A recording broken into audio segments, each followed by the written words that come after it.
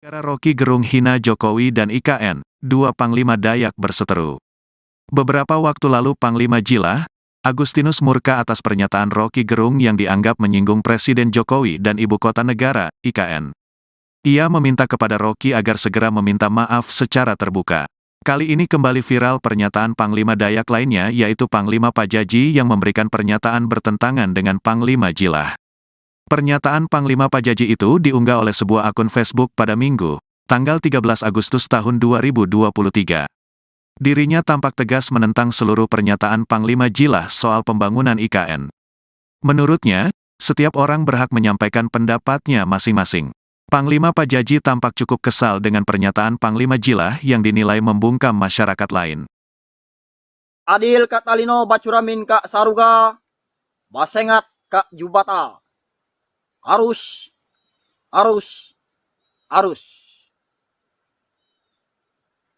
Untuk saudaraku, tanggal 5 Jilah, sangat aku bangga-banggakan. Dan sangat saya mulia-muliakan. Sangat saya puja-puja.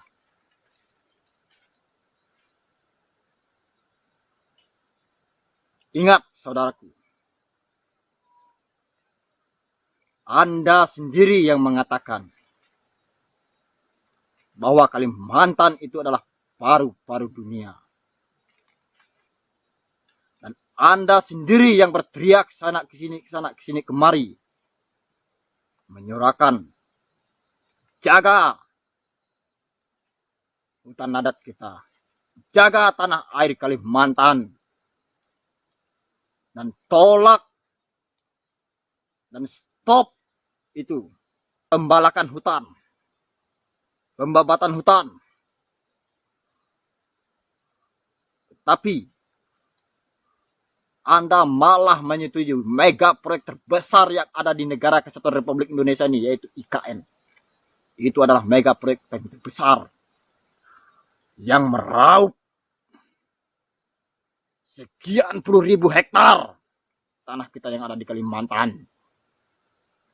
Seharusnya Anda itu menolak. Anda sudah tahu dan mengetahui dan makan melihat dengan mata kepala sendiri.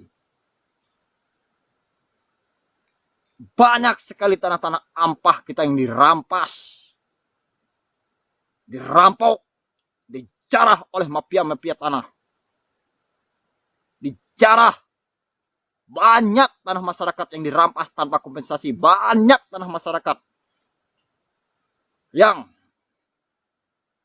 dirampok, dirampas oleh pihak-pihak perusahaan. Anda sudah tahu itu. Dan kenapa Anda membiarkan itu IKN dengan total sekian puluh ribu hektar? Anda setujui. Seharusnya Anda menolak. Anda adalah salah satu tokoh Dayak yang sangat kami banggakan. Ingat, saya sudah mengisyaratkan Anda. Saya sudah memberikan Anda kode-kode alam. Saya sudah mengingatkan Anda, jika berlayar, jangan terlalu jauh. Ingat itu saudaraku.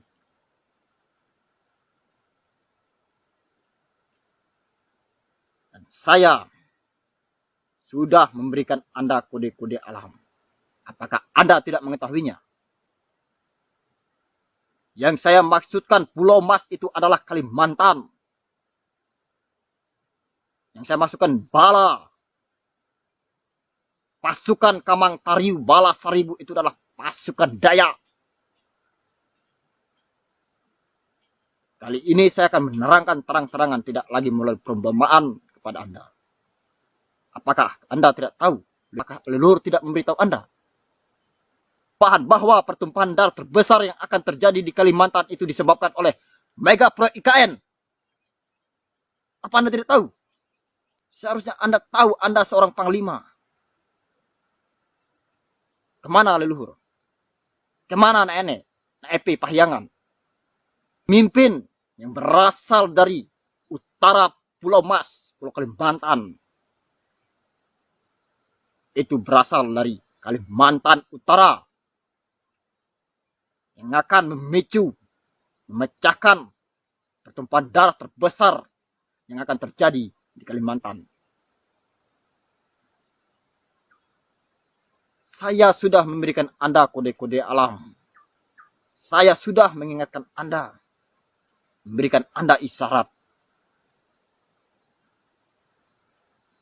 Bala pasukan yang saya masukkan adalah pasukan Anda.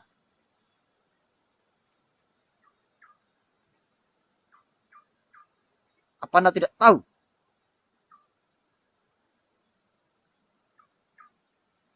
Ingat, pemimpin Dayak yang berasal dari Kalimantan Utara sebelah timur, itulah yang akan menyebabkan pertumpahan darah, perpecahan darah terbesar yang tidak pernah terjadi, akan terjadi di Kalimantan ini.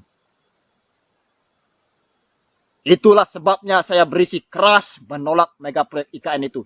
Yang saya maksudkan, Istana Dayak adalah Dayak Center yang akan didirikan di Kalimantan Timur. Disitulah pertumpahan darah akan terjadi, korban jiwa melebihi dari 30 orang dan bahkan lebih dari itu. Sehingga memicu amarah pemimpin Dayak yang berasal dari Kalimantan Timur. Dari situlah pertumpahan darah yang akan terjadi. Itu yang saya maksudkan. Apa Anda tidak tahu? Saya bukan ahli nujum, ahli terawang. Dan saya bukan nabi ataupun mesias.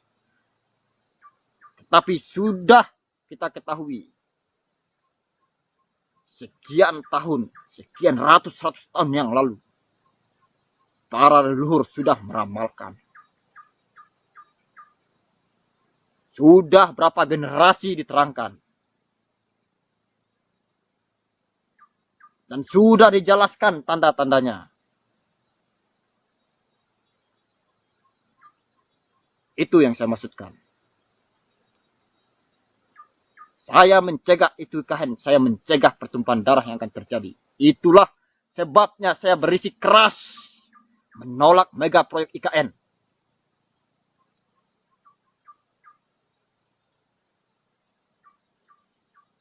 Ingat itu baik-baik. Anda Panglima Jilah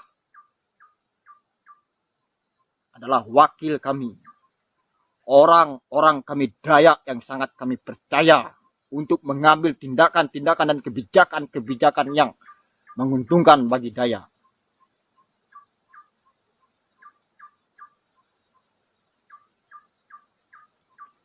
Anda adalah utusan kami dari Kalimantan ini yang sangat kami percayai.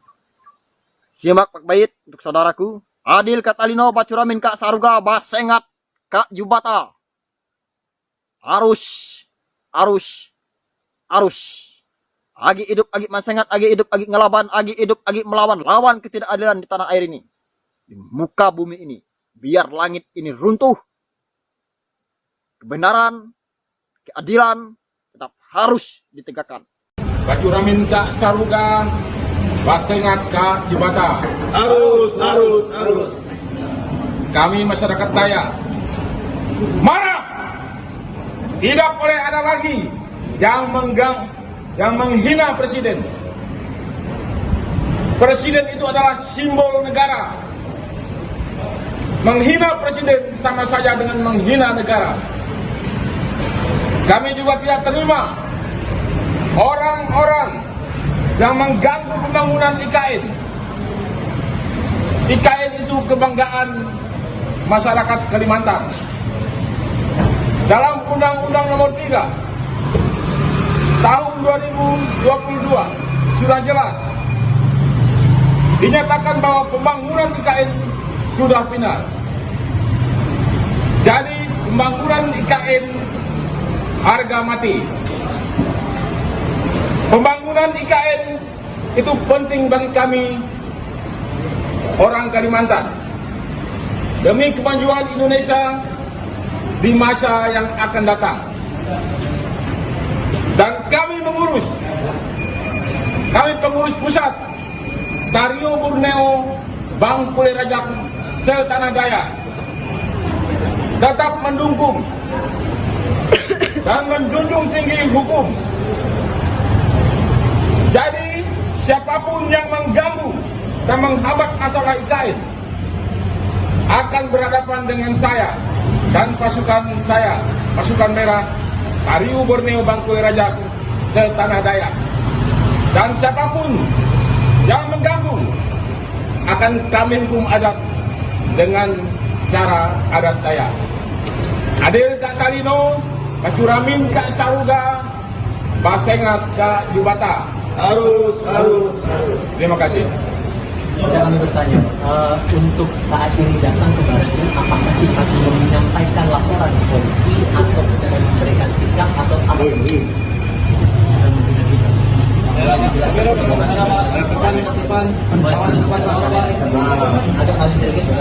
Kita hanya memberikan sikap aja. Ada hal-hal yang lain yang akan terjadi. Jadi saya kebetulan mewakili beliau selaku lawyernya. Saya minta ya jangan sekali-sekali lagi untuk menghina presiden. Itu aja. Ya. Penyampaian disampaikan kepada siapa? Maksudnya? Dari siapapun. Di dalam Iya. Ke siapa? Dengan Wakapolri maupun dengan Kapolri. Dan setelah ini tindak lanjutnya apakah ada dalam laporan ke polisi itu akan serius untuk lapor ke polisi? Ya. Iya, itu akan kita lakukan. Pasal apa Pak rencananya? Ya, penghinaan. Ya. Kira ada lagi? Berapa orang Pak akhirnya? Ya, Yang ke Baris 8 orang. 8 orang Dari Kalimantan. dari koalisi atau aliansi masyarakat mana boleh dijelaskan? Pasukan merah. Pasukan merah.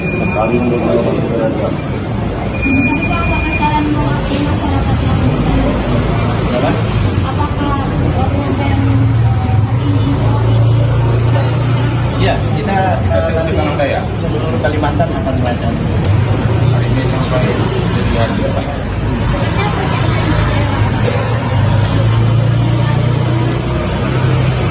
Kita di setiap daerah melaporkan sama. Kita semua masyarakat adat Dayak dan khusus pasukan merah hari ini sudah mulai melaporkan. Seperti daerah Kata Ya, mungkin lebih detail poin-poin apa saja yang dilaporkan. Ya.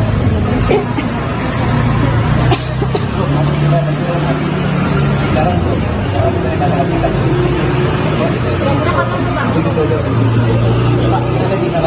sikap ini apakah terkait dengan pernyataan Rocky Gerung yang sedang ramai di bahas hari? Iya, itu salah satunya itu. izin ya. Siap. Kita menuju bandara soalnya. Langsung balik ke. Ya, makasih ya.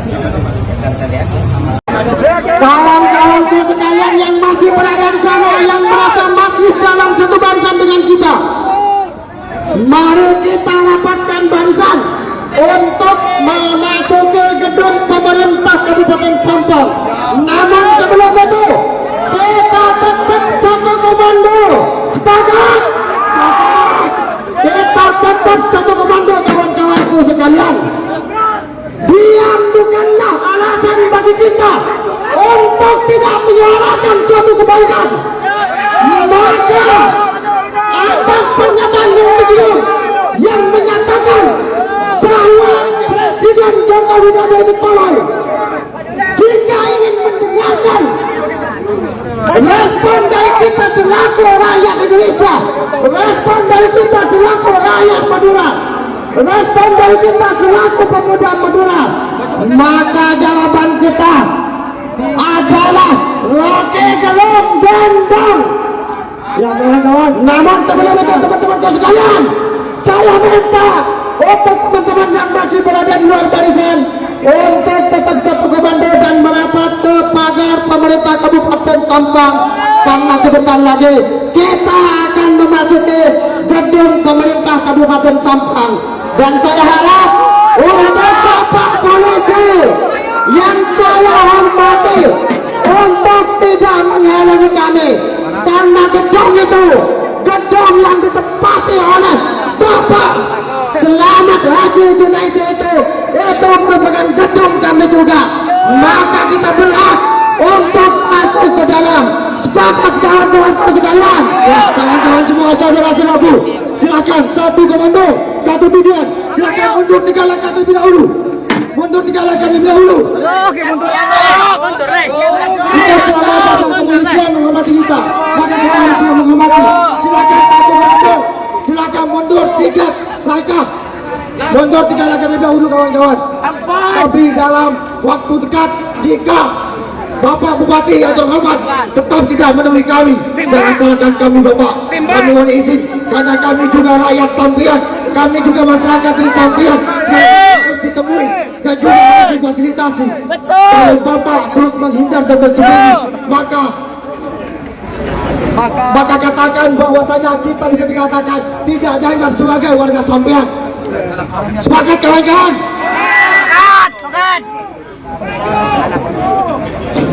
Pemerintah kena mundur kena. Ikut arahan ini. Mundur toba. Satu komando. Ale-ale tak lantung untuk merapat ke depan. Untuk merapat ke depan. Kita menyambut baik Bapak Bupati dan Wakil Bupati Sampang untuk menemui kita, untuk menemui masa aksi. Jadi yang masih dipilih untuk merapat di depan pagar dan tegaskan kembali bahwa kita tidak mau jika bukan Bupati atau Wakil Bupati Sampang yang menemui kita, sahabat. Setuju? Maka dari itu kami dari Gerakan Pemuda Sampang dan seluruh elemen masa aksi untuk meminta dengan hormat Bapak Bupati Sampang ataupun Wakil Bupati Sampang untuk keluar berpadas-padasan bersama kita. Maka jika kalau kita tidak ditemui oleh Bapak Bupati Sampang ataupun Wakil Bupati Sampang, jangan salahkan masa aksi jika masa aksi tidak bisa dikondisikan. Setuju sahabat-sahabat sekalian? Merdeka! Merdeka! Merdeka! Woi, tahu bulan. Wah, cucu. Untuk teman-teman yang masih ada berteduh di bawah pohon. Ketika kita satu tujuan, maka kita harus kumpul ke sini. Jangan jadi pengkhianat, jangan jadi pengkhianat. Ayo kita bersatu untuk mendobrak pintu yang ada di depan, untuk menemui bupati yang sopan. Kita satu, maju satu langkah lagi. Siap, maju, maju, maju teman-teman. Ketika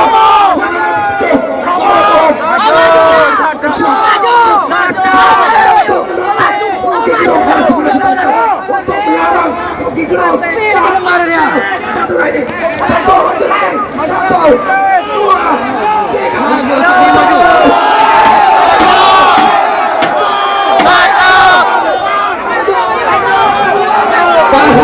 Kawan-kawanku sekalian, sebentar lagi Bapak Polisi jangan coba halangi kami. Kita tidak ingin anarkis dari kita. Kita terus paras menunggu Bapak Bupati Sampang. Mohon untuk Bapak Bupati Sampang yang masih berada di dalam, yang masih enak-enakan dengan AC-nya, untuk segera menemui kami yang telah datang, yang telah datang dari berbagai penjuru wilayah Jakarta. Katanya hebat bermartabat. Mana buktinya? Kami tidak melihat kehebatan sama sekali dan tidak melihat kebermartabatan sama sekali. Saya minta satu langkah lagi maju. Satu langkah. Satu langkah. Satu langkah terlebih dahulu. Jika dalam hitungan beberapa menit lagi belum ditemui oleh Bapak Bupati Sampang, maka pastikan, maka saksikan kita akan dengan anarkis memasuki gedung pemerintah Kabupaten Sampang sebagai Ini dua-duanya mepet ya, mepet. Iya, mepet. Isunya kisah. Jadi, dulu.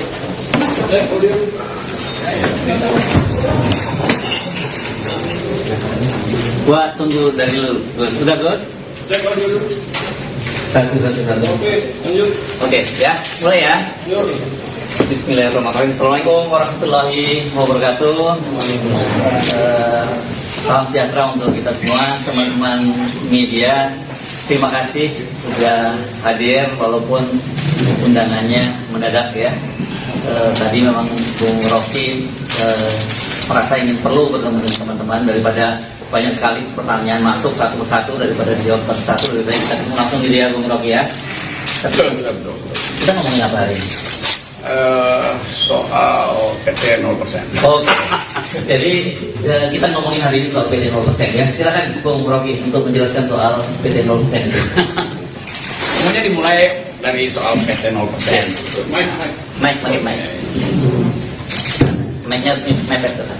Kita selalu berupaya untuk mendudukkan masalah di dalam konteks yang paling purba, konteks yang paling awal, yaitu kegagalan negara untuk menghidupkan percakapan politik.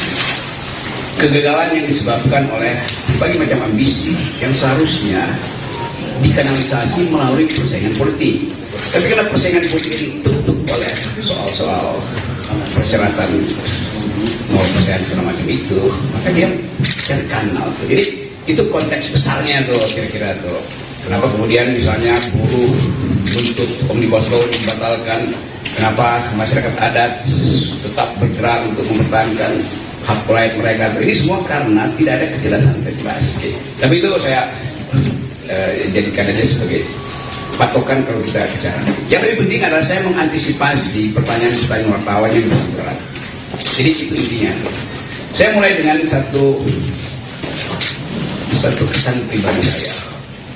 Selama kurang lebih 1 minggu ini, ketika kasus ini mulai beredar, saya ada di mungkin 9-10 kota di Lombok, Jawa Timur, Jawa Tengah, diundang oleh para mahasiswa itu dengan maksud saya memberi kuliah sebagai umum.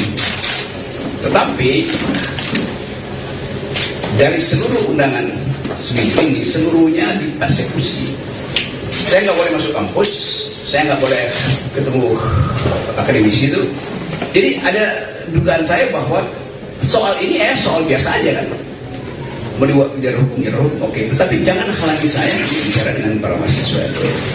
Yang menggemparkan kemarin adalah di yang saya tahu di Jogja itu saya dihalangi untuk ketemu dengan lebih 1.500-2.000 mahasiswa. Justru itu dihalangi oleh PDIP. Dan saya merasa buat apa menghalangi saya? Toh kalian partai, karena kalian punya kekuatan untuk mengubah undang-undang itu. Silahkan ubah undang-undang di DPR, ubah intelektual atau akademisi atau kritis sosial nggak boleh bertemu mahasiswa itu. Jadi itu yang saya sayangkan. Padahal saya bertahun-tahun mengajar di sekolah Megawati itu tentang pikiran bangsa. Jadi kalau saya menerangkan pikiran bangsa, kok dihalangi oleh partai? Gimana saya mengajar tentang pikiran bangsa? Tapi saya pahami itu. Jadi terlihat di publik sekarang ada perselisihan tentang kasus saya. Mereka yang mengerti pro saya mengatakan bahwa itu bukan hinaan, itu kritik. Kalau saya lanjutkan argumennya. Jadi saya berterima kasih kepada mereka yang menganggap bahwa saya justru membuka pembicaraan untuk menghidupkan diskursus tentang apa sebetulnya yang disebut kritik publik terhadap pejabat publik. Nah, saya berterima kasih kepada mereka. Mereka mendukung saya banyak wawancara di media massa tuh, dan bahkan sebagian memuji-puji saya bahwa saya memulai satu tradisi untuk memperlihatkan bahwa diskursus publik itu tidak boleh dihalangi oleh dendam pribadi. Memang itu dasarnya. Jadi sekali lagi itu poinnya. Tetapi saya mengerti bahwa kasus ini kemudian membuka perselisihan di publik antara yang pro dan kontra. Nah, itu yang membuat kehebohan. Kehebohan itu bisa ditafsirkan sebagai keonaran secara hukum itu. Itu pentingnya kita pahami bahwa sesuatu yang disodorkan untuk dijadikan target keonaran itu bisa disponsor oleh siapapun. Kan itu maksudnya kan. Nah, saya minta maaf terhadap keadaan hari ini yang menyebabkan perselisihan itu berlanjut tanpa arah itu. Tentu saya merasa, kok ini kenapa nggak bisa diselesaikan secara hukum? Jadi sekali lagi saya menyesalkan bahwa persoalan hukum yang dari awal saya katakan ini adalah kritik saya terhadap Presiden Jokowi yang saya ucapkan dengan sangat tajam, dan biasanya saya lakukan itu di mana-mana. Saya tidak mengkritik atau menghina Jokowi sebagai individu, tidak. Karena ada urusan saya dengan Pak Jokowi. Karena itu saya kira Pak Jokowi juga mengerti. Itu yang menyebabkan Pak Jokowi tidak mau melaporkan saya. Kan Pak Jokowi mengerti bahwa yang saya ucapkan itu adalah kritik terhadap kedudukan publik dia, jabatan publik dia. Pokoknya di situ dulu. Jadi bab pertama saya mau terangkan bahwa di dalam demokrasi persaingan pikiran itu dilegalkan, bahkan dianjurkan, supaya kita bisa menapis mana yang disembunyikan, mana yang sebetulnya genuine, mana yang sebetulnya palsu. Nah, kita di sini belum sampai di sini. Jadi saya paham bahwa kemarahan sebagian pihak itu karena belum bisa membedakan mana kritik publik dan mana dendam pribadi. Saya tidak punya dendam apa-apa dengan Pak Jokowi.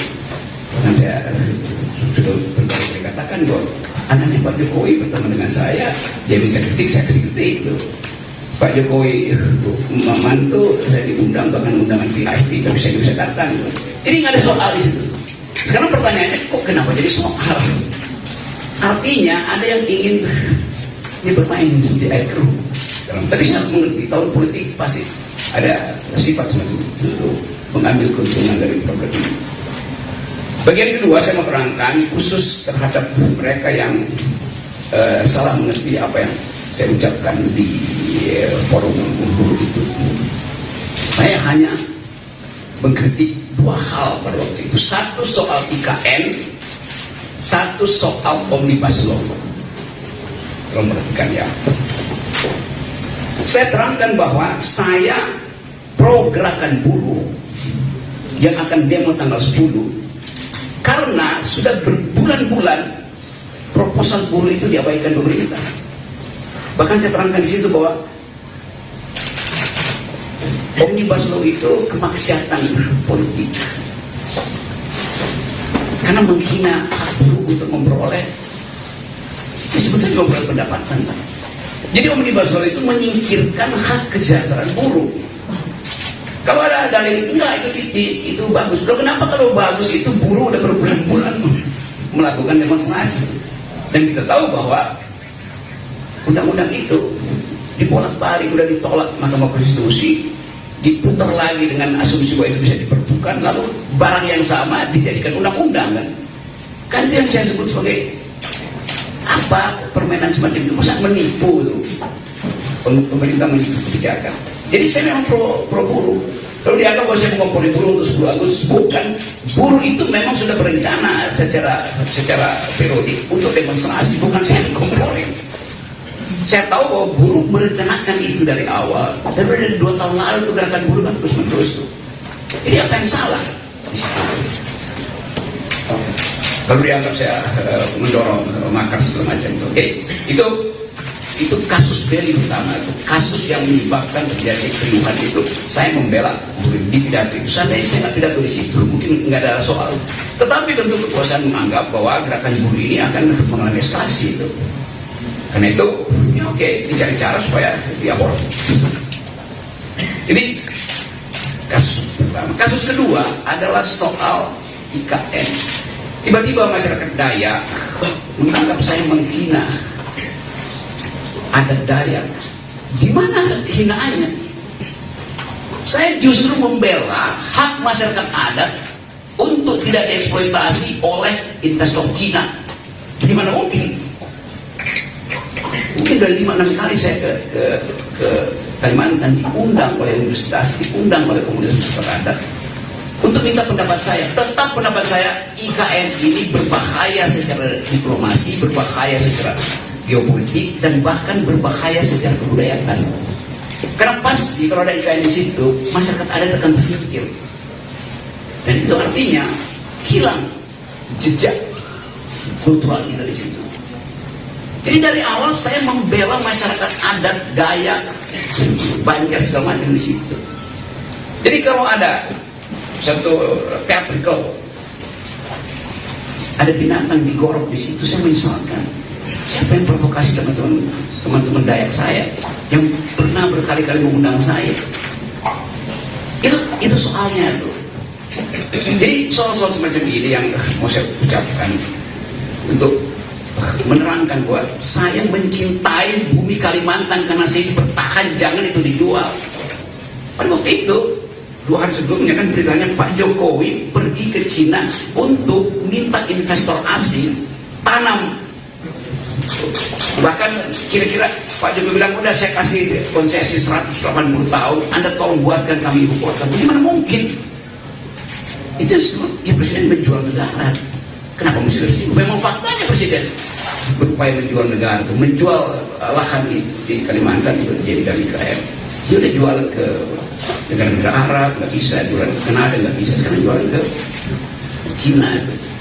Jadi poin saya di dalam soal itu adalah saya tetap tidak ingin IKN itu dijalankan, apalagi dalam soal perjanjian. Buat tadinya IKN itu adalah bisnis, oke, itu nggak ada pajak saya di situ tuh. Lama-lama menggerogoti APBN. Pada saat yang sama, APBN itu mesti dipakai untuk membackup anak-anak Kalimantan. Harusnya pendidikannya mereka lebih tinggi, stunting tidak terjadi di situ. Kan saya lakukan pembelaan pada masyarakat adat di situ. Oke, demikian juga di tempat lain, di mungkin NTB itu di Papua ada orang yang tiba merasa bahwa tersinggung. Iya, saya minta maaf karena saya menyebabkan kalian berselisih. Nanti diterangkan apakah perselisihan itu saya yang picu. Bukankah ada forum untuk menyelesaikan perselisihan? Kenapa mesti pakai kekerasan misalnya? Tapi saya menangkap itu bahwa kemarahan itu memang harus diucapkan pertama kali. Dan itu yang membuat saya tetap akan mengatakan bahwa saya akan terus mengambil risiko untuk menjadi pendidik demokrasi itu dengan segala macam akibat. Itu soalnya. Yang lain, saya tahu di kepala saudara ingin tanya soal Pak Muldoko. Saya jawab aja. Di pertanyaannya sudah bikin sendiri ya. Kekagetan saya kemudian atau kecurigaan saya bahwa ada pengkondisian di publik, akhirnya secara metodologis saya hubungkan dengan pernyataan Pak Muldoko. Dia marah juga. Saya akan pasang badan. Tentu. Jadi saya bertanya, Pak Muldoko ini relawan statusnya juga. Karena bahasanya sama, kami pasang badan. Karena Pak Muldoko itu pejabat publik yang mestinya dengan dingin mengatakan bahwa oke, ada problem, mari kita selesaikan secara argumen atau secara hukum. Pasang badan artinya itu bukan bahasa dasar dari seorang pejabat publik. Kayak preman itu pasang badan itu. Padahal ini pikiran saya yang saya kritik dengan cara yang sangat tajam, dengan bahasa yang saya pilih tajam, tapi tidak diarahkan pada pribadi Presiden Jokowi, tapi pada lembaga publik, yaitu kabinet bahkan yang di dalamnya ada Pak Muldoko. Jadi kita gagal untuk membawa bangsa ini pada percakapan intelektual. Itu dasarnya. Rocky Gerung kan intelektual karena memakai bahasa begituan. Iya, di kampus saya pakai bahasa akademis, tetapi dalam kritik kebijakan saya mesti pakai bahasa yang bisa dimengerti oleh orang yang berkali-kali diterangkan gak paham-paham juga. Berkali-kali guru minta direview itu nggak ada dipahami. Berkali-kali masyarakat akademis mengatakan IKN itu salah secara konstruksi hukumnya karena mestinya minta izin dulu pada masyarakat adat. Pernah nggak Jokowi minta izin pada masyarakat adat? Tidak. Apa itu bentuk minta izinnya? AMDAL.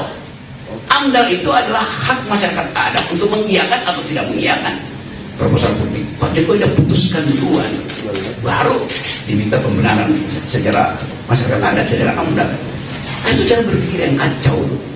Jadi saya nggak ada dendam pada Muldoko, pada Pak Jokowi. Saya menganggap bahwa kebijakan mereka harus dievaluasi. Kenapa saya ambil posisi itu? Karena partai-partai politik tidak ada yang bersuara tentang itu. LSM bersuara, publik internasional bersuara. Jadi Itu dasarnya tuh, teman-teman. Sekarang saya bisa juga bahwa kasus ini akan berlanjut menjadi kasus hukum. Oke, saya terima. Jadi poin saya adalah, sekali lagi saya garis bawahi, saya minta maaf karena peristiwa itu membuat perselisihan ini makin menjadi-jadi itu. Itu intinya. Dan tentu ini berbahaya di dalam tahun-tahun. Kenapa? Karena di belakang kasus ini berbagai macam kepentingan ngincar untuk mengeksploitasi. Tapi saya tidak akan berhenti menjadi mengkritik. Itu dasarnya tuh. Jadi sekali lagi, mari kita, saya anggap aja bahwa oke, selesaikan aja kasus ini. Karena rumah saya di Sentul itu diintai, WA grup saya dimaki-maki, ya kalau itu biasalah, saya anggap ya, karena kalian tuh apa namanya, akun abal-abal, udah lihat rok tuh, gua mau gorok tuh seperti itu. Mana coba prinsip itu? Padahal saya sendiri ya, terus saya nggak punya partai politik. Dituduh antek asing segala macam, asing dari mana? Jadi segala hal kemudian disodorkan di situ, dan peristiwa ini tensi politiknya atau political tone-nya itu makin lama makin terlihat. Jadi dasarnya itu dari keinginan saya untuk bersahabat dengan teman-teman di Papua, teman-teman di Dayak, di NTT, di Tangerang segala macam yang lagi marah. Oke, saya terima kemarahan itu, saya minta maaf karena saya membuat kalian untuk marah. Tetapi sebagai orang yang bertahun-tahun berupaya untuk menghidupkan demokrasi, saya mesti terangkan latar belakangnya. Jadi mohon dimengerti. Bagi mereka yang sudah mengerti demokrasi, bagi mereka yang mungkin satu waktu akan paham bahwa oh itu ya beda antara pejabat publik dan pribadi. Pertama juga begitu. Gak ada yang secara persis membuat distintif, perbedaan distintif antara pejabat publik dan individu yang menjabat jabatan itu. Beberapa waktu lalu di Jogja ada pertanyaan, kenapa Pak Rocky menghina keluarga Pak Jokowi? Bagaimana mungkin wartawan ada cara berpikir begitu? Artinya dia nggak tahu kasusnya dan dia nggak tahu konsepnya tuh. Itu juga nambah kegaduhan dong. Jadi teman-teman itu tanya, dan silakan kalau masih ada soal, tapi silakan tanya hal yang fundamental. Saya akan jawab itu dengan cara saksama dan tempo sesingkat-singkat. Gara-gara Rocky Gerung hina Jokowi dan IKN, dua Panglima Dayak berseteru. Beberapa waktu lalu Panglima Jilah, Agustinus murka atas pernyataan Rocky Gerung yang dianggap menyinggung Presiden Jokowi dan Ibu Kota Negara, IKN. Ia meminta kepada Rocky agar segera meminta maaf secara terbuka. Kali ini kembali viral pernyataan Panglima Dayak lainnya, yaitu Panglima Pajaji yang memberikan pernyataan bertentangan dengan Panglima Jilah. Pernyataan Panglima Pajaji itu diunggah oleh sebuah akun Facebook pada Minggu, tanggal 13 Agustus tahun 2023. Dirinya tampak tegas menentang seluruh pernyataan Panglima Jilah soal pembangunan IKN. Menurutnya, setiap orang berhak menyampaikan pendapatnya masing-masing. Panglima Pajaji tampak cukup kesal dengan pernyataan Panglima Jilah yang dinilai membungkam masyarakat lain. Adil Kak Talino Bacuramin Kak Saruga, Basengat Kak Jubata. Arus.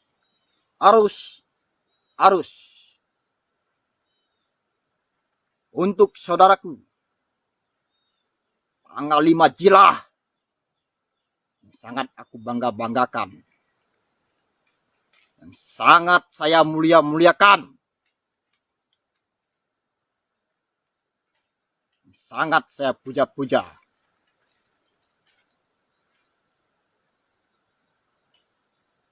Ingat saudaraku, Anda sendiri yang mengatakan bahwa Kalimantan itu adalah paru-paru dunia. Dan Anda sendiri yang berteriak sana kesini kemari, menyuarakan jaga hutan adat kita, jaga tanah air Kalimantan, dan tolak dan stop itu pembalakan hutan, pembabatan hutan. Tapi Anda malah menyetujui mega proyek terbesar yang ada di negara Kesatuan Republik Indonesia ini, yaitu IKN. Itu adalah mega proyek terbesar yang meraup sekian puluh ribu hektar tanah kita yang ada di Kalimantan. Seharusnya Anda itu menolak. Anda sudah tahu dan mengetahui dan makan melihat dengan mata kepala sendiri. Banyak sekali tanah-tanah ampah kita yang dirampas, dirampok, dijarah oleh mafia-mafia tanah. Dijarah. Banyak tanah masyarakat yang dirampas tanpa kompensasi. Banyak tanah masyarakat yang dirampok, dirampas oleh pihak-pihak perusahaan. Anda sudah tahu itu. Dan kenapa Anda membiarkan itu IKN dengan total sekian puluh ribu hektar? Anda setujui. Seharusnya Anda menolak. Anda adalah salah satu tokoh Dayak yang sangat kami banggakan. Ingat, saya sudah mengisyaratkan Anda. Saya sudah memberikan Anda kode-kode alam. Saya sudah mengingatkan Anda, jika berlayar, jangan terlalu jauh. Ingat itu, saudaraku.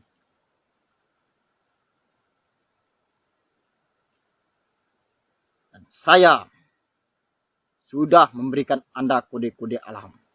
Apakah Anda tidak mengetahuinya? Yang saya maksudkan Pulau Mas itu adalah Kalimantan.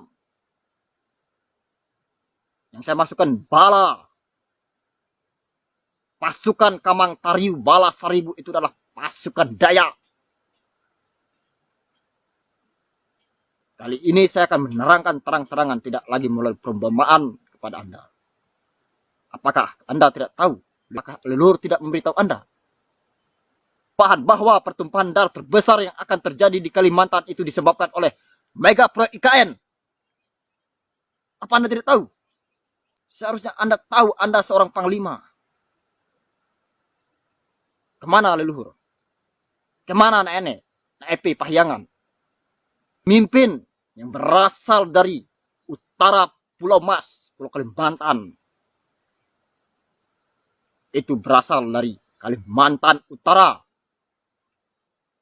Yang akan memicu, memecahkan pertumpahan darah terbesar yang akan terjadi di Kalimantan. Saya sudah memberikan Anda kode-kode alam.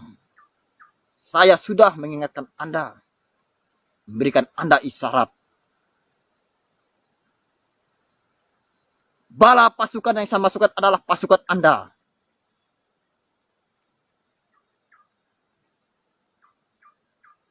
Apa Anda tidak tahu?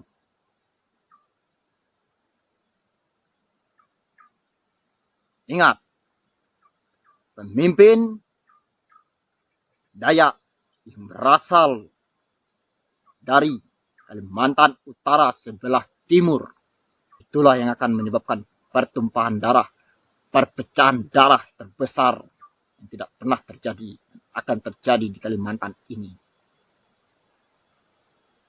Itulah sebabnya saya berisi keras menolak mega proyek IKN itu. Yang saya maksudkan, Istana Dayak adalah Dayak Center yang akan didirikan di Kalimantan Timur. Disitulah pertumpahan darah akan terjadi, korban jiwa melebihi dari 30 orang dan bahkan lebih dari itu. Sehingga memicu amarah pemimpin Dayak yang berasal dari Kalimantan Timur. Dari situlah pertumpahan darah yang akan terjadi. Itu yang saya maksudkan. Apa Anda tidak tahu? Saya bukan ahli nujum, ahli terawang. Dan saya bukan nabi ataupun mesias. Tetapi sudah kita ketahui, sekian tahun, sekian ratus tahun yang lalu, para leluhur sudah meramalkan. Sudah berapa generasi diterangkan. Dan sudah dijelaskan tanda-tandanya. Itu yang saya maksudkan.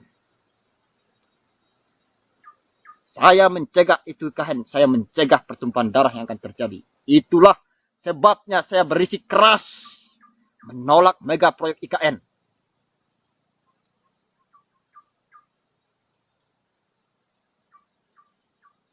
Ingat itu baik-baik. Anda, Panglima Jilah, adalah wakil kami.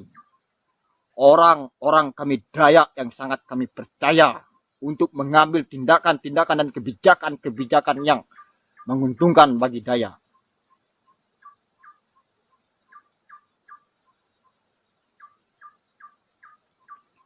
Anda adalah utusan kami dari Kalimantan ini yang sangat kami percayai. Simak baik-baik untuk saudaraku. Adil Katalino, Bacuramin Kak Saruga, Basengat Kak Jubata. Arus. Agi hidup, agi masengat, agi hidup, agi ngelaban, agi hidup, agi melawan. Lawan ketidakadilan di tanah air ini. Di muka bumi ini. Biar langit ini runtuh. Kebenaran, keadilan, tetap harus ditegakkan. Bacuramin Kak Saruga, Basengat Kak Jubata. Arus.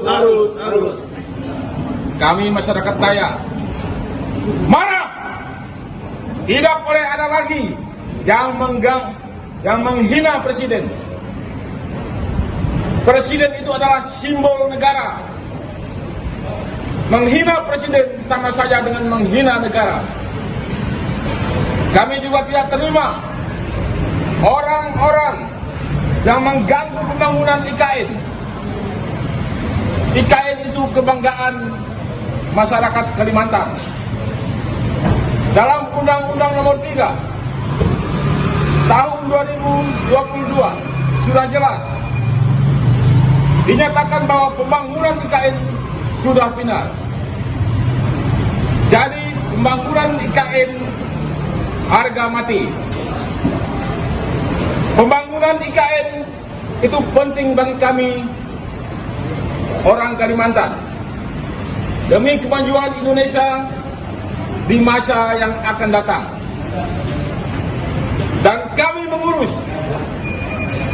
pengurus pusat Tario Borneo Bangkule Rajak setanah Dayak tetap mendukung dan menjunjung tinggi hukum. Jadi siapapun yang mengganggu dan menghambat masalah IKN akan berhadapan dengan saya dan pasukan saya, pasukan merah Tario Borneo Bangkule Rajak setanah Dayak. Dan siapapun yang mengganggu akan kami hukum adat dengan cara adat Dayak. Adil Kak Talino, Bacuramin Kak Saruga, Basengat Kak Jubata. Arus. Terima kasih. Kami bertanya, untuk saat ini datang ke Baratnya, apakah Pak belum menyampaikan laporan ke polisi atau sekedar memberikan sikap atau apa?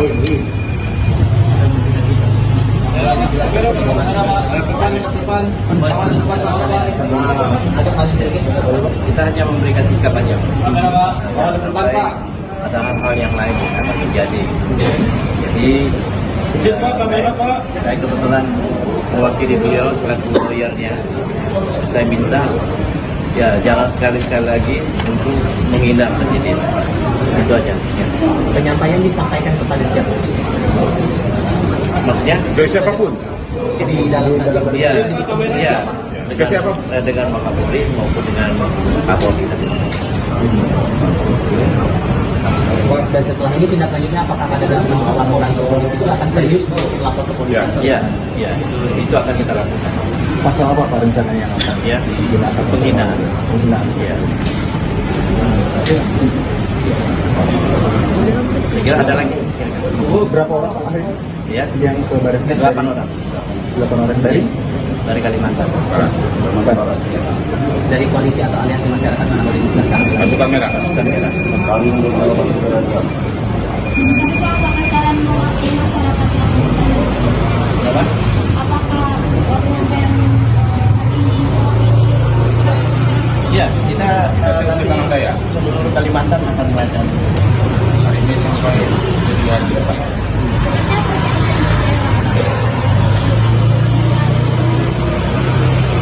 Kita di setiap daerah melaporkan sama. Kita semua masyarakat adat Dayak dan khusus pasukan merah hari ini sudah mulai melaporkan. Seperti kayak katakan Ya. mungkin lebih detail poin-poin apa saja yang dilaporkan. Ya.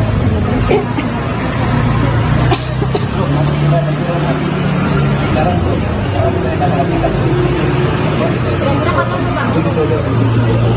kita tinggal pernyataan sikap ini apakah terkait dengan pernyataan Rocky Gerung yang sudah ramai dibahas hari ini? Iya, itu salah satunya itu. Izin ya? Siap. Kita menuju bandara soalnya. Makasih. Langsung balik. Makasih ya.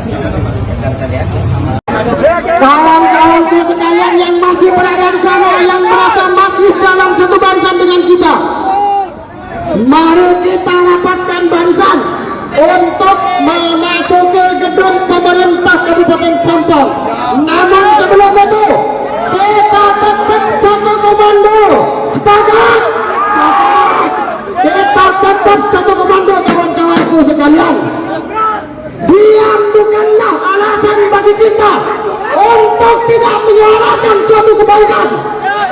Maka atas pernyataan beliau yang menyatakan bahwa Presiden Joko Widodo itu tolol, jika ingin mendengarkan respon dari kita selaku rakyat Indonesia, respon dari kita selaku rakyat Madura, respon dari kita selaku pemuda Madura, maka jawaban kita adalah Rocky Gerung Dendang.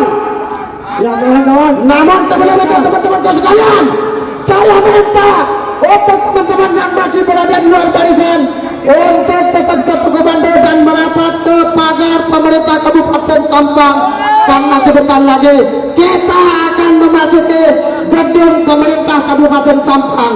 Dan saya harap untuk Bapak Polisi yang saya hormati untuk tidak menghalangi kami, karena gedung itu gedung yang ditempati oleh Bapak Selamat Haji Junaidi itu merupakan gedung kami juga.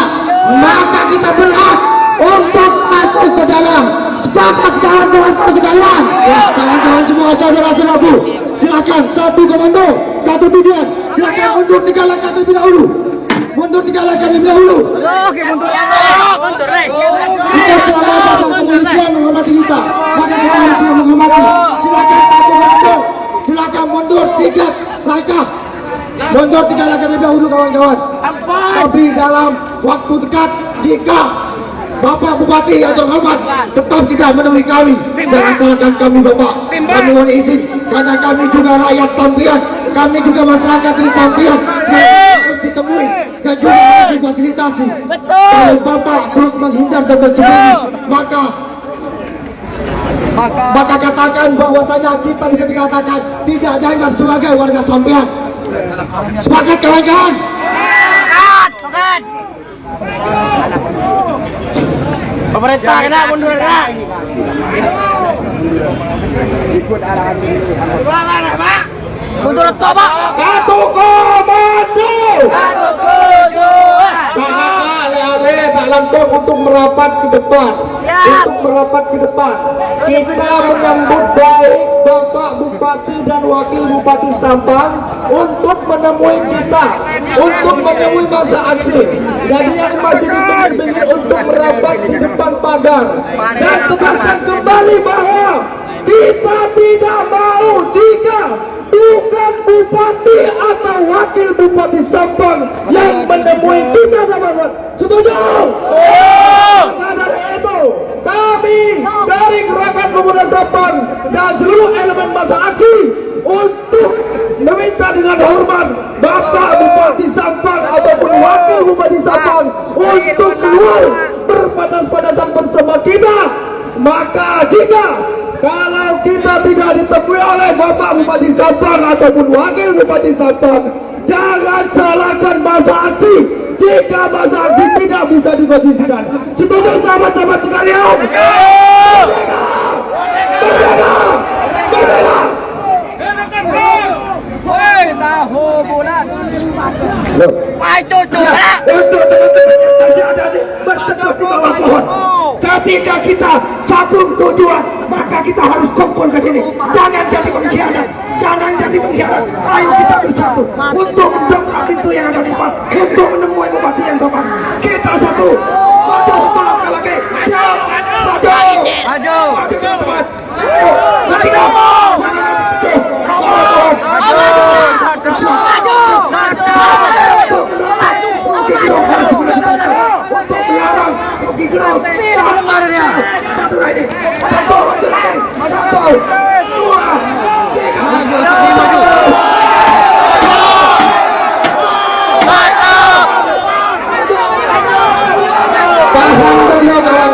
sekalian sebentar lagi. Bapak Presiden jangan coba halangi kami. Kita tidak ingin anarkis dari kita. Kita keras panas menunggu Bapak Bupati Sampang. Mohon untuk Bapak Bupati Sampang yang masih berada di dalam, yang masih enak-enakan dengan AC-nya, untuk segera menemui kami yang telah datang, yang telah datang dari berbagai macam penjuru wilayah.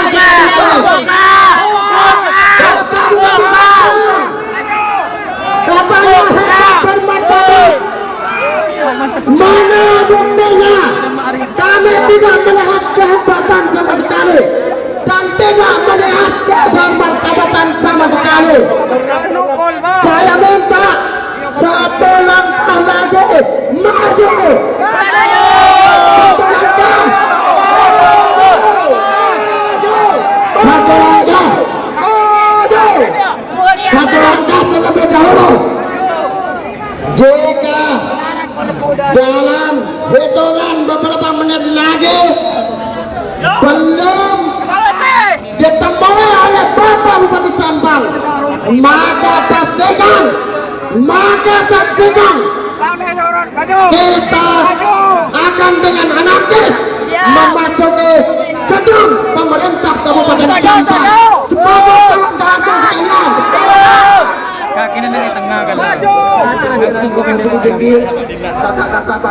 Ini dua-duanya. Mepet ya, mepet. Iya, mepet.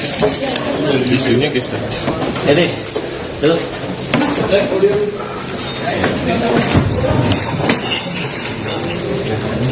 Gua tunggu dari lu. Sudah, Gus? Satu. Oke, lanjut. Oke, ya. Mulai ya.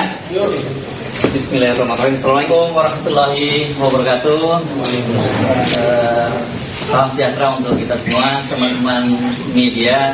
Terima kasih sudah hadir walaupun undangannya mendadak ya. Tadi memang Bung Rocky merasa ingin perlu bertemu dengan teman-teman, daripada banyak sekali pertanyaan masuk satu persatu, daripada dijawab satu-satu, lebih baik kita ketemu langsung di dia Bung Rocky ya. Tapi kita ngomongin apa hari ini? Soal PT 0%. Oke. Jadi kita ngomongin hari ini soal PT 0% ya. Silakan Bung Rocky untuk menjelaskan soal PT 0% itu. Semuanya dimulai dari soal PT 0%. Mic-nya mepet tetap.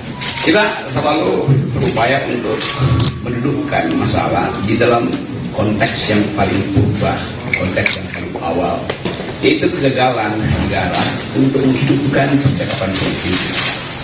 Kegagalan yang disebabkan oleh berbagai macam ambisi yang seharusnya dikanalisasi melalui persaingan politik. Tapi karena persaingan politik ditutup oleh soal-soal persyaratan 0% segala macam itu, maka dia cari kanal. Jadi itu konteks besarnya tuh kira-kira tuh. Kenapa kemudian misalnya buruh menuntut Omnibus Law dibatalkan? Kenapa masyarakat adat tetap bergerak untuk mempertahankan hak rakyat mereka? Ini semua karena tidak ada kejelasan regulasi. Tapi itu saya jadikan aja sebagai patokan kalau kita bicara. Yang lebih penting adalah saya mengantisipasi pertanyaan-pertanyaan wartawan yang lebih berat. Jadi itu intinya. Saya mulai dengan satu kesan pribadi saya. selama kurang lebih 1 minggu ini ketika kasus ini mulai beredar, saya ada di mungkin 9-10 kota di Lombok, Jawa Timur, Jawa Tengah, diundang oleh para mahasiswa itu dengan maksud saya memberi kuliah seperti umum, tetapi dari seluruh undangan seminggu ini seluruhnya dieksekusi. Saya nggak boleh masuk kampus, saya nggak boleh ketemu akademisi itu. Jadi ada dugaan saya bahwa soal ini soal biasa aja kan, mau dibiar hukum, oke. Tetapi jangan halangi saya bicara dengan para mahasiswa itu. Yang menggemparkan kemarin adalah di yang kita tahu di Jogja itu saya dihalangi untuk ketemu dengan kurang lebih 1.500-2.000 mahasiswa. Justru itu dihalangi oleh PDIP. Dan saya merasa buat apa menghalangi saya? Toh kalian partai, kalian punya kekuatan untuk mengubah undang-undang itu. Silahkan ubah undang-undang di DPR, ubah intelektual atau akademisi atau kritis sosial, nggak boleh bertemu mahasiswa itu. Jadi itu yang saya sayangkan. Padahal saya bertahun-tahun mengajar di sekolah Megawati itu tentang pikiran bangsa. Jadi kalau saya menerangkan pikiran bangsa, kok dihalangi oleh partai? Gimana saya mengajar tentang pikiran bangsa? Tapi saya paham itu. Jadi terlihat di publik sekarang ada perselisihan tentang kasus saya. Mereka yang mengerti pro saya mengatakan bahwa itu bukan hinaan, itu kritik. Kalau saya lanjutkan argumennya. Jadi saya berterima kasih kepada mereka yang menganggap bahwa saya justru membuka pembicaraan untuk menghidupkan diskursus tentang apa sebetulnya yang disebut kritik publik terhadap pejabat publik. Nah, saya berterima kasih kepada mereka. Mereka mendukung saya banyak wawancara di media massa tuh, dan bahkan sebagian memuji-muji saya bahwa saya memulai satu tradisi untuk memperlihatkan bahwa diskursus publik itu tidak boleh dihalangi oleh dendam pribadi. Memang itu dasarnya. Jadi sekali lagi itu poinnya. Tetapi saya mengerti bahwa kasus ini kemudian membuka perselisihan di publik antara yang pro dan kontra. Nah, itu yang membuat kehebohan. Kehebohan itu bisa ditafsirkan sebagai keonaran secara hukum itu. Itu pentingnya kita pahami bahwa sesuatu yang disodorkan untuk dijadikan target keonaran itu bisa disponsor oleh siapapun. Kan itu maksudnya kan. Nah, saya minta maaf terhadap keadaan hari ini yang menyebabkan perselisihan itu berlanjut tanpa arah itu. Tentu saya merasa kok ini kenapa nggak bisa diselesaikan secara hukum.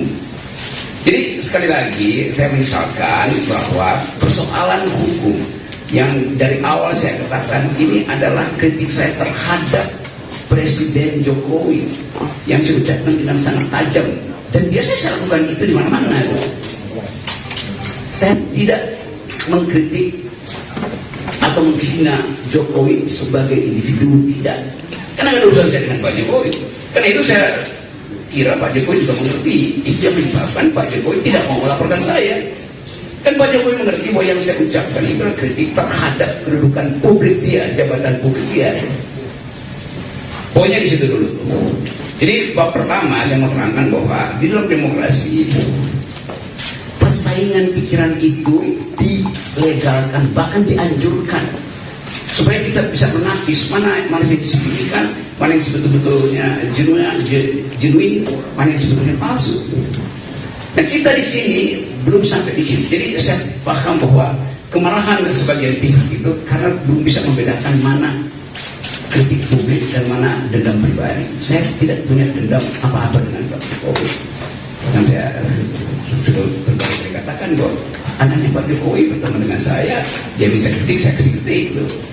Pak Jokowi mantu, saya diundang bahkan undangan VIP, tapi saya bisa datang. Jadi nggak ada soal di situ. Sekarang pertanyaannya, kok kenapa jadi soal?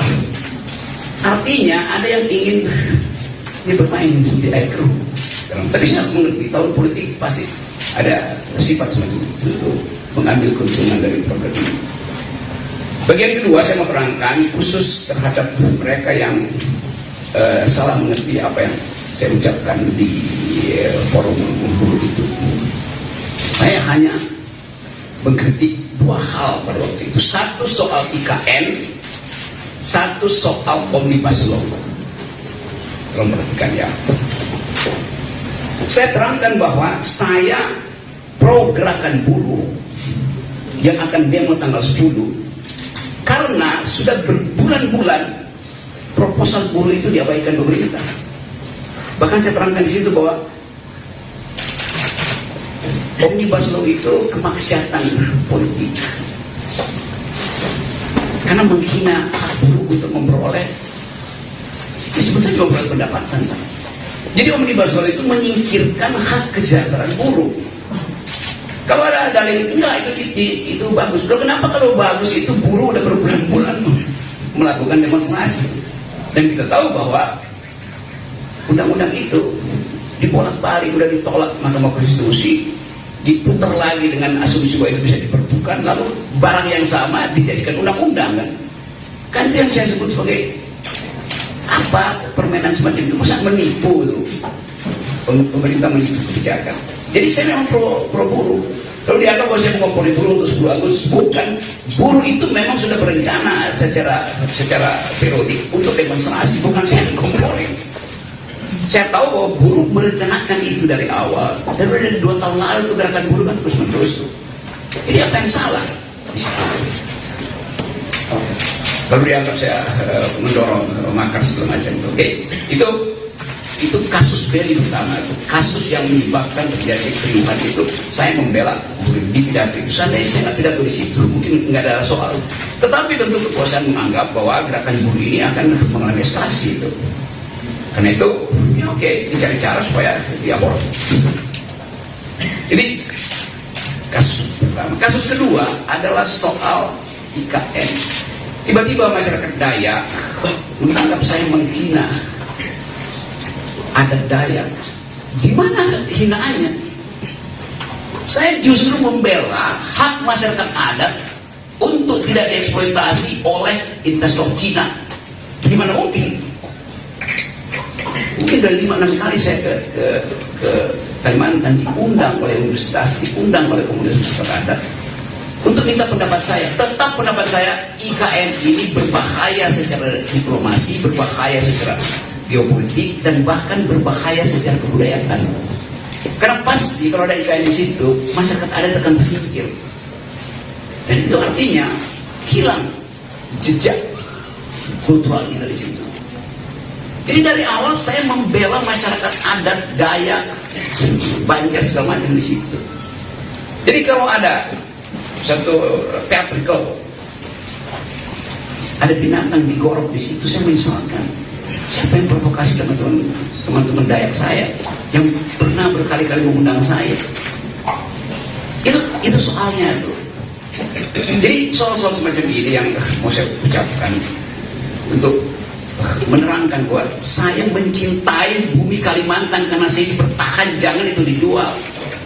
Pada waktu itu 2 hari sebelumnya kan beritanya Pak Jokowi pergi ke Cina untuk minta investor asing tanam. Bahkan kira-kira Pak Jokowi bilang, udah saya kasih konsesi 180 tahun, Anda tolong buatkan kami ibu kota. Bagaimana mungkin? Itu ya presiden menjual negara. Kenapa mesti tersinggung? Memang faktanya presiden berupaya menjual negara, menjual lahan di Kalimantan itu dijadikan IKN. Dia udah jual ke negara-negara Arab, nggak bisa, jual ke Kanada nggak bisa, sekarang jual ke Cina. Jadi poin saya di dalam soal itu adalah saya tetap tidak ingin IKN itu dijalankan, apalagi dalam soal perjanjian. Buat tadinya IKN itu adalah bisnis, oke, itu nggak ada pajak saya di situ tuh. Lama-lama menggerogoti APBN. Pada saat yang sama, APBN itu mesti dipakai untuk membackup anak-anak Kalimantan. Harusnya pendidikannya mereka lebih tinggi, stunting tidak terjadi di situ. Kan saya lakukan pembelaan pada masyarakat adat di situ. Oke, demikian juga di tempat lain, di mungkin NTB itu di Papua ada orang yang tiba merasa bahwa tersinggung. Ya, saya minta maaf karena saya menyebabkan kalian berselisih. Nanti diterangkan apakah perselisihan itu saya yang picu. Bukankah ada forum untuk menyelesaikan perselisihan? Kenapa mesti pakai kekerasan misalnya? Tapi saya menangkap itu bahwa kemarahan itu memang harus diucapkan pertama kali. Dan itu yang membuat saya tetap akan mengatakan bahwa saya akan terus mengambil risiko untuk menjadi pendidik demokrasi dengan segala macam akibat. Itu soalnya. Yang lain, saya tahu di kepala saudara ingin tanya soal Pak Muldoko. Saya jawab aja. Nanti pertanyaannya sudah bikin sendiri. Kekagetan saya kemudian, atau kecurigaan saya bahwa ada pengkondisian di publik, akhirnya secara metodologis saya hubungkan dengan pernyataan Pak Muldoko. Dia marah juga. Saya akan pasang badan. Tentu. Jadi saya bertanya, Pak Muldoko ini relawan statusnya juga. Karena bahasanya sama, kami pasang badan. Karena Pak Muldoko itu pejabat publik yang mestinya dengan dingin mengatakan bahwa oke, ada problem, mari kita selesaikan secara argumen atau secara hukum. Pasang badan artinya itu bukan bahasa dasar dari seorang pejabat publik. Kayak preman itu pasang badan itu. Padahal ini pikiran saya yang saya kritik dengan cara yang sangat tajam, dengan bahasa yang saya pilih tajam, tapi tidak diarahkan pada pribadi Presiden Jokowi, tapi pada lembaga publik, yaitu kabinet, bahkan yang di dalamnya ada Pak Muldoko. Jadi kita gagal untuk membawa bangsa ini pada percakapan intelektual. Itu dasarnya. Rocky Gerung kan intelektual, karena mungkin bahasa begitu. Iya, di kampus saya pakai bahasa akademis, tetapi dalam kritik kebijakan saya mesti pakai bahasa yang bisa dimengerti oleh orang yang berkali-kali diterangkan gak paham-paham juga. Berkali-kali guru minta direview itu nggak ada dipahami. Berkali-kali masyarakat akademis mengatakan IKN itu salah secara konstruksi hukumnya, karena mestinya minta izin dulu pada masyarakat adat. Pernah nggak Jokowi minta izin pada masyarakat adat? Tidak. Apa itu bentuk minta izinnya? AMDAL. AMDAL itu adalah hak masyarakat adat untuk mengiyakan atau tidak mengiyakan proposal publik. Pak Jokowi sudah putuskan duluan, baru diminta pembenaran secara masyarakat adat, secara AMDAL. Itu cara berpikir yang kacau. Jadi saya nggak ada dendam pada Muldoko, pada Pak Jokowi. Saya menganggap bahwa kebijakan mereka harus dievaluasi. Kenapa saya ambil posisi itu? Karena partai-partai politik tidak ada yang bersuara tentang itu. LSM bersuara, publik internasional bersuara. Jadi itu dasarnya tuh, teman-teman. Sekarang saya bisa duga bahwa kasus ini akan berlanjut menjadi kasus hukum. Oke, saya terima kasus.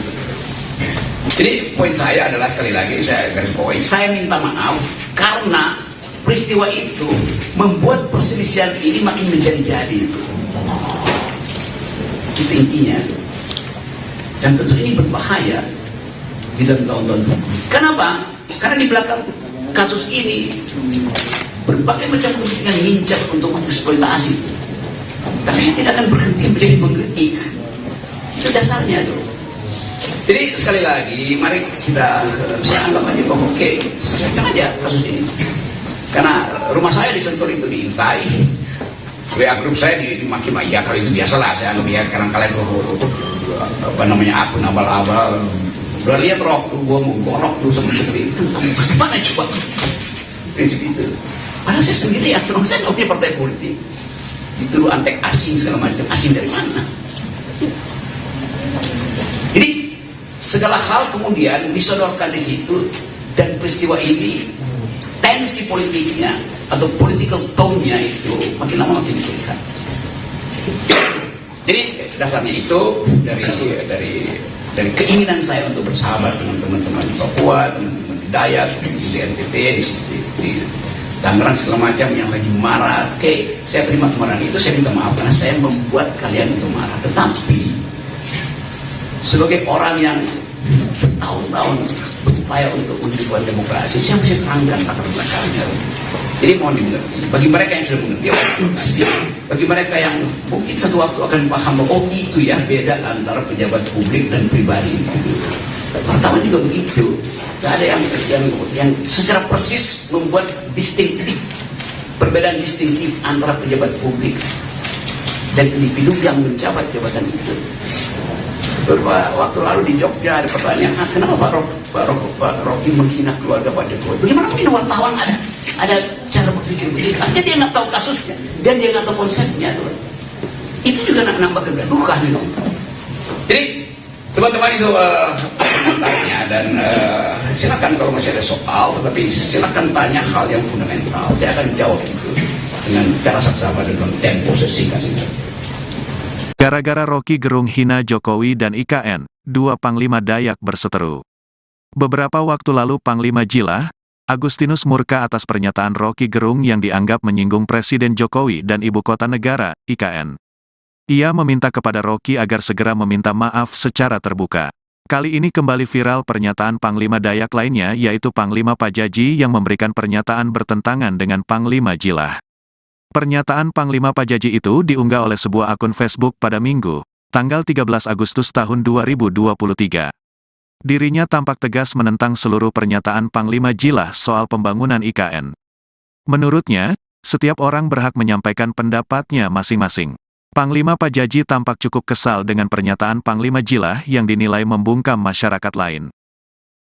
Adil Katalino Bacuramin Kak Saruga, Basengat Kak Jubata. Arus.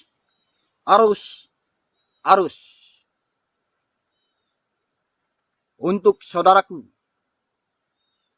tanggal 5 Jilah, sangat aku bangga-banggakan, dan sangat saya mulia-muliakan, sangat saya puja-puja.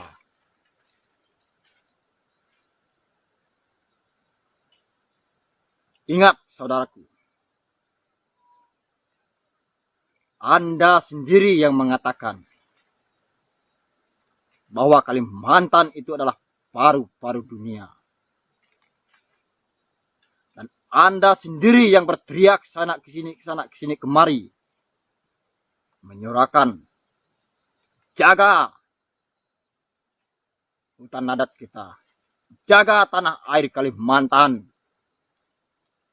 dan tolak dan stop itu pembalakan hutan, pembabatan hutan. Tapi Anda malah menyetujui mega proyek terbesar yang ada di negara Kesatuan Republik Indonesia ini, yaitu IKN. Itu adalah mega proyek terbesar yang meraup sekian puluh ribu hektar tanah kita yang ada di Kalimantan. Seharusnya Anda itu menolak. Anda sudah tahu dan mengetahui, dan makan melihat dengan mata kepala sendiri. Banyak sekali tanah-tanah ampah kita yang dirampas, dirampok, dijarah oleh mafia-mafia tanah. Dijarah. Banyak tanah masyarakat yang dirampas tanpa kompensasi. Banyak tanah masyarakat yang dirampok, dirampas oleh pihak-pihak perusahaan. Anda sudah tahu itu. Dan kenapa Anda membiarkan itu IKN dengan total sekian puluh ribu hektar? Anda setujui. Seharusnya Anda menolak. Anda adalah salah satu tokoh Dayak yang sangat kami banggakan. Ingat, saya sudah mengisyaratkan Anda. Saya sudah memberikan Anda kode-kode alam. Saya sudah mengingatkan Anda, jika berlayar, jangan terlalu jauh. Ingat itu, saudaraku.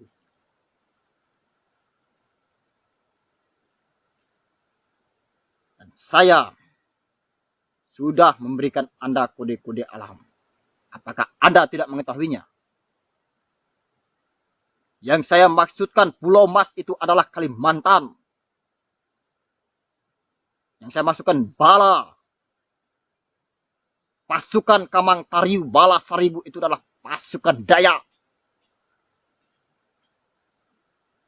Kali ini saya akan menerangkan terang-terangan, tidak lagi melalui perumpamaan kepada Anda. Apakah Anda tidak tahu? Apakah leluhur tidak memberitahu Anda? Bahwa pertumpahan darah terbesar yang akan terjadi di Kalimantan itu disebabkan oleh mega proyek IKN. Apa Anda tidak tahu? Seharusnya Anda tahu, Anda seorang panglima. Kemana leluhur? Kemana anak Ene? Anak Epi Pahyangan? Mimpin yang berasal dari utara Pulau Mas, Pulau Kalimantan. Itu berasal dari Kalimantan Utara. Yang akan memicu, memecahkan pertumpahan darah terbesar yang akan terjadi di Kalimantan. Saya sudah memberikan Anda kode-kode alam. Saya sudah mengingatkan Anda, memberikan Anda isyarat. Bala pasukan yang saya masukkan adalah pasukan Anda.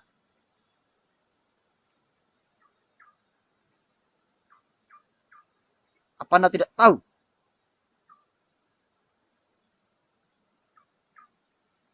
Ingat, pemimpin Dayak yang berasal dari Kalimantan Utara sebelah timur, itulah yang akan menyebabkan pertumpahan darah, perpecahan darah terbesar yang tidak pernah terjadi, akan terjadi di Kalimantan ini. Itulah sebabnya saya berisi keras menolak mega proyek IKN itu. Yang saya maksudkan, Istana Dayak adalah Dayak Center yang akan didirikan di Kalimantan Timur. Disitulah pertumpahan darah akan terjadi, korban jiwa melebihi dari 30 orang dan bahkan lebih dari itu. Sehingga memicu amarah pemimpin Dayak yang berasal dari Kalimantan Timur. Dari situlah pertumpahan darah yang akan terjadi. Itu yang saya maksudkan. Apa Anda tidak tahu? Saya bukan ahli nujum, ahli terawang. Dan saya bukan nabi ataupun mesias. Tetapi sudah kita ketahui. Sekian tahun, sekian ratus tahun yang lalu. Para leluhur sudah meramalkan. Sudah berapa generasi diterangkan. Dan sudah dijelaskan tanda-tandanya. Itu yang saya maksudkan. Saya mencegah itu IKN, saya mencegah pertumpahan darah yang akan terjadi. Itulah sebabnya saya berisi keras menolak mega proyek IKN.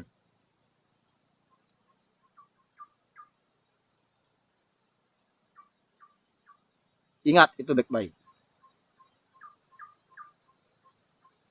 Anda, Panglima Jilah, adalah wakil kami. Orang-orang kami Dayak yang sangat kami percaya untuk mengambil tindakan-tindakan dan kebijakan-kebijakan yang menguntungkan bagi Dayak.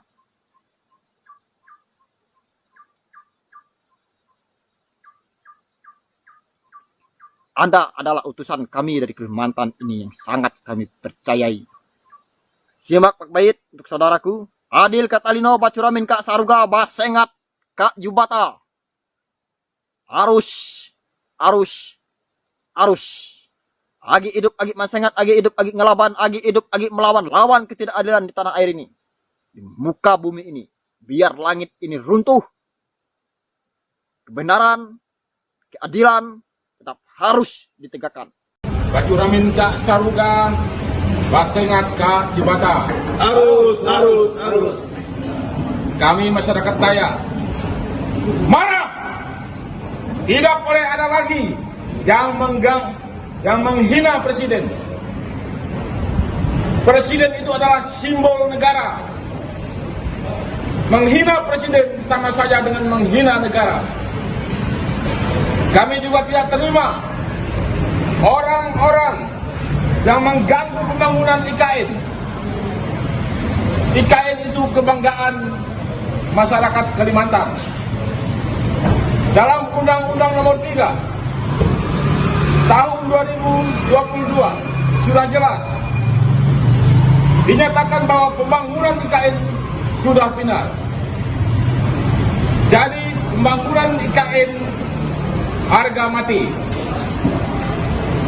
Pembangunan IKN itu penting bagi kami orang Kalimantan demi kemajuan Indonesia di masa yang akan datang. Dan kami pengurus pusat Tario Borneo Bangkule Rajak Setanah Dayak tetap mendukung dan menjunjung tinggi hukum. Jadi siapapun yang mengganggu dan menghambat masalah IKN akan berhadapan dengan saya dan pasukan saya, pasukan merah Tario Borneo Bangkule Rajak Setanah Dayak. Dan siapapun yang mengganggu akan kami hukum adat dengan cara adat Dayak. Adil Kak Kalino, Kacuramin Kak Saruga, Basengat Kak Jubata. Harus. Terima kasih. Kami bertanya, untuk saat ini datang ke Baris Krim, apakah Pak belum menyampaikan laporan ke polisi atau sudah memberikan sikap atau apa?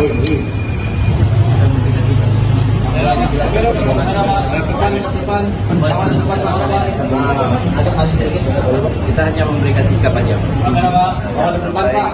Ada hal-hal yang lain yang akan terjadi. Jadi saya kebetulan mewakili beliau selaku lawyernya. Saya minta ya jangan sekali-sekali lagi untuk menghindar kejadian. Itu aja. Ya. Penyampaian disampaikan kepada siapa? Maksudnya? Dari siapapun? Di dalam Iya. Ke siapa? Dengan Wakapolri maupun dengan Kapolri. Dan setelah ini tindak lanjutnya apakah ada dalam laporan ke polisi itu akan serius untuk lapor ke polisi? Ya, itu akan kita lakukan. Pasal apa Pak rencananya? Ya, penghinaan. Ya. Kira ada lagi? Berapa orang Pak hari ini? Ya, Yang ke Baris Krim? 8 orang. 8 orang Dari Kalimantan. Dari koalisi atau aliansi masyarakat mana boleh dijelaskan? Pasukan merah. Pasukan merah. Tapi apakah saran mewakili masyarakat yang Berapa? apakah penyampaian hari ini Iya, kita nanti Setanah Dayak. seluruh Kalimantan akan melakukan. Hari ini sampai jadi hari depan.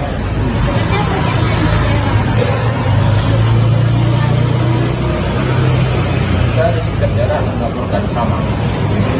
Kita semua masyarakat adat Dayak dan khusus pasukan merah hari ini sudah mulai melaporkan. seperti kayak akan ada Ya, mungkin lebih detail poin-poin apa saja yang dilaporkan? Ya.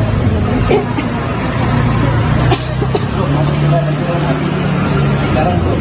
Dari masalah kita. Kira-kira kapan tuh Pak?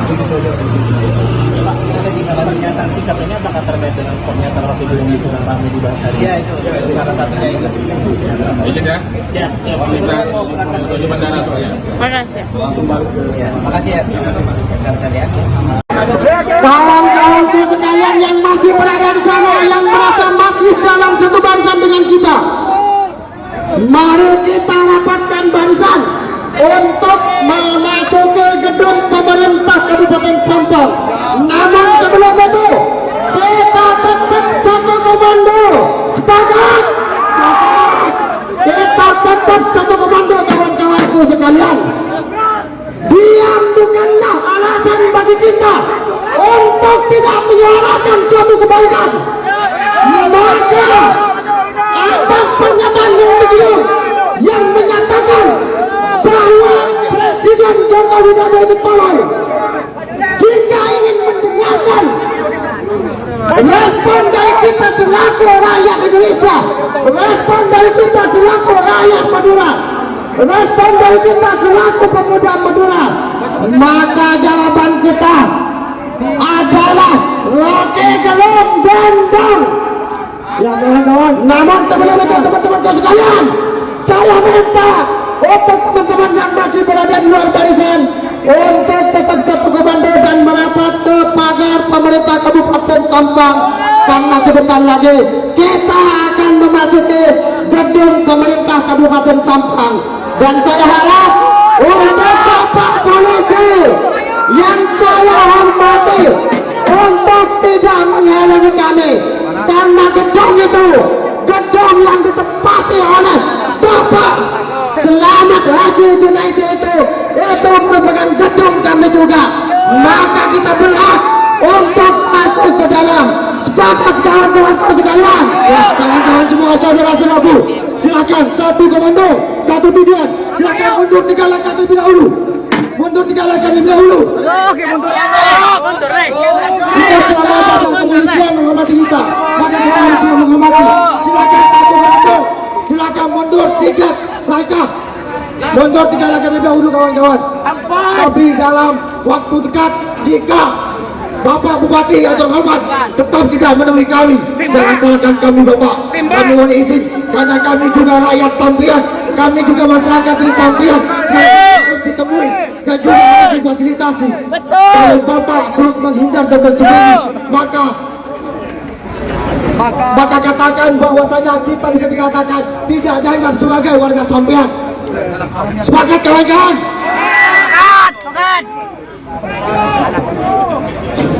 Pemerintah kena mundur kena. Ikut arahan Mundur top, Pak. satu komando. Tak langsung untuk merapat ke depan. Untuk merapat ke depan, kita menyambut baik Bapak Bupati dan Wakil Bupati Sampang untuk menemui kita, untuk menemui masa aksi.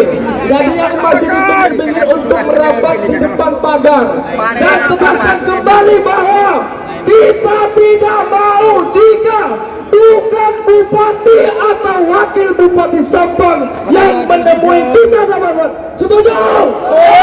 Maka dari itu, kami dari Gerakan Pemuda Sampang dan seluruh elemen masa aksi untuk meminta dengan hormat Bapak Bupati Sampang ataupun Wakil Bupati Sampang untuk keluar berpadas-padasan bersama kita. Maka jika kalau kita tidak ditemui oleh Bapak Bupati Sampang ataupun Wakil Bupati Sampang, jangan salahkan masa aksi jika masa aksi tidak bisa dikondisikan. Setuju sahabat-sahabat sekalian? Merdeka! Merdeka! Woi, tahu bulat. Woi, cucu. Untuk teman-teman yang masih ada di berteduh di bawah pohon, ketika kita satu tujuan, maka kita harus kumpul ke sini. Jangan jadi pengkhianat, jangan jadi pengkhianat. Ayo kita bersatu untuk mendongkrak pintu yang ada di depan, untuk menemui bupati yang sopan. Kita satu, maju satu langkah lagi. Siap, maju, maju, maju teman-teman. Ketika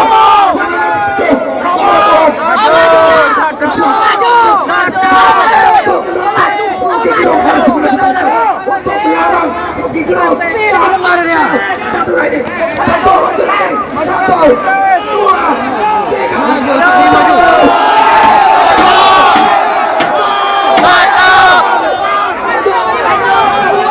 Tahan dulu kawan-kawanku sekalian, sebentar lagi. Bapak Polisi jangan coba halangi kami. Kita tidak ingin anarkis dari kita. Kita keras paras menunggu Bapak Bupati Sampang.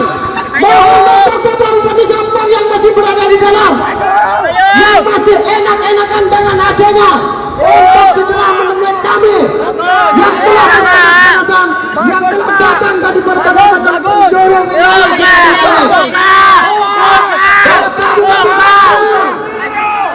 Katanya hebat dan martabat.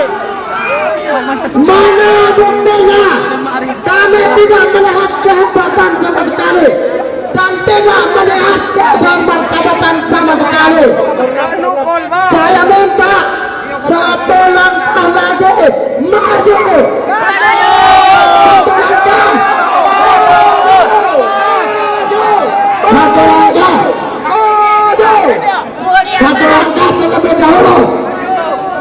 Jika dalam hitungan beberapa menit lagi belum ditemui oleh Bapak Bupati Sampang, maka pastikan, maka saksikan, kita akan dengan anarkis memasuki gedung pemerintah Kabupaten Sampang sebagai pelaksanaan sekalian.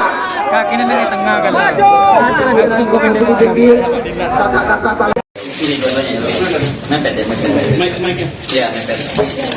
Isunya guys. Jadi, dulu.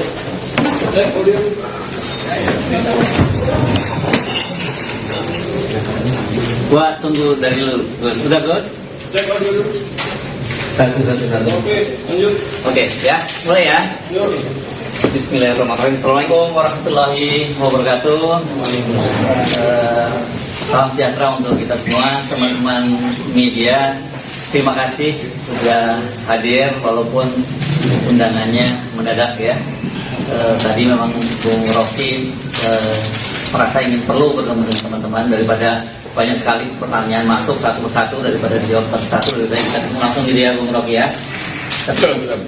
Kita ngomongin apa hari ini? Soal PT 0%. Oke. Jadi kita ngomongin hari ini soal PT 0% ya. Silakan Bung Rocky untuk menjelaskan soal PT 0% itu. Semuanya dimulai dari soal PT 0%. Mike. Mic-nya mepet tetap. Kita selalu berupaya untuk mendudukkan masalah di dalam konteks yang paling purba, konteks yang paling awal, yaitu kegagalan negara untuk menghidupkan percakapan politik.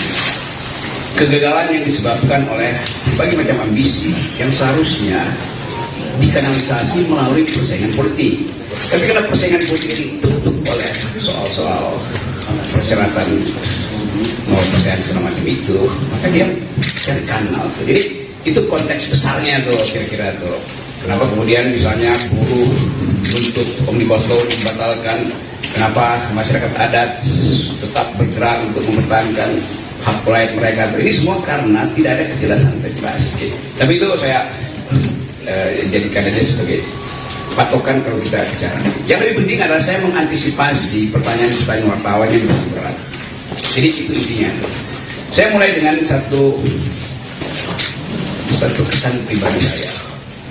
Selama kurang lebih 1 minggu ini, ketika kasus ini mulai beredar, saya ada di mungkin 9-10 kota di Lombok, Jawa Timur, Jawa Tengah, diundang oleh para mahasiswa itu dengan maksud saya memberi bias umum. Tetapi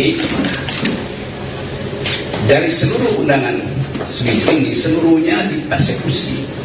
Saya nggak boleh masuk kampus, saya nggak boleh ketemu akademisi itu. Jadi ada dugaan saya bahwa soal ini soal biasa aja kan. Mau dibiar hukum, oke. Tetapi jangan halangi saya bicara dengan para mahasiswa itu.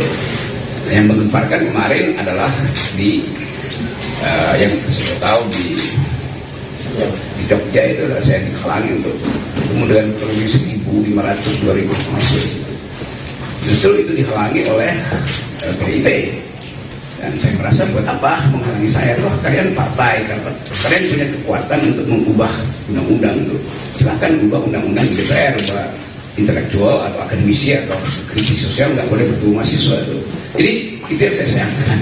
Padahal saya bertahun-tahun mengajar di sekolah Megawati itu tentang pikiran bangsa. Jadi kalau saya mau terangkan pikiran bangsa, kok dihalangi oleh partai? Gimana saya mengajar tentang pikiran bangsa? Tapi saya paham itu. Jadi terlihat di publik sekarang ada perselisihan tentang kasus saya. Mereka yang mengerti pro saya mengatakan bahwa itu bukan hinaan, itu kritik. Kalau saya lanjutkan argumennya. Jadi saya berterima kasih kepada mereka yang menganggap bahwa saya justru membuka pembicaraan untuk menghidupkan diskursus tentang apa sebetulnya yang disebut kritik publik terhadap pejabat publik. Nah, saya berterima kasih pada mereka. Mereka mendukung saya banyak wawancara di media massa tuh, dan bahkan sebagian memuji-muji saya. bahwa saya memulai satu tradisi untuk memperlihatkan bahwa diskursus publik itu tidak boleh dihalangi oleh dendam pribadi. Memang itu dasarnya.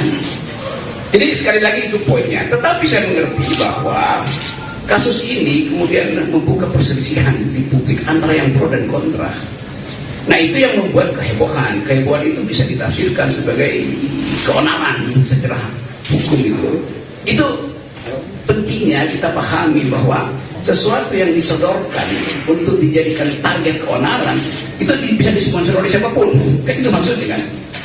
Nah saya minta maaf terhadap keadaan hari ini yang menyebabkan perselisihan itu berlanjut tanpa arah itu.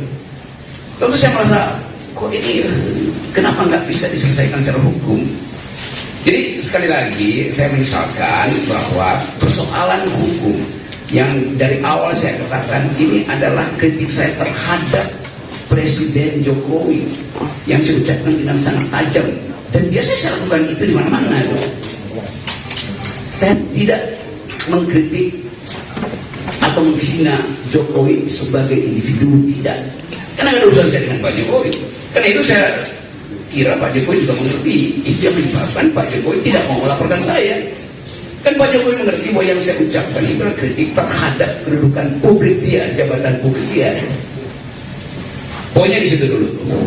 Jadi bab pertama saya mau terangkan bahwa di dalam demokrasi persaingan pikiran itu dilegalkan, bahkan dianjurkan, supaya kita bisa menapis mana yang disembunyikan, mana yang sebetulnya genuine, mana yang sebetulnya palsu. Nah kita di sini belum sampai di sini. Jadi saya paham bahwa kemarahan sebagian pihak itu karena belum bisa membedakan mana kritik publik dan mana dendam pribadi. Saya tidak punya dendam apa-apa dengan Pak Jokowi. Bahkan saya sudah berkali-kali katakan bahwa anaknya Pak Jokowi bertemu dengan saya, dia minta kritik, saya kasih kritik. Pak Jokowi mantu, saya diundang, bahkan undangan VIP, tapi saya bisa datang. Jadi nggak ada soal di situ. Sekarang pertanyaannya, kok kenapa jadi soal? Artinya ada yang ingin dia bermain di air keruh. Tapi saya mengerti tahun politik pasti ada sifat semacam itu untuk mengambil keuntungan dari program ini. Bagian kedua saya mau terangkan khusus terhadap mereka yang salah mengerti apa yang saya ucapkan di forum buruh itu. Saya hanya mengkritik dua hal pada waktu itu. Satu soal IKN, satu soal Omnibus Law. Tolong perhatikan ya. Saya terangkan bahwa saya pro gerakan buruh yang akan demo tanggal 10 karena sudah berbulan-bulan proposal buruh itu diabaikan pemerintah. Bahkan saya terangkan di situ bahwa Omnibus Law itu kemaksiatan politik karena menghina hak buruh untuk memperoleh sebetulnya memperoleh pendapatan. Jadi Omnibus Law itu menyingkirkan hak kesejahteraan buruh. Kalau ada dalil enggak itu bagus. Loh, kenapa kalau bagus itu buruh udah berbulan-bulan melakukan demonstrasi? Dan kita tahu bahwa undang-undang itu dibolak-balik, udah ditolak Mahkamah Konstitusi, diputar lagi dengan asumsi bahwa itu bisa diperpukan, lalu barang yang sama dijadikan undang-undang kan? Kan itu yang saya sebut sebagai apa permainan semacam itu, masa menipu itu pemerintah menipu kebijakan. Jadi saya memang pro buruh. Kalau dianggap bahwa saya mengompori buruh untuk 10 Agustus, bukan. Buruh itu memang sudah berencana secara periodik untuk demonstrasi, bukan saya mengompori. Saya tahu bahwa buruh merencanakan itu dari awal, dan dari 2 tahun lalu itu gerakan buruh kan terus-menerus. Jadi apa yang salah?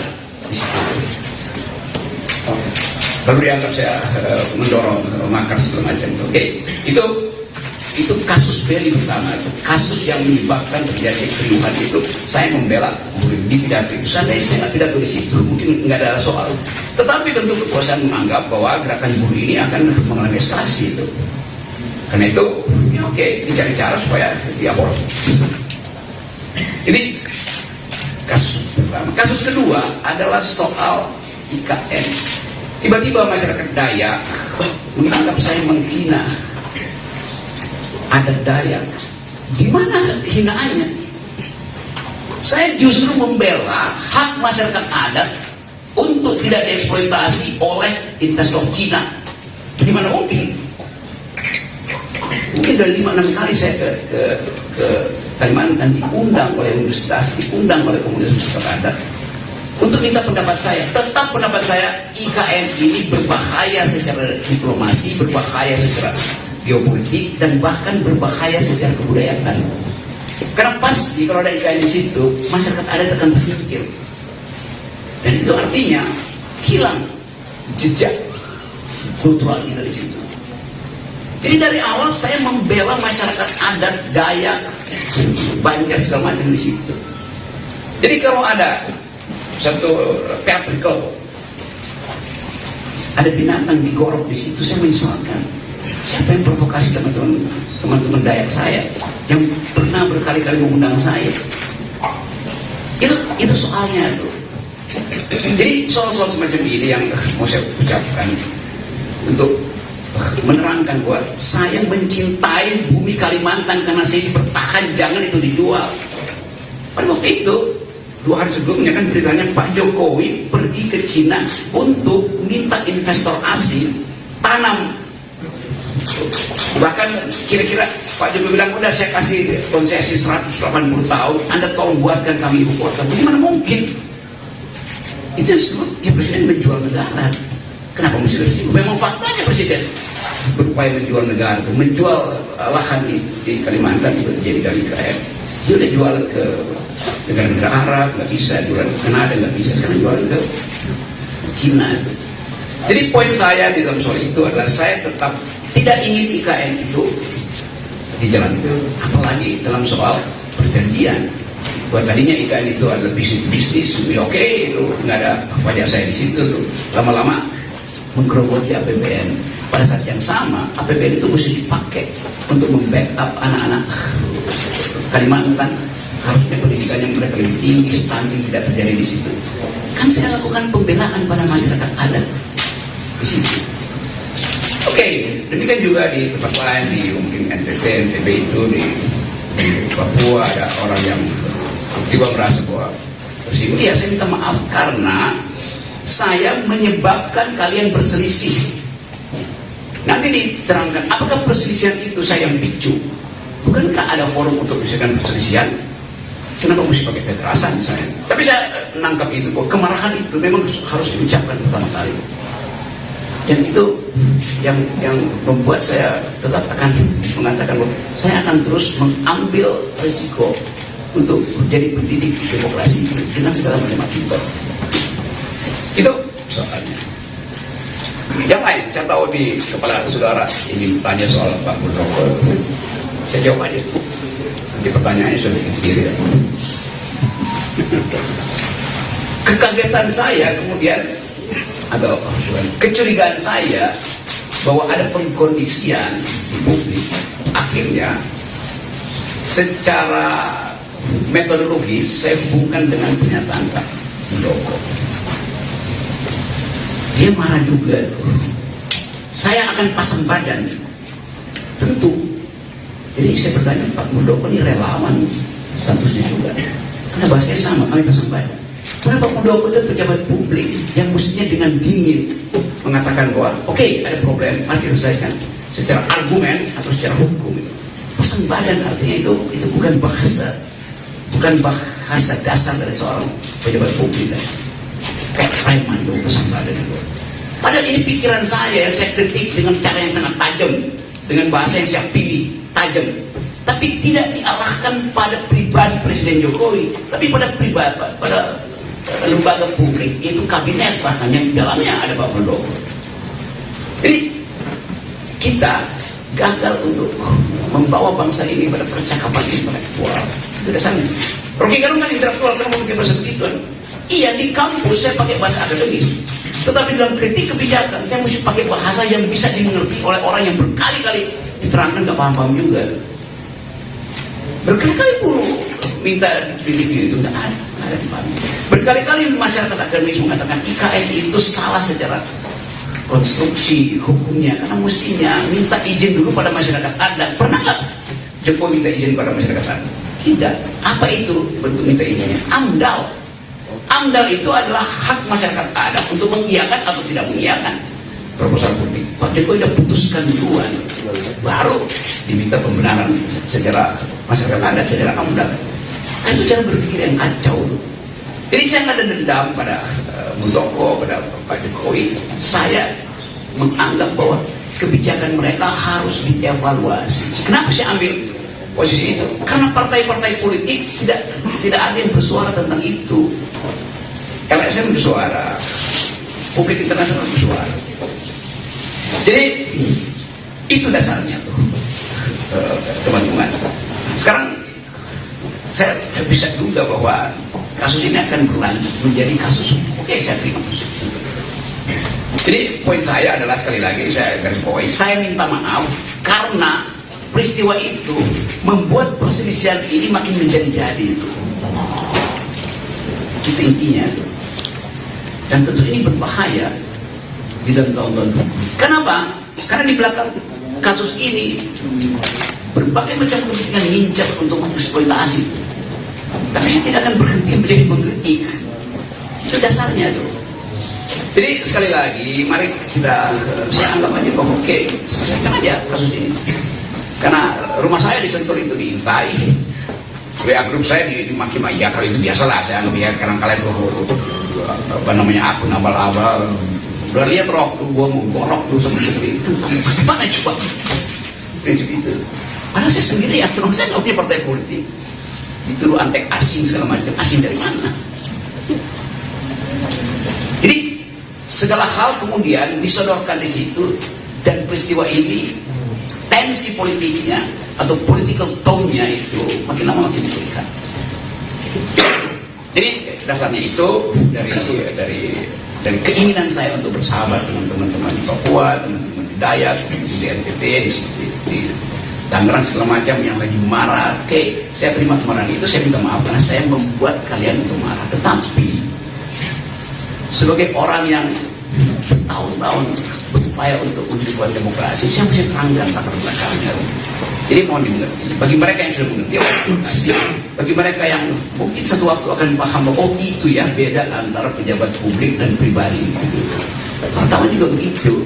Tidak ada yang secara persis membuat distintif, perbedaan distintif antara pejabat publik dan individu yang menjabat jabatan itu.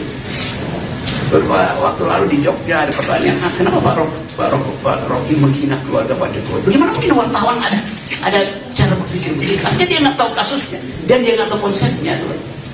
Itu juga nambah kegaduhan, gitu. Jadi teman-teman itu komentarnya, dan silakan kalau masih ada soal, tetapi silakan tanya hal yang fundamental. Saya akan jawab itu dengan cara saksama dan tempo sesingkat-singkatnya. Gara-gara Rocky Gerung hina Jokowi dan IKN, dua Panglima Dayak berseteru. Beberapa waktu lalu Panglima Jilah, Agustinus murka atas pernyataan Rocky Gerung yang dianggap menyinggung Presiden Jokowi dan Ibu Kota Negara, IKN. Ia meminta kepada Rocky agar segera meminta maaf secara terbuka. Kali ini kembali viral pernyataan Panglima Dayak lainnya, yaitu Panglima Pajaji yang memberikan pernyataan bertentangan dengan Panglima Jilah.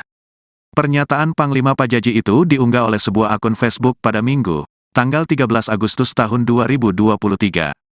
Dirinya tampak tegas menentang seluruh pernyataan Panglima Jilah soal pembangunan IKN. Menurutnya, setiap orang berhak menyampaikan pendapatnya masing-masing. Panglima Pajaji tampak cukup kesal dengan pernyataan Panglima Jilah yang dinilai membungkam masyarakat lain. Adil Kak Talino Bacuramin Kak Saruga, Basengat Kak Jubata. Arus.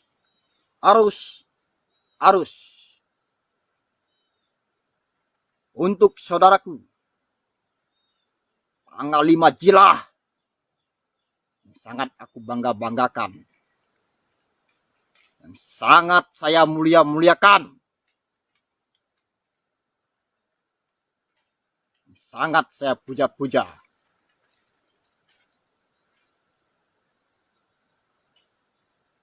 Ingat, saudaraku, Anda sendiri yang mengatakan bahwa Kalimantan itu adalah paru-paru dunia. Dan Anda sendiri yang berteriak sana kesini kemari, menyuarakan jaga hutan adat kita, jaga tanah air Kalimantan, dan tolak dan stop itu pembalakan hutan, pembabatan hutan. Tapi Anda malah menyetujui mega proyek terbesar yang ada di negara Kesatuan Republik Indonesia ini, yaitu IKN. Itu adalah mega proyek terbesar yang meraup sekian puluh ribu hektar tanah kita yang ada di Kalimantan. Seharusnya Anda itu menolak. Anda sudah tahu dan mengetahui, dan makan melihat dengan mata kepala sendiri. Banyak sekali tanah-tanah ampah kita yang dirampas, dirampok, dijarah oleh mafia-mafia tanah. Dijarah. Banyak tanah masyarakat yang dirampas tanpa kompensasi. Banyak tanah masyarakat yang dirampok, dirampas oleh pihak-pihak perusahaan. Anda sudah tahu itu. Dan kenapa Anda membiarkan itu IKN dengan total sekian puluh ribu hektar? Anda setujui. Seharusnya Anda menolak. Anda adalah salah satu tokoh Dayak yang sangat kami banggakan. Ingat, saya sudah mengisyaratkan Anda. Saya sudah memberikan Anda kode-kode alam.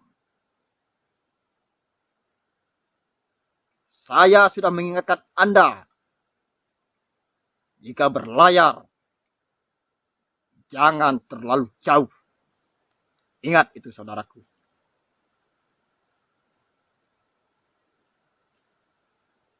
Dan saya sudah memberikan Anda kode-kode alam. Apakah Anda tidak mengetahuinya? Yang saya maksudkan Pulau Mas itu adalah Kalimantan. Yang saya maksudkan bala, pasukan Kamang Tariu Bala Seribu itu adalah pasukan Dayak. Kali ini saya akan menerangkan terang-terangan, tidak lagi melalui perumpamaan kepada Anda. Apakah Anda tidak tahu? Apakah leluhur tidak memberitahu Anda? Bahwa pertumpahan darah terbesar yang akan terjadi di Kalimantan itu disebabkan oleh mega proyek IKN. Apa Anda tidak tahu? Seharusnya Anda tahu, Anda seorang panglima. Kemana leluhur? Kemana nenek? Epi Pahyangan? Mimpin yang berasal dari utara Pulau Mas, Pulau Kalimantan. Itu berasal dari Kalimantan Utara. Yang akan memicu, memecahkan pertumpahan darah terbesar yang akan terjadi di Kalimantan. Saya sudah memberikan Anda kode-kode alam. Saya sudah mengingatkan Anda, memberikan Anda isyarat. Bala pasukan yang saya masukkan adalah pasukan Anda.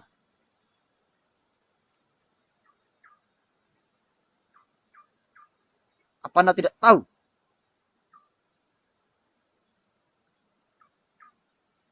Ingat, pemimpin Dayak yang berasal dari Kalimantan Utara sebelah timur, itulah yang akan menyebabkan pertumpahan darah, perpecahan darah terbesar yang tidak pernah terjadi, akan terjadi di Kalimantan ini. Itulah sebabnya saya berisi keras menolak mega proyek IKN itu. Yang saya maksudkan, Istana Dayak adalah Dayak Center yang akan didirikan di Kalimantan Timur. Disitulah pertumpahan darah akan terjadi, korban jiwa melebihi dari 30 orang dan bahkan lebih dari itu. Sehingga memicu amarah pemimpin Dayak yang berasal dari Kalimantan Timur. Dari situlah pertumpahan darah yang akan terjadi. Itu yang saya maksudkan. Apa Anda tidak tahu? Saya bukan ahli nujum, ahli terawang. Dan saya bukan nabi ataupun mesias. Tetapi sudah kita ketahui. Sekian tahun, sekian ratus tahun yang lalu. Para leluhur sudah meramalkan. Sudah berapa generasi diterangkan. Dan sudah dijelaskan tanda-tandanya.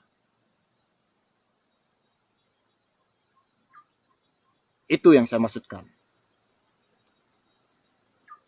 Saya mencegah itu IKN, saya mencegah pertumpahan darah yang akan terjadi. Itulah sebabnya saya berisi keras menolak mega proyek IKN.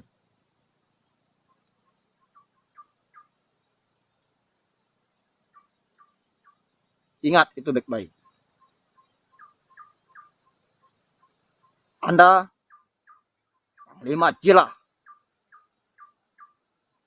adalah wakil kami. Orang-orang kami Dayak yang sangat kami percaya untuk mengambil tindakan-tindakan dan kebijakan-kebijakan yang menguntungkan bagi Dayak.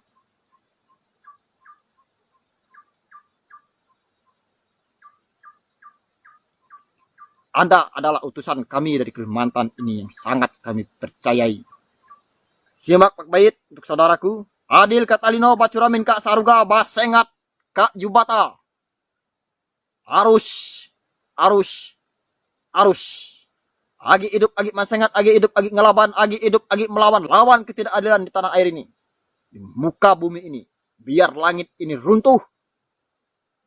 Kebenaran, keadilan tetap harus ditegakkan. Bacuramin Kak Saruga, Basengat Kak Jubata. Arus. Kami masyarakat Dayak marah. Tidak boleh ada lagi yang menghina presiden. Presiden itu adalah simbol negara. Menghina presiden sama saja dengan menghina negara. Kami juga tidak terima orang-orang yang mengganggu pembangunan IKN. IKN itu kebanggaan masyarakat Kalimantan. Dalam Undang-Undang Nomor 3 Tahun 2022 sudah jelas dinyatakan bahwa pembangunan IKN sudah final. Jadi pembangunan IKN harga mati. Pembangunan IKN itu penting bagi kami orang Kalimantan demi kemajuan Indonesia di masa yang akan datang. Dan kami pengurus pusat Tario Borneo Bangkule Rajak Setanah Dayak tetap mendukung dan menjunjung tinggi hukum. Jadi siapapun yang mengganggu dan menghambat masalah IKN akan berhadapan dengan saya dan pasukan saya, pasukan merah Tario Borneo Bangkule Rajak Setanah Dayak. Dan siapapun yang mengganggu akan kami hukum adat dengan cara adat Dayak. Adil Kak Talino, Bacuramin Kak Saruga, Basengat Kak Jubata. Arus. Terima kasih. Kami bertanya, untuk saat ini datang ke Baratnya, apakah Pak belum menyampaikan laporan ke polisi atau sedang memberikan sikap atau apa?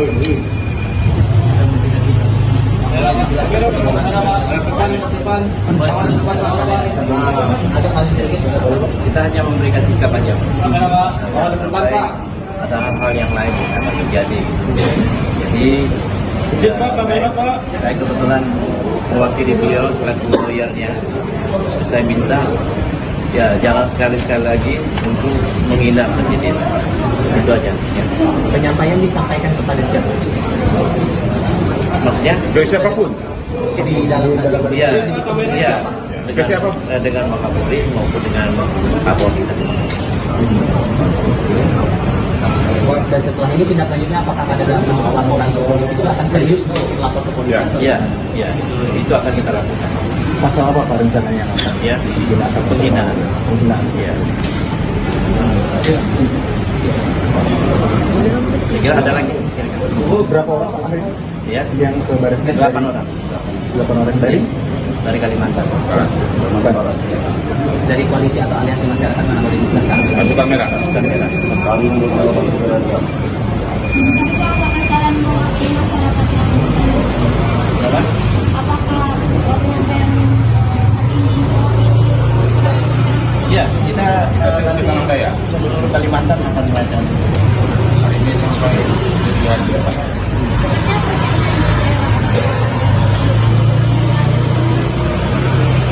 Kita setiap daerah akan melaporkan sama. Kita semua masyarakat adat Dayak dan khusus pasukan merah hari ini sudah mulai melaporkan. seperti daerah Tengah Ya, mungkin lebih detail poin-poin apa saja yang dilaporkan?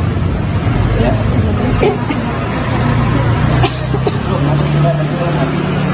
Sekarang belum. Sekarang kita katakan Kira-kira kapan tuh Bang? Pak, ada tindakan pernyataan sikap ini apakah terkait dengan pernyataan Rocky Gerung yang sedang ramai dibahas hari ini? Ya, itu salah satunya itu. izin ya. Siap. Bisa menuju bandara soalnya. Makasih ya. Rekan-rekan ya. Kawan-kawanku sekalian yang masih berada di sana, yang merasa masih dalam satu barisan dengan kita, mari kita rapatkan barisan untuk memasuki gedung pemerintah Kabupaten Sampang. Namun sebelum itu, kita tetap satu komando. Sepakat? Kita tetap satu komando, kawan-kawanku sekalian. Diam bukanlah alasan bagi kita untuk tidak menyuarakan suatu kebaikan. Maka atas pernyataan beliau yang menyatakan bahwa Presiden Joko Widodo itu tolol, jika ingin mendengarkan respon dari kita selaku rakyat Indonesia, respon dari kita selaku rakyat Madura, respon dari kita selaku pemuda Madura, maka jawaban kita adalah Rocky Gerung gendong. Ya kawan-kawan, namun sebelum itu teman-teman sekalian, saya minta untuk teman-teman yang masih berada di luar barisan untuk tetap satu komando dan merapat ke pagar pemerintah Kabupaten Sampang, karena sebentar lagi kita akan memasuki gedung pemerintah Kabupaten Sampang. Dan saya harap untuk Bapak Polisi yang saya hormati untuk tidak menghalangi kami, karena gedung itu gedung yang ditempati oleh Bapak Selamat Haji Junaidi itu merupakan gedung kami juga. Maka kita berhak untuk masuk ke dalam. Sepakat kawan-kawan sekalian? Ya, kawan-kawan semua saudara-saudaraku, silakan satu komando, satu tujuan. Silakan mundur 3 langkah terlebih dahulu. Mundur 3 langkah terlebih dahulu. Oke, mundur. Kita selamat kepolisian menghormati kita. Maka kita harus menghormati. Silakan satu komando. Silakan mundur 3 langkah. Mundur 3 langkah terlebih dahulu kawan-kawan.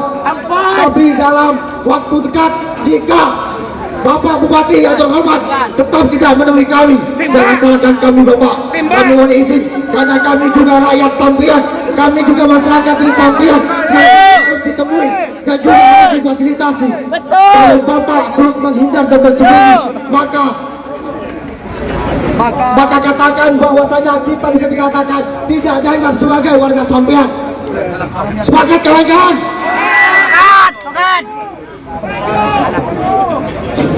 Pemerintah kena mundur kena. Ikut arahan ini. Mundur toh, Pak. Satu komando. Satu tujuan.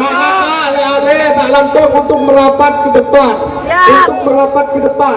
Kita menyambut baik Bapak Bupati dan Wakil Bupati Sampang untuk menemui kita. untuk menemui masa aksi. Jadi yang masih dipilih untuk merapat di depan pagar dan tegaskan kembali bahwa kita tidak mau jika bukan bupati atau wakil bupati Sampang yang menemui kita, teman-teman. Setuju? Maka dari itu kami dari Gerakan Pemuda Sampang dan seluruh elemen masa aksi untuk meminta dengan hormat Bapak Bupati Sampang ataupun Wakil Bupati Sampang untuk keluar berpadas-padasan bersama kita. Maka jika kalau kita tidak ditemui oleh Bapak Bupati Sampang ataupun Wakil Bupati Sampang, jangan salahkan masa aksi jika masa aksi tidak bisa dikondisikan. Setuju sahabat-sahabat sekalian? Merdeka! Merdeka! Tahu bulan. Loh. Maju juga. Berteduh di bawah pohon. Ketika kita satu tujuan, maka kita harus kumpul ke sini. Jangan jadi pengkhianat. Jangan jadi pengkhianat. Ayo kita bersatu untuk mendobrak pintu yang ada di depan, untuk menemui bupati yang sopan. Kita satu. Maju satu langkah lagi. Siap. Maju. Maju. Maju teman-teman. Ayo.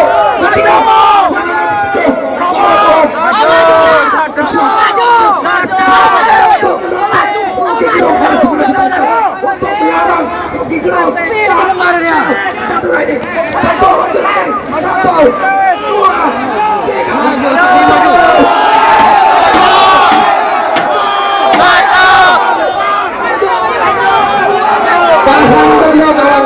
Sekalian sebentar lagi Bapak Polisi jangan coba halangi kami. Kita tidak ingin anarkis dari kita. Kita keras paras menunggu Bapak Bupati Sampang. Mohon untuk Bapak Bupati Sampang yang masih berada di dalam, yang masih enak-enakan dengan AC-nya, untuk segera menemui kami yang telah berpanas-panasan, yang telah datang dari berbagai penjuru wilayah.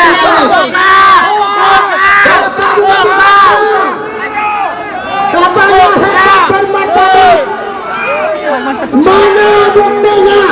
Kami tidak melihat kehebatan sama sekali dan tidak melihat bermartabatan sama sekali. Saya minta satu langkah lagi maju. Satu langkah. Satu langkah. Satu langkah terlebih dahulu. Jika dalam hitungan beberapa menit lagi belum ditemui oleh Bapak Bupati Sampang, maka pastikan, maka saksikan kita akan dengan anarkis memasuki gedung pemerintah Kabupaten Sampang. Semoga kawan-kawan sekalian. Kakinya dari tengah kan. Ini dua-duanya. Mepet ya, mepet. Iya, mepet. Visunya bisa. Jadi, dulu.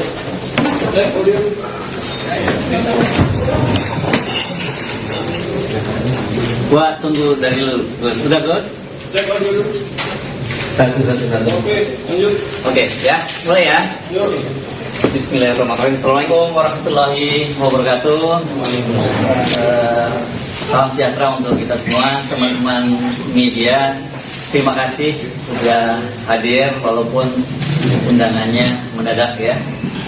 Tadi memang Bung Rocky merasa ingin perlu bertemu dengan teman-teman daripada banyak sekali pertanyaan masuk satu persatu, daripada dijawab satu-satu, lebih baik kita ketemu langsung di dia Bung Rocky ya. Betul. Kita ngomongin apa hari ini? Soal PT 0%. Oke. Jadi kita ngomongin hari ini soal PT 0% ya. Silakan Bung Rocky untuk menjelaskan soal PT 0% itu. Semuanya dimulai dari soal PT 0%. Mike. Mic-nya harus mepet kan? Kita selalu berupaya untuk mendudukkan masalah di dalam konteks yang paling purba, konteks yang paling awal, yaitu kegagalan negara untuk menghidupkan percakapan politik. kegagalan yang disebabkan oleh berbagai macam ambisi yang seharusnya dikanalisasi melalui persaingan politik. Tapi karena persaingan politik ditutup oleh soal-soal persyaratan 0% segala macam itu, maka dia cari kanal. Jadi itu konteks besarnya tuh kira-kira tuh. Kenapa kemudian misalnya buruh menuntut Omnibus Law dibatalkan? Kenapa masyarakat adat tetap bergerak untuk mempertahankan hak lain mereka? Ini semua karena tidak ada kejelasan regulasi. Tapi itu saya jadikan aja sebagai patokan kalau kita bicara. Yang lebih penting adalah saya mengantisipasi pertanyaan-pertanyaan wartawan yang lebih berat. Jadi itu intinya. Saya mulai dengan satu kesan pribadi saya. Selama kurang lebih 1 minggu ini, ketika kasus ini mulai beredar, saya ada di mungkin 9-10 kota di Lombok, Jawa Timur, Jawa Tengah, diundang oleh para mahasiswa itu dengan maksud saya memberi kuliah seperti biasa kuliah umum. Tetapi dari seluruh undangan seminggu ini, seluruhnya dipersekusi. Saya nggak boleh masuk kampus, saya nggak boleh ketemu akademisi itu. Jadi ada dugaan saya bahwa soal ini soal biasa aja kan. Mau dijar hukum, oke. Tetapi jangan halangi saya bicara dengan para mahasiswa itu. Yang menggemparkan kemarin adalah di yang saya tahu di Jogja itu adalah saya dihalangi untuk ketemu dengan kurang lebih 1.500-2.000 mahasiswa. Justru itu dihalangi oleh PDIP. Dan saya merasa buat apa menghalangi saya? Toh kalian partai, kalian punya kekuatan untuk mengubah undang-undang itu. Silahkan ubah undang-undang di DPR, ubah intelektual atau akademisi atau kritis sosial, nggak boleh bertemu mahasiswa itu. Jadi itu yang saya sayangkan. Padahal saya bertahun-tahun mengajar di sekolah Megawati itu tentang pikiran bangsa. Jadi kalau saya menerangkan pikiran bangsa, kok dihalangi oleh partai? Gimana saya mengajar tentang pikiran bangsa? Tapi saya paham itu. Jadi terlihat di publik sekarang ada perselisihan tentang kasus saya. Mereka yang mengerti pro saya mengatakan bahwa itu bukan hinaan, itu kritik. Kalau saya lanjutkan argumennya. Jadi saya berterima kasih kepada mereka yang menganggap bahwa saya justru membuka pembicaraan untuk menghidupkan diskursus tentang apa sebetulnya yang disebut kritik publik terhadap pejabat publik. Nah, saya berterima kasih pada mereka. Mereka mendukung saya banyak wawancara di media massa tuh, dan bahkan sebagian memuji-muji saya bahwa saya memulai satu tradisi untuk memperlihatkan bahwa diskursus publik itu tidak boleh dihalangi oleh dendam pribadi. Memang itu dasarnya. Jadi sekali lagi itu poinnya. Tetapi saya mengerti bahwa kasus ini kemudian membuka perselisihan di publik antara yang pro dan kontra. Nah, itu yang membuat kehebohan. Kehebohan itu bisa ditafsirkan sebagai keonaran secara hukum itu. Itu pentingnya kita pahami bahwa sesuatu yang disodorkan untuk dijadikan target keonaran itu bisa disponsor oleh siapapun. Kan itu maksudnya kan. Nah, saya minta maaf terhadap keadaan hari ini yang menyebabkan perselisihan itu berlanjut tanpa arah itu. Tentu saya merasa kok ini kenapa nggak bisa diselesaikan secara hukum.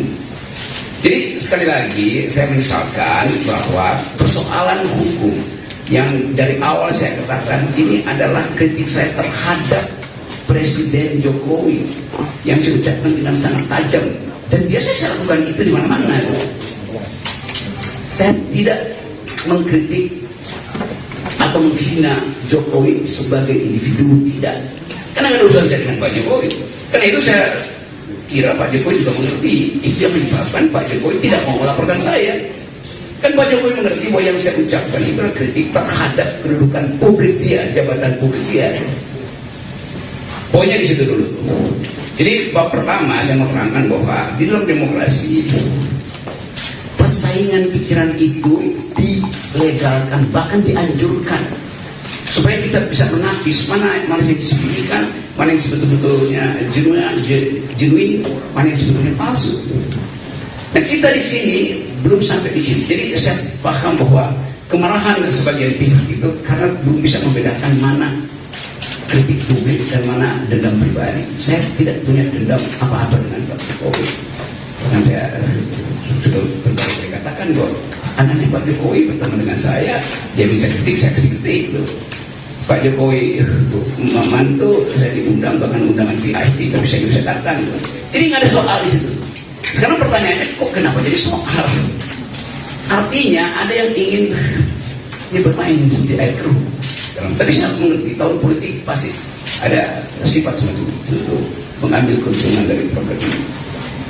Bagian kedua saya mau terangkan khusus terhadap mereka yang salah mengerti apa yang saya ucapkan di forum buruh itu.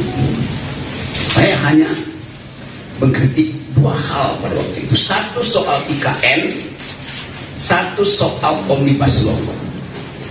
Tolong perhatikan ya. Saya terangkan bahwa saya pro gerakan buruh yang akan demo tanggal 10 karena sudah berbulan-bulan proposal buruh itu diabaikan pemerintah. Bahkan saya terangkan di situ bahwa Omnibus Law itu kemaksiatan politik karena menghina hak buruh untuk memperoleh sebetulnya juga bukan pendapatan. Jadi Omnibus Law itu menyingkirkan hak kesejahteraan buruh. Kalau ada dalil enggak itu bagus. Loh, kenapa kalau bagus itu buruh udah berbulan-bulan melakukan demonstrasi? Dan kita tahu bahwa undang-undang itu dibolak-balik, udah ditolak Mahkamah Konstitusi, diputar lagi dengan asumsi bahwa itu bisa diperpukan, lalu barang yang sama dijadikan undang-undang kan? Kan itu yang saya sebut sebagai apa permainan semacam itu, masa menipu itu pemerintah menipu kebijakan. Jadi saya memang pro buruh. Kalau dianggap bahwa saya mengompori buruh untuk 10 Agustus, bukan. Buruh itu memang sudah berencana secara periodik untuk demonstrasi, bukan saya mengompori. Saya tahu bahwa buruh merencanakan itu dari awal. Dari 2 tahun lalu itu gerakan buruh kan terus menerus tuh. Jadi apa yang salah? Lalu dianggap saya mendorong makar segala macam. Oke, itu kasus Beli pertama, kasus yang menyebabkan terjadi keriuhan itu. Saya membela buruh di pidato itu. Seandainya saya nggak pidato di situ, mungkin nggak ada soal. Tetapi tentu kekuasaan menganggap bahwa gerakan buruh ini akan mengalami eskalasi itu. Karena itu, ya oke, dicari cara supaya diaborti. Jadi kasus pertama. Kasus kedua adalah soal IKN. Tiba-tiba masyarakat Dayak menganggap saya menghina adat Dayak. Di mana hinaannya? Saya justru membela hak masyarakat adat untuk tidak dieksploitasi oleh investor Cina. Gimana mungkin? Mungkin dari 5-6 kali saya ke Kalimantan diundang oleh universitas, diundang oleh komunitas masyarakat adat untuk minta pendapat saya. Tetap pendapat saya, IKN ini berbahaya secara diplomasi, berbahaya secara geopolitik, dan bahkan berbahaya secara kebudayaan. Karena pasti kalau ada IKN di situ, masyarakat adat akan tersingkir. Dan itu artinya hilang jejak kultural kita di situ. Jadi dari awal saya membela masyarakat adat, Dayak, Banjar segala macam di situ. Jadi kalau ada satu teatrikal, ada binatang digorok di situ, saya menyesalkan.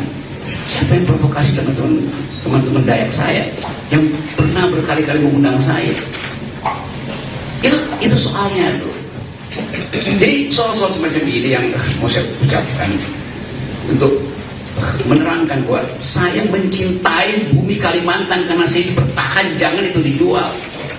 Pada waktu itu 2 hari sebelumnya kan beritanya Pak Jokowi pergi ke Cina untuk minta investor asing tanam. Bahkan kira-kira Pak Jokowi bilang, udah saya kasih konsesi 180 tahun, Anda tolong buatkan kami ibu kota. Bagaimana mungkin? Itu ya presiden menjual negara. Kenapa mesti dari situ? Memang faktanya presiden berupaya menjual negara, menjual lahan di Kalimantan itu dijadikan IKN. Dia udah jual ke negara-negara Arab, nggak bisa, jual ke Kanada nggak bisa, sekarang jual ke Cina. Jadi poin saya di dalam soal itu adalah saya tetap tidak ingin IKN itu dijalankan, apalagi dalam soal perjanjian. Buat tadinya IKN itu adalah bisnis, oke, itu nggak ada wajah saya di situ tuh. Lama-lama menggerogoti APBN. Pada saat yang sama, APBN itu mesti dipakai untuk membackup anak-anak Kalimantan. Harusnya pendidikannya mereka lebih tinggi, stunting tidak terjadi di situ. Kan saya lakukan pembelaan pada masyarakat adat di situ. Oke, demikian juga di tempat lain, di mungkin NTT, NTB itu di Papua ada orang yang tiba merasa bahwa ya saya minta maaf karena saya menyebabkan kalian berselisih. Nanti diterangkan apakah perselisihan itu saya yang picu. Bukankah ada forum untuk menyelesaikan perselisihan? Kenapa mesti pakai kekerasan misalnya? Tapi saya menangkap itu bahwa kemarahan itu memang harus diucapkan pertama kali. Dan itu yang membuat saya tetap akan mengatakan bahwa saya akan terus mengambil risiko untuk menjadi pendidik demokrasi dengan segala macam akibat. Itu soalnya. Yang lain, saya tahu di kepala saudara ingin tanya soal Pak Muldoko. Saya jawab aja. Nanti pertanyaannya sudah bikin sendiri. Ya. Kekagetan saya kemudian, atau kecurigaan saya bahwa ada pengkondisian di publik, akhirnya secara metodologis saya hubungkan dengan pernyataan Pak Muldoko. Dia marah juga tuh.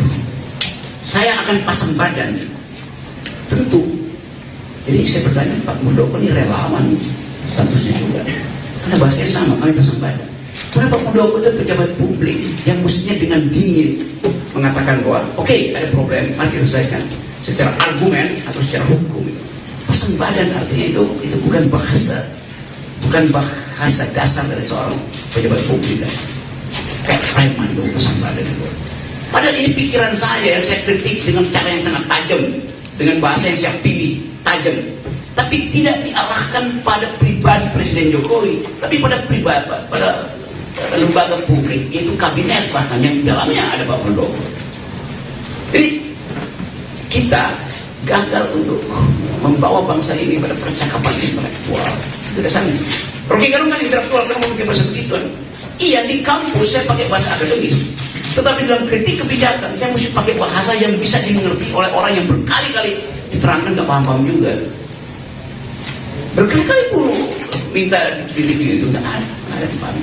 Berkali-kali masyarakat akademis mengatakan IKN itu salah secara konstruksi hukumnya, karena mestinya minta izin dulu pada masyarakat adat. Pernah nggak Jokowi minta izin pada masyarakat adat? Tidak. Apa itu bentuk minta izinnya? AMDAL.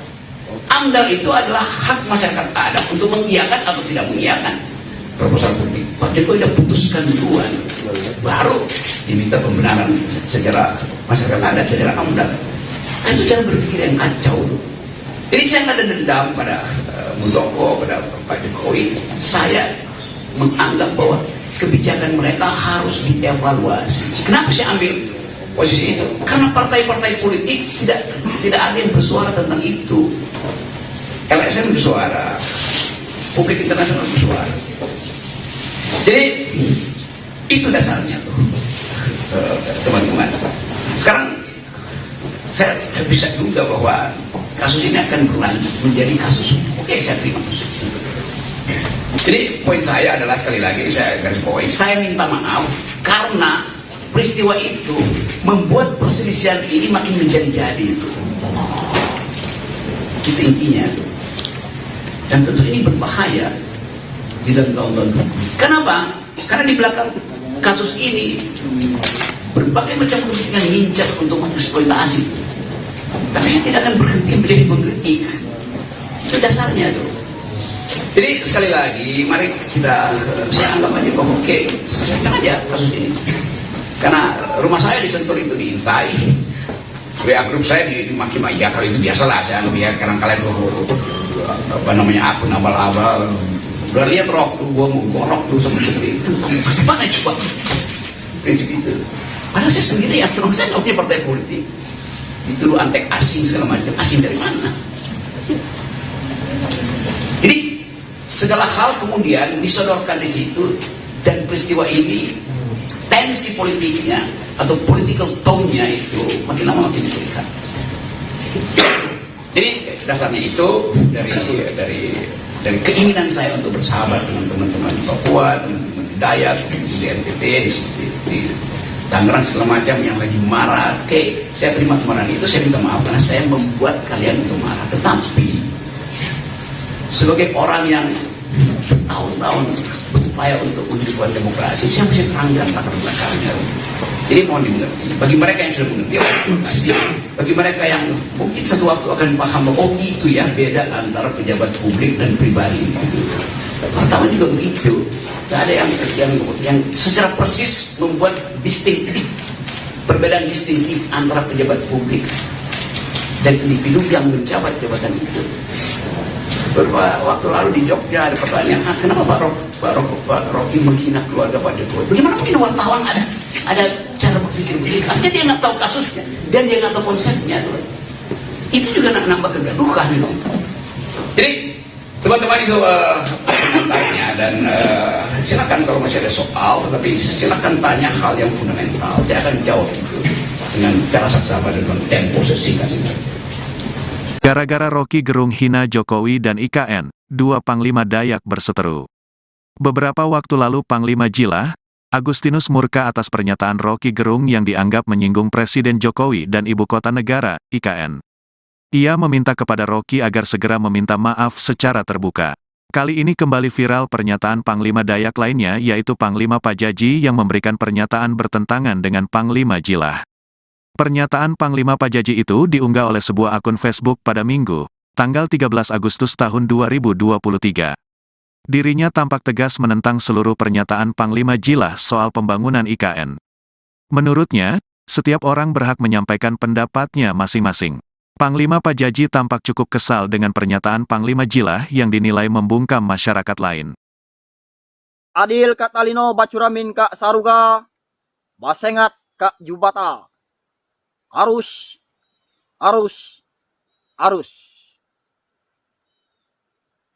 Untuk saudaraku, tanggal 5 Jilah, sangat aku bangga-banggakan. Dan sangat saya mulia-muliakan. Sangat saya puja-puja.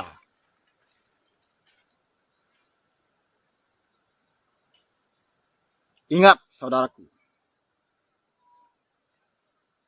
Anda sendiri yang mengatakan bahwa Kalimantan itu adalah paru-paru dunia.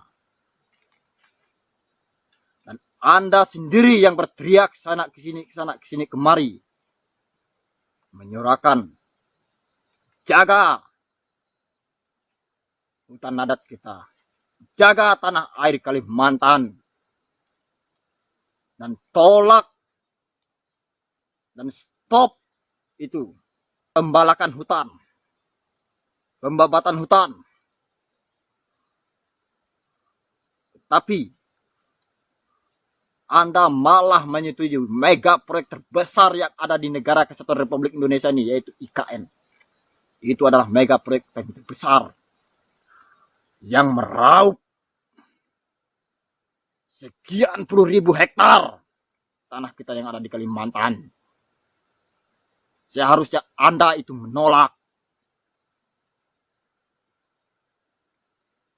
Anda sudah tahu dan mengetahui dan makan melihat dengan mata kepala sendiri. Banyak sekali tanah-tanah ampah kita yang dirampas, dirampok, dijarah oleh mafia-mafia tanah. Dijarah. Banyak tanah masyarakat yang dirampas tanpa kompensasi. Banyak tanah masyarakat yang dirampok, dirampas oleh pihak-pihak perusahaan. Anda sudah tahu itu. Dan kenapa Anda membiarkan itu IKN dengan total sekian puluh ribu hektar? Anda setujui. Seharusnya Anda menolak. Anda adalah salah satu tokoh Dayak yang sangat kami banggakan. Ingat, saya sudah mengisyaratkan Anda. Saya sudah memberikan Anda kode-kode alam. Saya sudah mengingatkan Anda, jika berlayar, jangan terlalu jauh. Ingat itu, saudaraku.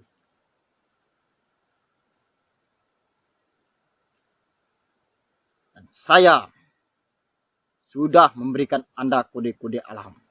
Apakah Anda tidak mengetahuinya? Yang saya maksudkan Pulau Mas itu adalah Kalimantan. Yang saya maksudkan bala. Pasukan Kamang Tariu Bala Seribu itu adalah pasukan Dayak. Kali ini saya akan menerangkan terang-terangan, tidak lagi melalui perumpamaan kepada Anda. Apakah Anda tidak tahu? Apakah leluhur tidak memberitahu Anda? Bahwa pertumpahan darah terbesar yang akan terjadi di Kalimantan itu disebabkan oleh mega proyek IKN. Apa Anda tidak tahu? Seharusnya Anda tahu, Anda seorang panglima. Kemana leluhur? Kemana nenek? Epi Pahyangan? Mimpin yang berasal dari utara Pulau Mas, Pulau Kalimantan. Itu berasal dari Kalimantan Utara. Yang akan memicu, memecahkan pertumpahan darah terbesar yang akan terjadi di Kalimantan. Saya sudah memberikan Anda kode-kode alam. Saya sudah mengingatkan Anda, memberikan Anda isyarat. Bala pasukan yang saya masukkan adalah pasukan Anda.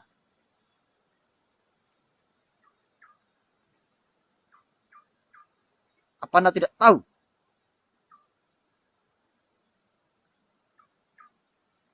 Ingat, pemimpin Dayak yang berasal dari Kalimantan Utara sebelah timur, itulah yang akan menyebabkan pertumpahan darah, perpecahan darah terbesar yang tidak pernah terjadi, akan terjadi di Kalimantan ini.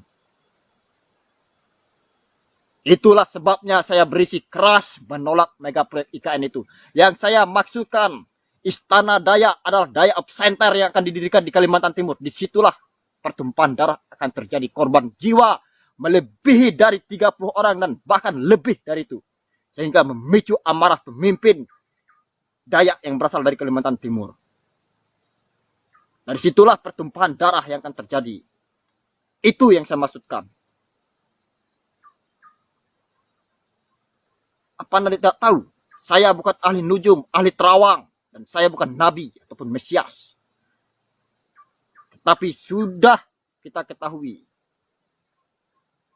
sekian tahun, sekian ratus tahun yang lalu, para leluhur sudah meramalkan. Sudah berapa generasi diterangkan. Dan sudah dijelaskan tanda-tandanya. Itu yang saya maksudkan. Saya mencegah itu IKN, saya mencegah pertumpahan darah yang akan terjadi. Itulah sebabnya saya berisi keras menolak mega proyek IKN.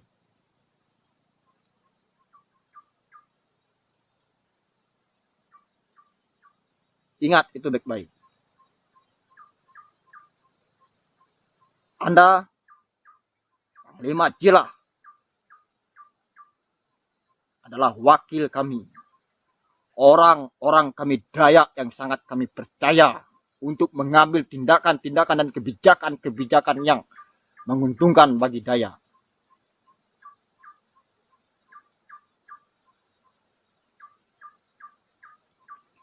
Anda adalah utusan kami dari Kalimantan ini yang sangat kami percayai. Simak baik-baik untuk saudaraku. Adil Katalino Bacuramin Kak Saruga Basengat Kak Jubata. Arus. Agi hidup, agi mansengat, agi hidup, agi ngelaban, agi hidup, agi melawan. Lawan ketidakadilan di tanah air ini. Di muka bumi ini. Biar langit ini runtuh. kebenaran, keadilan tetap harus ditegakkan. Bacuramin Cak Saruga, Basengat Cak Jubata. Harus. Kami masyarakat Dayak marah. Tidak boleh ada lagi yang menghina presiden. Presiden itu adalah simbol negara. Menghina presiden sama saja dengan menghina negara. Kami juga tidak terima orang-orang yang mengganggu pembangunan IKN. IKN itu kebanggaan masyarakat Kalimantan.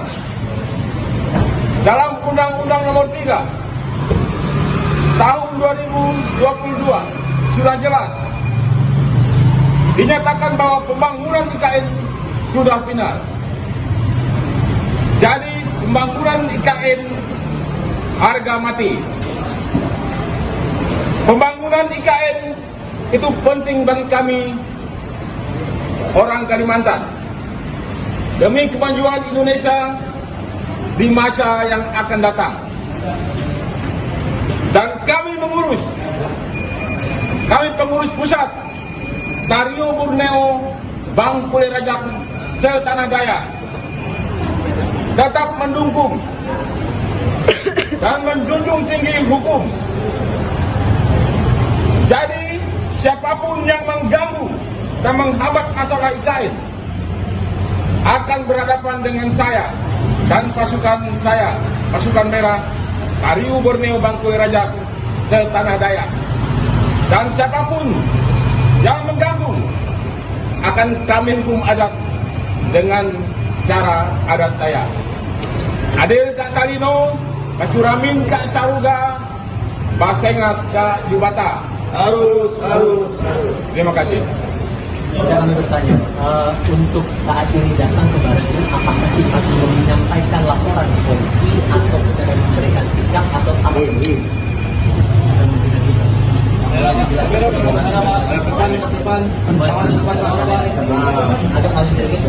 Kita hanya memberikan sikap aja. Ada hal-hal yang lain yang akan terjadi. Jadi saya kebetulan mewakili beliau selaku lawyernya. Saya minta ya jangan sekali-sekali lagi untuk menghina presiden. Itu aja. Ya.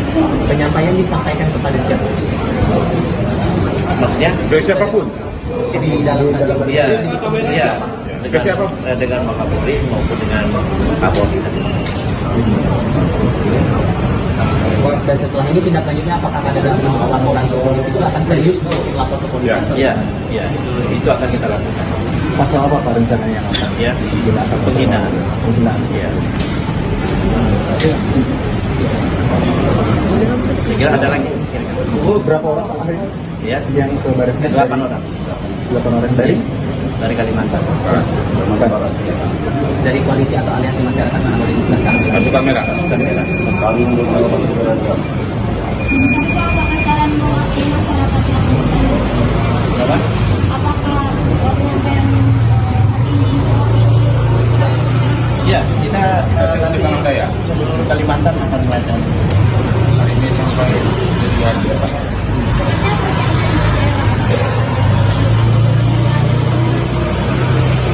Kita di setiap daerah melaporkan sama. Kita semua masyarakat adat Dayak dan khusus pasukan merah. Hari ini sudah mulai melaporkan. seperti diarahkan ada Ya, mungkin lebih detail poin-poin apa saja yang dilaporkan? Ya.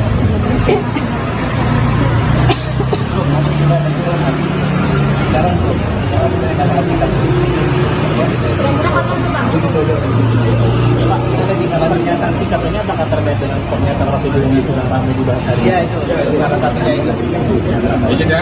Siap. Kita menuju bandara soalnya. Langsung balik ke Makasih ya. Rekan-rekan ya.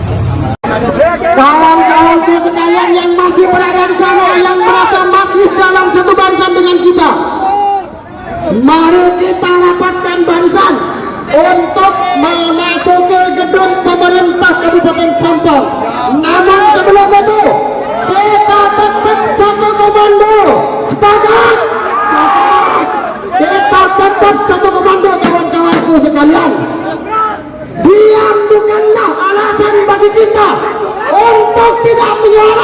suatu kebaikan.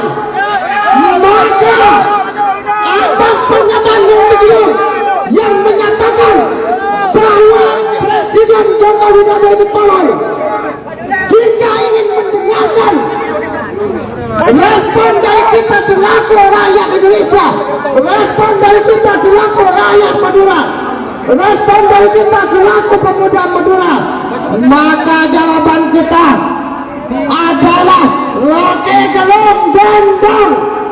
Ya kawan-kawan, namun sebelum itu teman-teman sekalian, saya minta untuk teman-teman yang masih berada di luar barisan untuk tetap satu komando dan merapat ke pagar pemerintah Kabupaten Sampang, karena sebentar lagi kita akan memasuki gedung pemerintah Kabupaten Sampang.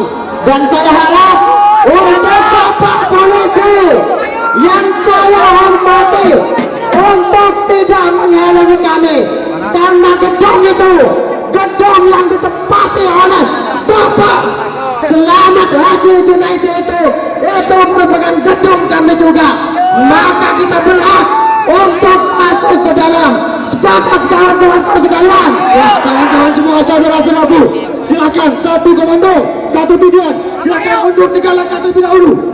Mundur 3 langkah terlebih dahulu. Oke, mundur. Kita selama Bapak kepolisian menghormati kita, maka kita harus menghormati. Silakan satu komando, silakan mundur 3 langkah. Mundur 3 langkah terlebih dahulu kawan-kawan. Tapi dalam waktu dekat, jika Bapak Bupati yang terhormat tetap tidak menemui kami, jangan salahkan kami Bapak. Kami mohon izin, karena kami juga rakyat sampian, kami juga masyarakat di sampian yang harus ditemui dan juga harus difasilitasi. Kalau Bapak terus menghindar dan bersembunyi, maka katakan bahwasanya kita bisa dikatakan tidak dianggap sebagai warga sampian. Sepakat kawan-kawan? Sepakat. Pemerintah kena mundur kena. Ikut arahan ini. Mundur toba. Satu komando. Satu tujuan. Ale tak lantung untuk merapat ke depan. Untuk merapat ke depan. Kita menyambut baik Bapak Bupati dan Wakil Bupati Sampang untuk menemui kita, untuk menemui masa aksi. Jadi yang masih dipilih untuk merapat di depan pagar.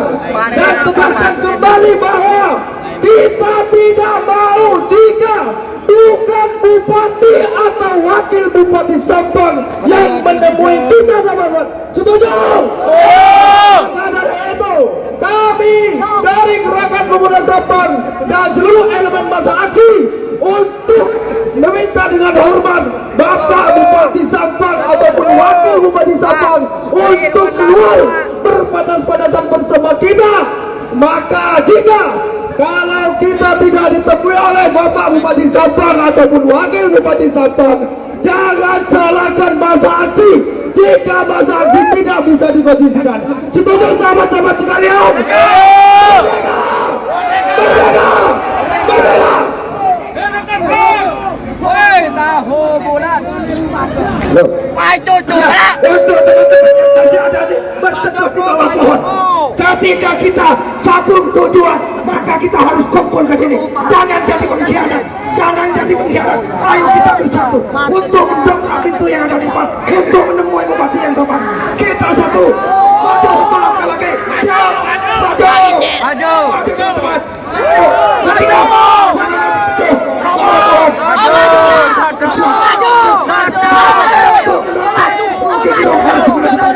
untuk melarang Rocky Gerung.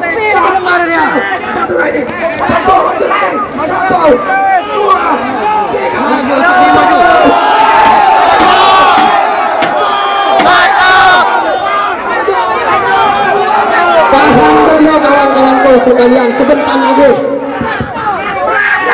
Bapak Polisi jangan coba halangi kami. Kita tidak ingin anarkis dari kita. Kita keras panas menunggu Bapak Bupati Sampang. Mohon untuk Bapak Bupati Sampang yang masih berada di dalam, yang masih enak-enakan dengan AC-nya, untuk segera menemui kami yang telah datang dari berbagai macam penjuru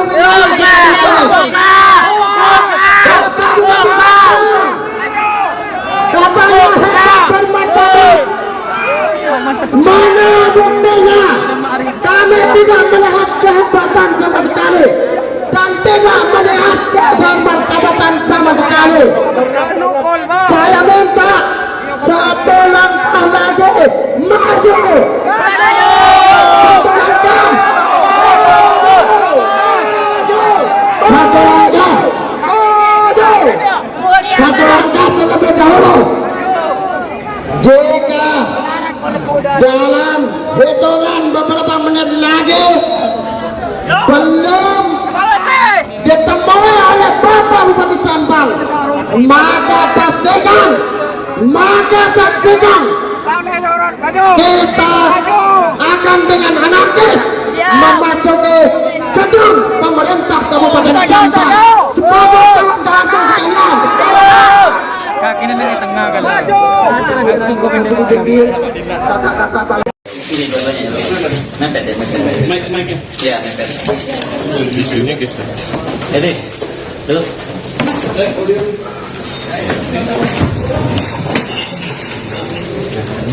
Gua tunggu dari lu. Gus, sudah Gus? Satu. Oke, lanjut. Oke, ya, mulai ya. Bismillahirrahmanirrahim. Assalamualaikum warahmatullahi wabarakatuh. Salam sejahtera untuk kita semua, teman-teman media. Terima kasih sudah hadir walaupun undangannya mendadak ya. Tadi memang Bung Rocky merasa ingin perlu bertemu dengan teman-teman daripada banyak sekali pertanyaan masuk satu persatu daripada dijawab satu-satu, lebih baik kita ketemu langsung di dia Bung Rocky ya. Betul. Kita ngomongin apa hari ini? Soal PT 0%. Oke. Jadi kita ngomongin hari ini soal PT 0% ya. Silakan Bung Rocky untuk menjelaskan soal PT 0% itu. Semuanya dimulai dari soal PT 0%. Mike. Mic-nya mepet.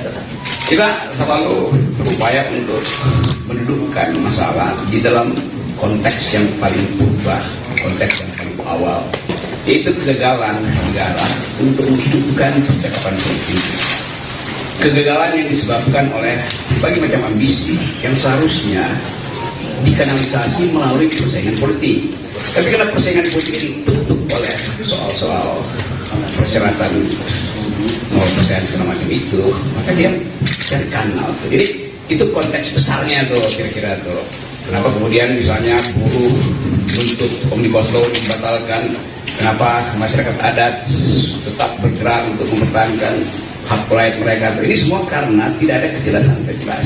Tapi itu saya jadikan aja sebagai patokan kalau kita bicara. Yang lebih penting adalah saya mengantisipasi pertanyaan wartawan yang berat. Jadi itu intinya.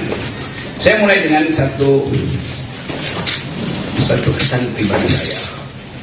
Selama kurang lebih 1 minggu ini, ketika kasus ini mulai beredar, saya ada di mungkin 9-10 kota di Lombok, Jawa Timur, Jawa Tengah, diundang oleh para mahasiswa itu dengan maksud saya memberi kuliah sebagai umum. Tetapi dari seluruh undangan seminggu ini, seluruhnya dipersekusi. Saya nggak boleh masuk kampus, saya nggak boleh ketemu akademisi itu. Jadi ada dugaan saya bahwa soal ini soal biasa aja kan. Mau dihukum, oke. Tetapi jangan halangi saya bicara dengan para mahasiswa itu. Yang menggemparkan kemarin adalah di yang saya tahu di Jogja itu saya dihalangi untuk ketemu dengan lebih 1.500-2.000 mahasiswa. Justru itu dihalangi oleh PDIP. Dan saya merasa buat apa menghalangi saya? Toh kalian partai, kalian punya kekuatan untuk mengubah undang-undang itu. Silahkan ubah undang-undang di DPR, ubah intelektual atau akademisi atau kritis sosial, nggak boleh bertemu mahasiswa itu. Jadi itu yang saya sayangkan. Padahal saya bertahun-tahun mengajar di sekolah Megawati itu tentang pikiran bangsa. Jadi kalau saya menerangkan pikiran bangsa, kok dihalangi oleh partai? Gimana saya mengajar tentang pikiran bangsa? Tapi saya paham itu. Jadi terlihat di publik sekarang ada perselisihan tentang kasus saya. Mereka yang mengerti pro saya mengatakan bahwa itu bukan hinaan, itu kritik. Kalau saya lanjutkan argumennya. Jadi saya berterima kasih kepada mereka yang menganggap bahwa saya justru membuka pembicaraan untuk menghidupkan diskursus tentang apa sebetulnya yang disebut kritik publik terhadap pejabat publik. Nah, saya berterima kasih pada mereka. Mereka mendukung saya banyak wawancara di media massa tuh, dan bahkan sebagian memuji-muji saya bahwa saya memulai satu tradisi untuk memperlihatkan bahwa diskursus publik itu tidak boleh dihalangi oleh dendam pribadi. Memang itu dasarnya. Jadi sekali lagi itu poinnya. Tetapi saya mengerti bahwa kasus ini kemudian membuka perselisihan di publik antara yang pro dan kontra. Nah itu yang membuat kehebohan. Kehebohan itu bisa ditafsirkan sebagai keonaran secara hukum itu.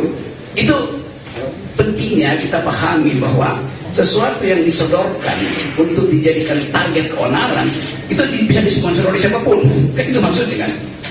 Nah saya minta maaf terhadap keadaan hari ini yang menyebabkan perselisihan itu berlanjut tanpa arah itu. Tentu saya merasa kok ini kenapa nggak bisa diselesaikan secara hukum. Jadi sekali lagi saya menyesalkan bahwa persoalan hukum yang dari awal saya katakan ini adalah kritik saya terhadap Presiden Jokowi yang saya ucapkan dengan sangat tajam, dan biasanya saya lakukan itu di mana-mana. Saya tidak mengkritik atau menghina Jokowi sebagai individu, tidak, karena ada urusan saya dengan Pak Jokowi. Karena itu saya kira Pak Jokowi juga mengerti itu yang menyebabkan Pak Jokowi tidak mau melaporkan saya. Kan Pak Jokowi mengerti bahwa yang saya ucapkan itu adalah kritik terhadap kedudukan publik dia, jabatan publik dia. Pokoknya di situ dulu. Jadi bab pertama saya mau terangkan bahwa di dalam demokrasi persaingan pikiran itu dilegalkan, bahkan dianjurkan, supaya kita bisa menapis mana yang disembunyikan, mana yang sebetulnya genuine, mana yang sebetulnya palsu.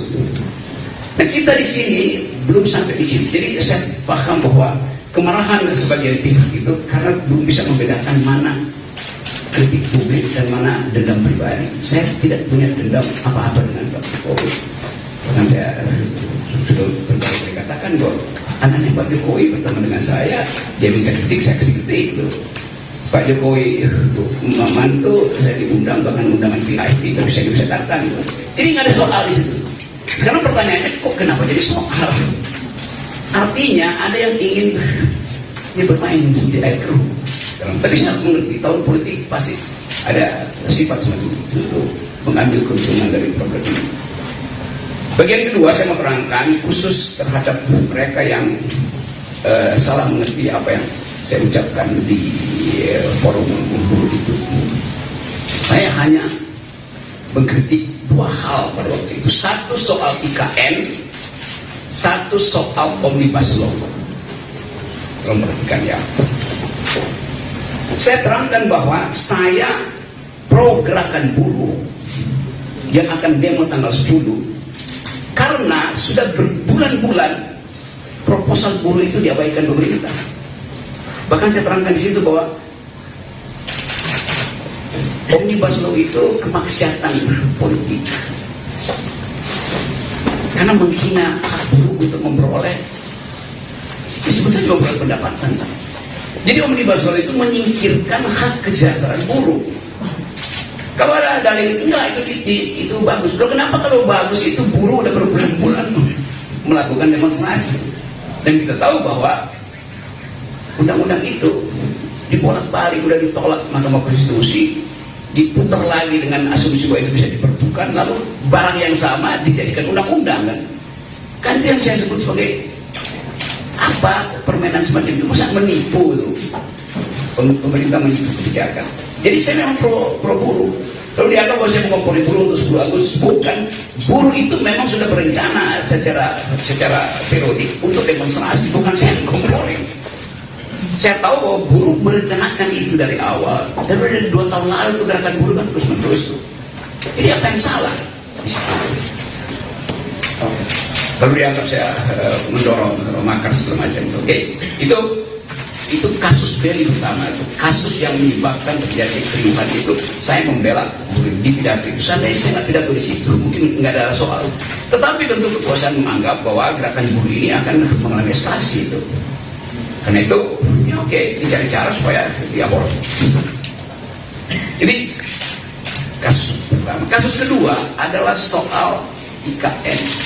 Tiba-tiba masyarakat Dayak menganggap saya menghina adat Dayak. Di mana hinaannya?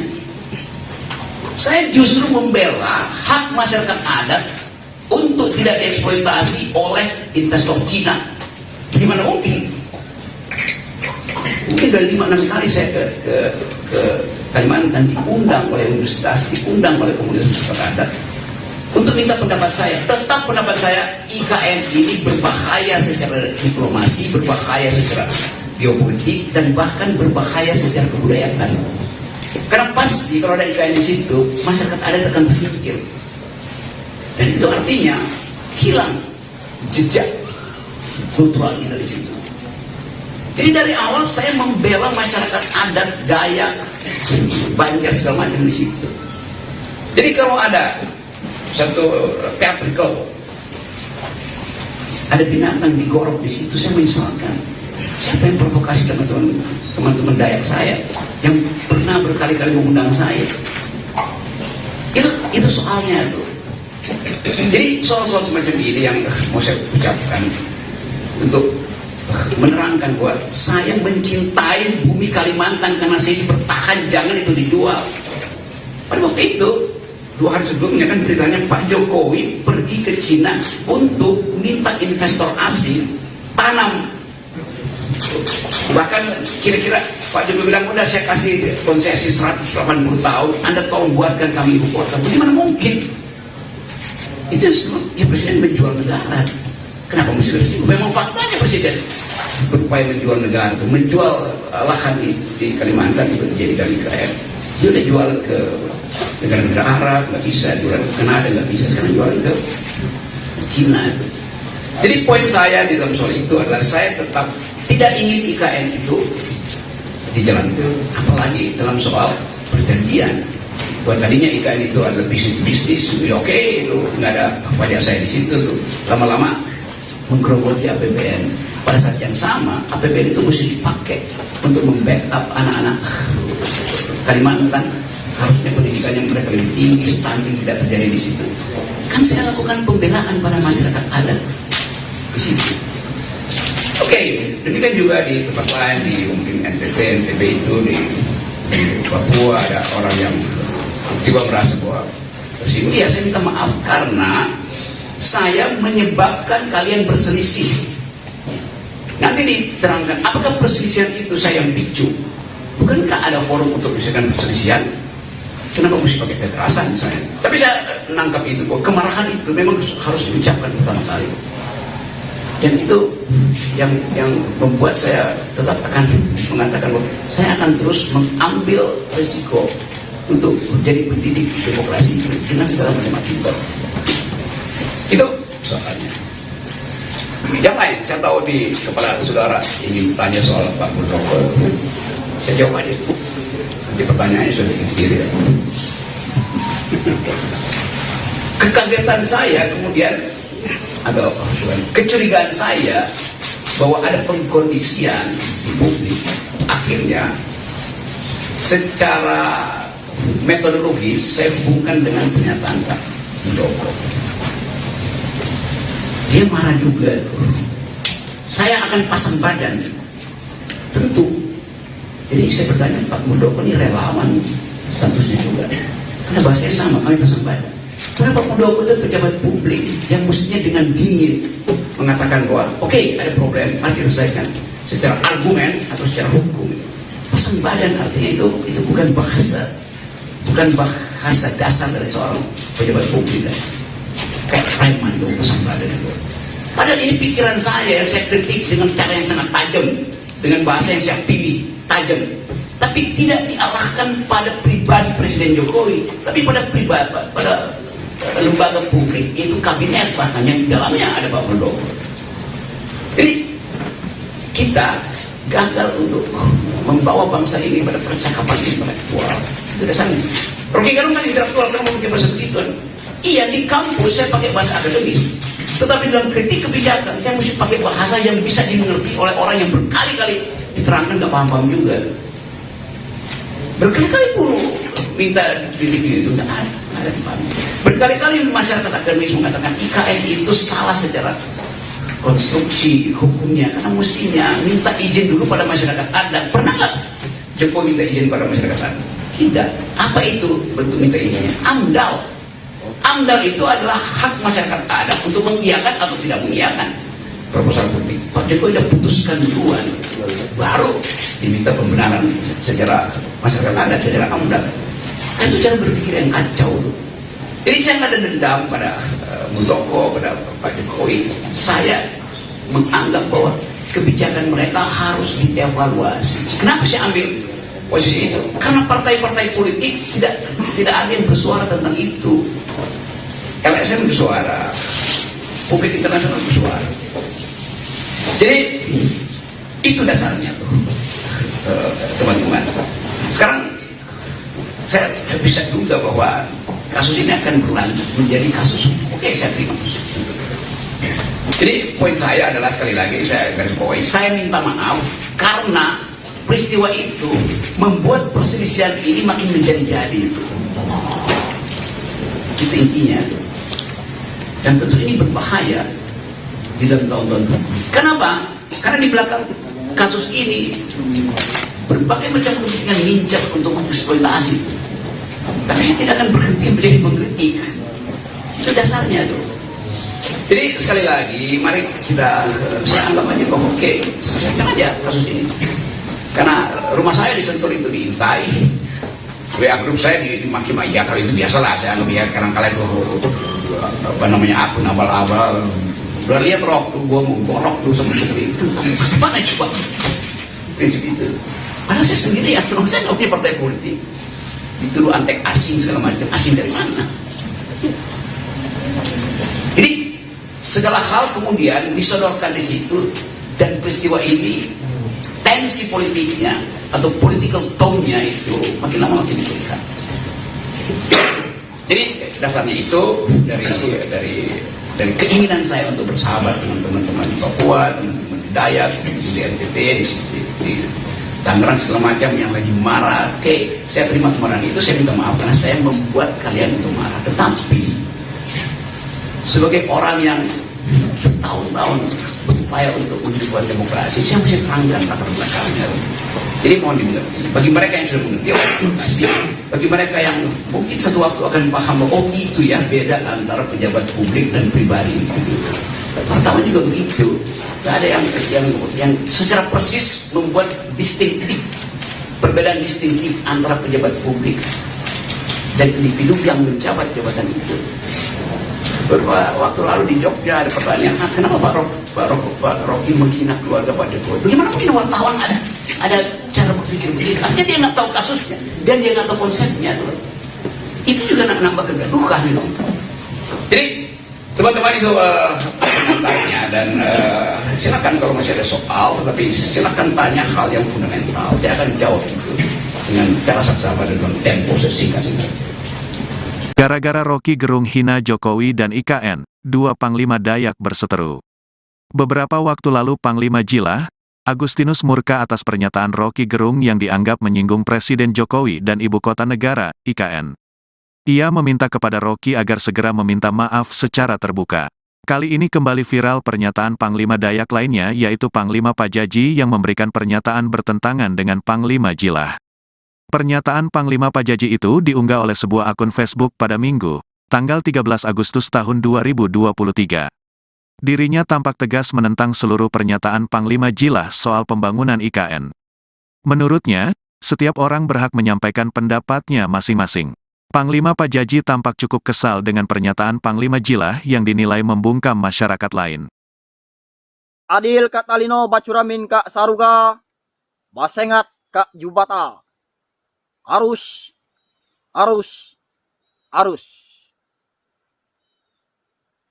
Untuk saudaraku,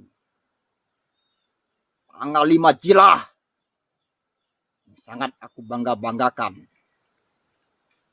Dan sangat saya mulia-muliakan. Sangat saya puja-puja.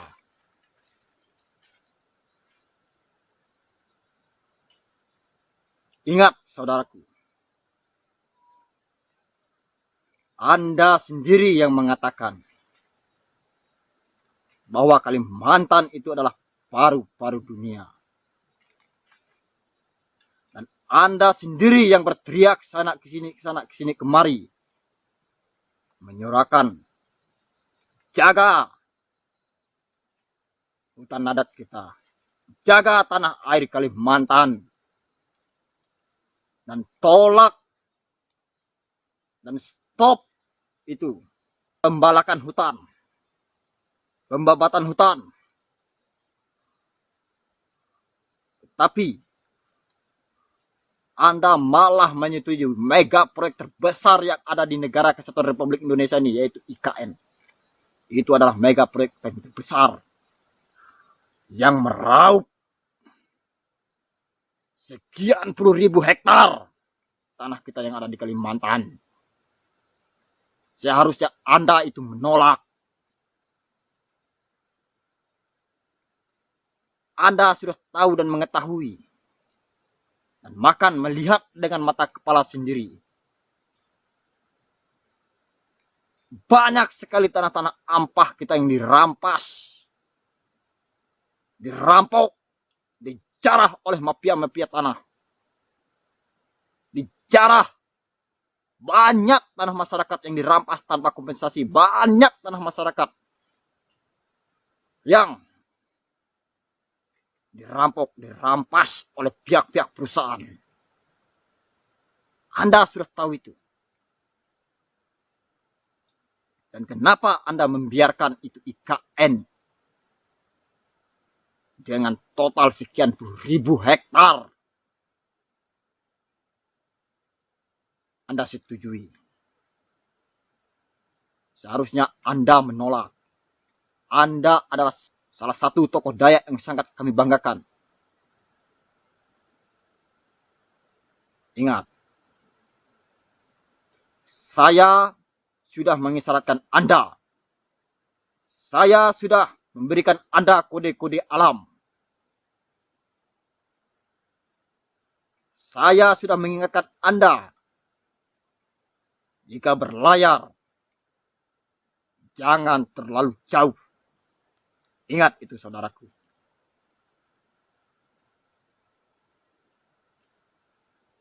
Dan saya sudah memberikan Anda kode-kode alam. Apakah Anda tidak mengetahuinya? Yang saya maksudkan Pulau Mas itu adalah Kalimantan. Yang saya maksudkan bala, pasukan Kamang Tariu Bala Seribu itu adalah pasukan Dayak. Kali ini saya akan menerangkan terang-terangan, tidak lagi melalui perumpamaan kepada Anda. Apakah Anda tidak tahu? Apakah leluhur tidak memberitahu Anda bahwa pertumpahan darah terbesar yang akan terjadi di Kalimantan itu disebabkan oleh mega proyek IKN? Apa Anda tidak tahu? Seharusnya Anda tahu, Anda seorang panglima. Kemana leluhur? Kemana nenek? Epi Pahyangan? Mimpin yang berasal dari utara Pulau Mas, Pulau Kalimantan. Itu berasal dari Kalimantan Utara. Yang akan memicu, memecahkan pertumpahan darah terbesar yang akan terjadi di Kalimantan. Saya sudah memberikan Anda kode-kode alam. Saya sudah mengingatkan Anda, memberikan Anda isyarat. Bala pasukan yang saya masukkan adalah pasukan Anda.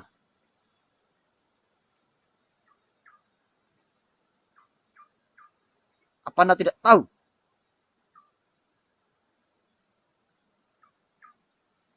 Ingat, pemimpin Dayak yang berasal dari Kalimantan Utara sebelah timur, itulah yang akan menyebabkan pertumpahan darah, perpecahan darah terbesar yang tidak pernah terjadi, akan terjadi di Kalimantan ini. Itulah sebabnya saya berisi keras menolak mega proyek IKN itu. Yang saya maksudkan, Istana Dayak adalah Dayak Center yang akan didirikan di Kalimantan Timur. Disitulah pertumpahan darah akan terjadi, korban jiwa melebihi dari 30 orang dan bahkan lebih dari itu. Sehingga memicu amarah pemimpin Dayak yang berasal dari Kalimantan Timur. Dari situlah pertumpahan darah yang akan terjadi. Itu yang saya maksudkan. Apa Anda tidak tahu? Saya bukan ahli nujum, ahli terawang. Dan saya bukan nabi ataupun mesias. Tetapi sudah kita ketahui. Sekian tahun, sekian ratus tahun yang lalu. Para leluhur sudah meramalkan. Sudah berapa generasi diterangkan. Dan sudah dijelaskan tanda-tandanya. Itu yang saya maksudkan. Saya mencegah itu IKN. Saya mencegah pertumpahan darah yang akan terjadi. Itulah sebabnya saya berisi keras menolak mega proyek IKN.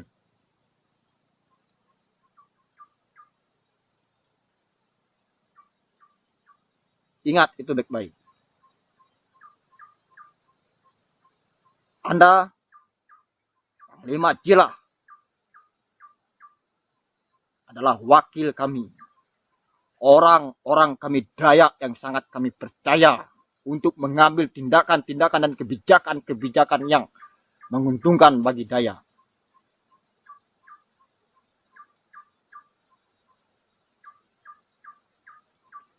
Anda adalah utusan kami dari Kalimantan ini yang sangat kami percayai. Simak baik-baik untuk saudaraku. Adil Katalino, Bacuramin Kak Saruga, Basengat Kak Jubata. Arus. Agi hidup, agi mansengat, agi hidup, agi ngelaban, agi hidup, agi melawan. Lawan ketidakadilan di tanah air ini. Di muka bumi ini. Biar langit ini runtuh. Kebenaran, keadilan, tetap harus ditegakkan. Bacuramin Kak Saruga, Basengat Kak Jubata. Arus. Kami masyarakat Dayak marah. Tidak boleh ada lagi yang menghina presiden. Presiden itu adalah simbol negara. Menghina presiden sama saja dengan menghina negara. Kami juga tidak terima orang-orang yang mengganggu pembangunan IKN. IKN itu kebanggaan masyarakat Kalimantan. Dalam Undang-Undang Nomor 3 Tahun 2022 sudah jelas dinyatakan bahwa pembangunan IKN sudah final. Jadi pembangunan IKN harga mati. Pembangunan IKN itu penting bagi kami orang Kalimantan demi kemajuan Indonesia di masa yang akan datang. Dan kami pengurus pusat Tario Borneo Bangkule Rajak Setanah Dayak tetap mendukung dan menjunjung tinggi hukum. Jadi siapapun yang mengganggu dan menghambat masalah IKN akan berhadapan dengan saya dan pasukan saya, pasukan merah Tario Borneo Bangkule Rajak Setanah Dayak. Dan siapapun yang mengganggu akan kami hukum adat dengan cara adat Dayak. Adil Kak Talino, Bacuramin Kak Saruga, Basengat Kak Jubata. Harus. Terima kasih. Jangan bertanya, untuk saat ini datang ke Baratnya, apakah Pak belum menyampaikan laporan ke polisi atau secara memberikan sikap atau apa?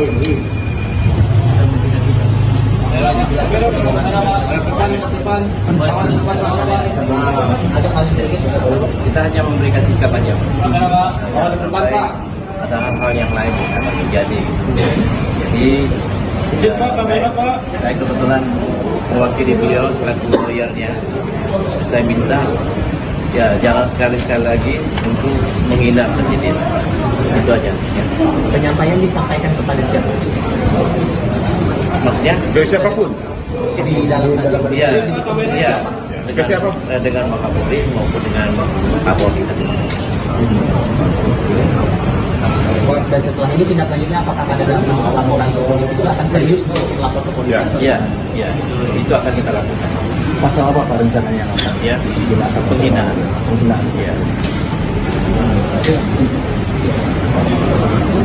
Kira ada lagi? berapa orang Pak akhirnya Ya, yang ke baris krim? 8 orang 8 orang dari Kalimantan. Dari koalisi atau aliansi masyarakat mana boleh dijelaskan? Pasukan merah. Pasukan merah. Apakah saran mewakili masyarakat yang Apa? apakah penyampaian hari ini Ya, kita Seksi Tanah Daya. seluruh Kalimantan akan melayani. Hari ini sampai jadi hari depan.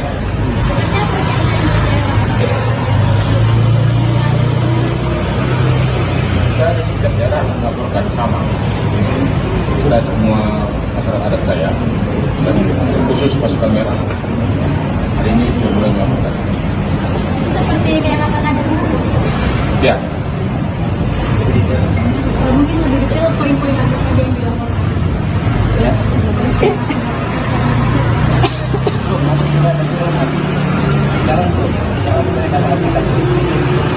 Kira-kira kapan tuh Bang? Pak, ada pernyataan sikap ini apakah terkait dengan pernyataan Rocky Gerung yang sedang ramai dibahas hari ini? Ya, itu salah satunya itu. izin ya. Siap. Kita menuju bandara soalnya. Langsung balik ke Makasih ya. Rekan-rekan ya. Kawan-kawanku sekalian yang masih berada di sana, yang merasa masih dalam satu barisan dengan kita, mari kita rapatkan barisan untuk memasuki gedung pemerintah Kabupaten Sampang. Namun sebelum itu, kita tetap satu komando. Sepakat? Kita tetap satu komando, kawan-kawanku sekalian. Diam bukanlah alasan bagi kita untuk tidak menyuarakan suatu kebaikan. Maka atas pernyataan beliau yang menyatakan bahwa Presiden Joko Widodo itu tolol, jika ingin mendengarkan respon dari kita selaku rakyat Indonesia, respon dari kita selaku rakyat Madura, respon dari kita selaku pemuda Madura, maka jawaban kita adalah Rocky Gerung Dendang. Ya kawan-kawan, namun sebelum itu teman-teman sekalian, saya minta untuk teman-teman yang masih berada di luar barisan untuk tetap satu komando dan merapat ke pagar pemerintah Kabupaten Sampang, karena sebentar lagi kita akan memasuki gedung pemerintah Kabupaten Sampang. Dan saya harap untuk Bapak Polisi yang saya hormati untuk tidak menghalangi kami, karena gedung itu gedung yang ditempati oleh Bapak Selamat Haji Junaidi itu merupakan gedung kami juga. Maka kita berhak untuk masuk ke dalam. Sepakat kawan-kawan sekalian? Kawan-kawan semua saudara-saudaraku, silakan satu komando, satu tujuan. Silakan mundur 3 langkah terlebih dahulu. Mundur 3 langkah terlebih dahulu. Kita selama Bapak kepolisian menghormati kita, maka kita harus menghormati. Silakan satu komando, silakan mundur 3 langkah. Mundur 3 langkah terlebih dahulu kawan-kawan. Tapi dalam waktu dekat, jika Bapak Bupati yang terhormat tetap tidak menemui kami, jangan salahkan kami Bapak. Kami mohon izin, karena kami juga rakyat Sampian, kami juga masyarakat di Sampian yang harus ditemui dan juga harus difasilitasi. Kalau Bapak terus menghindar dan bersembunyi, maka katakan bahwasanya kita bisa dikatakan tidak dianggap sebagai warga Sampian. Sepakat kawan-kawan?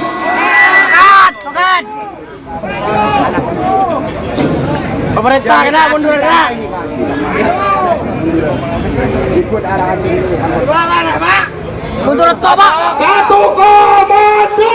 Satu tujuan. Bapak, jalan tol untuk merapat ke depan.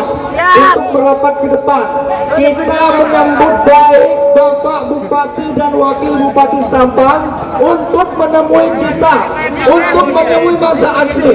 Jadi yang masih dipilih untuk merapat di depan pagar, dan tegaskan kembali bahwa kita tidak mau jika bukan Bupati atau Wakil Bupati Sampang yang menemui kita, teman-teman. Setuju? Maka dari itu, kami dari Gerakan Pemuda Sampang dan seluruh elemen masa aksi untuk meminta dengan hormat Bapak Bupati Sampang ataupun Wakil Bupati Sampang untuk keluar berpadas-padasan bersama kita. Maka jika kalau kita tidak ditemui oleh Bapak Bupati Sampang ataupun Wakil Bupati Sampang, jangan salahkan masa aksi jika masa aksi tidak bisa dikondisikan. Setuju sahabat-sahabat sekalian? Merdeka! Merdeka! Tahu bulan. Maju untuk teman-teman yang masih ada di berteduh di bawah pohon. Ketika kita satu tujuan, maka kita harus kumpul ke sini. Jangan jadi pengkhianat, jangan jadi pengkhianat. Ayo kita bersatu untuk mendongkrak pintu yang ada di depan, untuk menemui bupati yang tepat. Kita satu, maju betul lagi. Siap, maju, maju, teman-teman. Ketiga,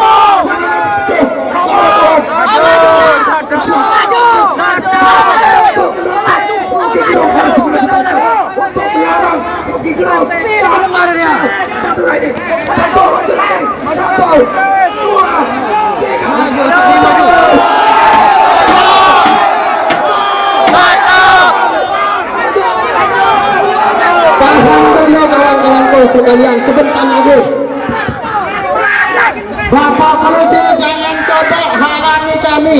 Kita tidak ingin anarkis dari kita. Kita keras panas menunggu Bapak Bupati Sampang. Mohon untuk Bapak Bupati Sampang yang masih berada di dalam, yang masih enak-enakan dengan AC-nya, untuk segera menemui kami yang telah berpanasan, yang telah datang dari berbagai macam penjuru wilayah.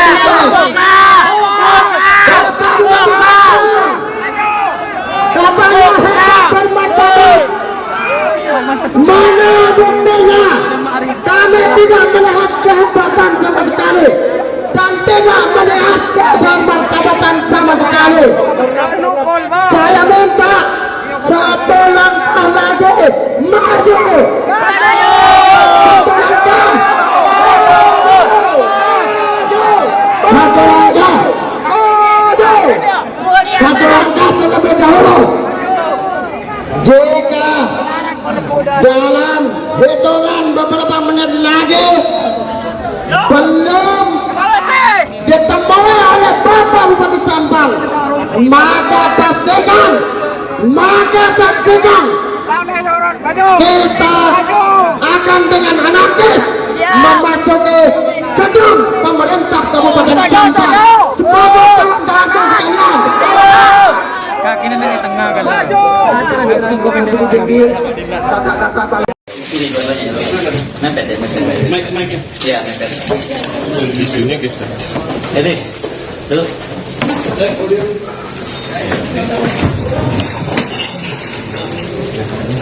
Gua tunggu dari lu. Sudah, Gus? Satu. Oke, lanjut. Oke, ya, mulai ya. Bismillahirrahmanirrahim. Assalamualaikum warahmatullahi wabarakatuh. Salam sejahtera untuk kita semua, teman-teman media. Terima kasih sudah hadir walaupun undangannya mendadak ya. Tadi memang Bung Rocky merasa ingin perlu bertemu dengan teman-teman, daripada banyak sekali pertanyaan masuk satu persatu, daripada dijawab satu-satu, lebih baik kita ketemu langsung di dia Bung Rocky ya. Betul. Kita ngomongin apa hari ini? Soal PT 0%. Oke. Jadi kita ngomongin hari ini soal PT 0% ya. Silakan Bung Rocky untuk menjelaskan soal PT 0% itu. Semuanya dimulai dari soal PT 0%. Mike. Mike-nya harus mepet tetap. Kita selalu berupaya untuk mendudukkan masalah di dalam konteks yang paling purba, konteks yang paling awal, yaitu kegagalan negara untuk menghidupkan percakapan politik. Kegagalan yang disebabkan oleh berbagai macam ambisi yang seharusnya dikanalisasi melalui persaingan politik. Tapi karena persaingan politik ditutup oleh soal-soal persyaratan 0% segala macam itu, maka dia cari kanal. Jadi itu konteks besarnya tuh kira-kira tuh. Kenapa kemudian misalnya buruh menuntut Omnibus Law dibatalkan? Kenapa masyarakat adat tetap bergerak untuk mempertahankan hak lain mereka? Ini semua karena tidak ada kejelasan regulasi. Tapi itu saya jadikan aja sebagai patokan kalau kita bicara. Yang lebih penting adalah saya mengantisipasi pertanyaan-pertanyaan wartawan yang lebih berat. Jadi itu intinya. Saya mulai dengan satu kesan pribadi saya. Selama kurang lebih 1 minggu ini, ketika kasus ini mulai beredar, saya ada di mungkin 9-10 kota di Lombok, Jawa Timur, Jawa Tengah, diundang oleh para mahasiswa itu dengan maksud saya memberi kuliah seperti umum. Tetapi dari seluruh undangan seminggu ini, seluruhnya dipersekusi. Saya nggak boleh masuk kampus, saya nggak boleh ketemu akademisi itu. Jadi ada dugaan saya bahwa soal ini soal biasa aja kan. Mau dihukum, oke. Tetapi jangan halangi saya bicara dengan para mahasiswa itu. Nah, yang menggemparkan kemarin adalah di yang saya tahu di Jogja itu saya dihalangi untuk ketemu dengan kurang lebih 1.500-2.000 mahasiswa. Justru itu dihalangi oleh PDIP. Dan saya merasa buat apa menghalangi saya? Loh, kalian partai, kalian punya kekuatan untuk mengubah undang-undang itu. Silahkan ubah undang-undang di DPR, ubah intelektual atau akademisi atau kritis sosial, nggak boleh bertemu mahasiswa itu. Jadi itu yang saya sayangkan. Padahal saya bertahun-tahun mengajar di sekolah Megawati itu tentang pikiran bangsa. Jadi kalau saya menerangkan pikiran bangsa, kok dihalangi oleh partai? Gimana saya mengajar tentang pikiran bangsa? Tapi saya paham itu. Jadi terlihat di publik sekarang ada perselisihan tentang kasus saya. Mereka yang mengerti pro saya mengatakan bahwa itu bukan hinaan, itu kritik. Kalau secara lanjutkan argumennya. Jadi saya berterima kasih kepada mereka yang menganggap bahwa saya justru membuka pembicaraan untuk menghidupkan diskursus tentang apa sebetulnya yang disebut kritik publik terhadap pejabat publik. Nah, saya berterima kasih kepada mereka. Mereka mendukung saya banyak wawancara di media massa tuh, dan bahkan sebagian memuji-muji saya bahwa saya memulai satu tradisi untuk memperlihatkan bahwa diskursus publik itu tidak boleh dihalangi oleh dendam pribadi. Memang itu dasarnya. Jadi sekali lagi itu poinnya. Tetapi saya mengerti bahwa kasus ini kemudian membuka perselisihan di publik antara yang pro dan kontra. Nah, itu yang membuat kehebohan. Kehebohan itu bisa ditafsirkan sebagai keonaran secara hukum itu. Itu pentingnya kita pahami bahwa sesuatu yang disodorkan untuk dijadikan target keonaran itu bisa disponsor oleh siapapun. Kan itu maksudnya kan. Nah, saya minta maaf terhadap keadaan hari ini yang menyebabkan perselisihan itu berlanjut tanpa arah itu. Lalu saya merasa, kok ini kenapa nggak bisa diselesaikan secara hukum? Jadi sekali lagi saya menyesalkan bahwa persoalan hukum yang dari awal saya katakan ini adalah kritik saya terhadap Presiden Jokowi yang saya ucapkan dengan sangat tajam, dan biasa saya lakukan itu di mana-mana. Saya tidak mengkritik atau menghina Jokowi sebagai individu, tidak, karena ada urusan saya dengan Pak Jokowi. Karena itu saya kira Pak Jokowi juga mengerti itu yang menyebabkan Pak Jokowi tidak mau melaporkan saya. Kan Pak Jokowi mengerti bahwa yang saya ucapkan itu adalah kritik terhadap kedudukan publik dia, jabatan publik dia. Poinnya di situ dulu. Jadi bab pertama saya mau terangkan bahwa di dalam demokrasi persaingan pikiran itu dilegalkan, bahkan dianjurkan, supaya kita bisa menapis mana yang disembunyikan, mana yang sebetulnya genuine, mana yang sebetulnya palsu.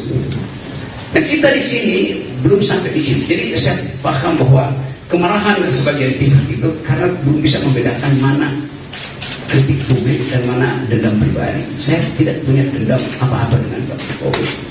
Bahkan saya sudah berkali-kali katakan bahwa anaknya Pak Jokowi bertemu dengan saya, dia minta kritik, saya kasih kritik gitu. Pak Jokowi mantu saya diundang, bahkan undangan VIP, tapi saya bisa datang. Jadi nggak ada soal di situ. Sekarang pertanyaannya, kok kenapa jadi soal? Artinya ada yang ingin dia bermain di air keruh. Tapi saya mengerti tahun politik pasti ada sifat semacam itu untuk mengambil keuntungan dari program ini. Bagian kedua saya mau terangkan khusus terhadap mereka yang salah mengerti apa yang saya ucapkan di forum buruh itu. Saya hanya mengkritik dua hal pada waktu itu. Satu soal IKN, satu soal Omnibus Law. Tolong perhatikan ya. Saya terangkan bahwa saya pro gerakan buruh yang akan demo tanggal 10 karena sudah berbulan-bulan proposal buruh itu diabaikan pemerintah. Bahkan saya terangkan di situ bahwa Omnibus Law itu kemaksiatan politik karena menghina hak buruh untuk memperoleh sebetulnya juga bukan pendapatan. Jadi Omnibus Law itu menyingkirkan hak kesejahteraan buruh. Kalau ada dalil enggak itu bagus. Loh, kenapa kalau bagus itu buruh udah berbulan-bulan melakukan demonstrasi?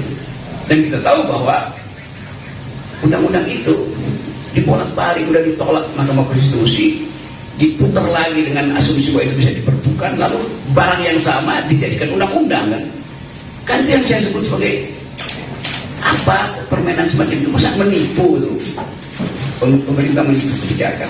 Jadi saya memang pro buruh. Kalau dianggap bahwa saya mengompori buruh untuk 10 Agustus, bukan.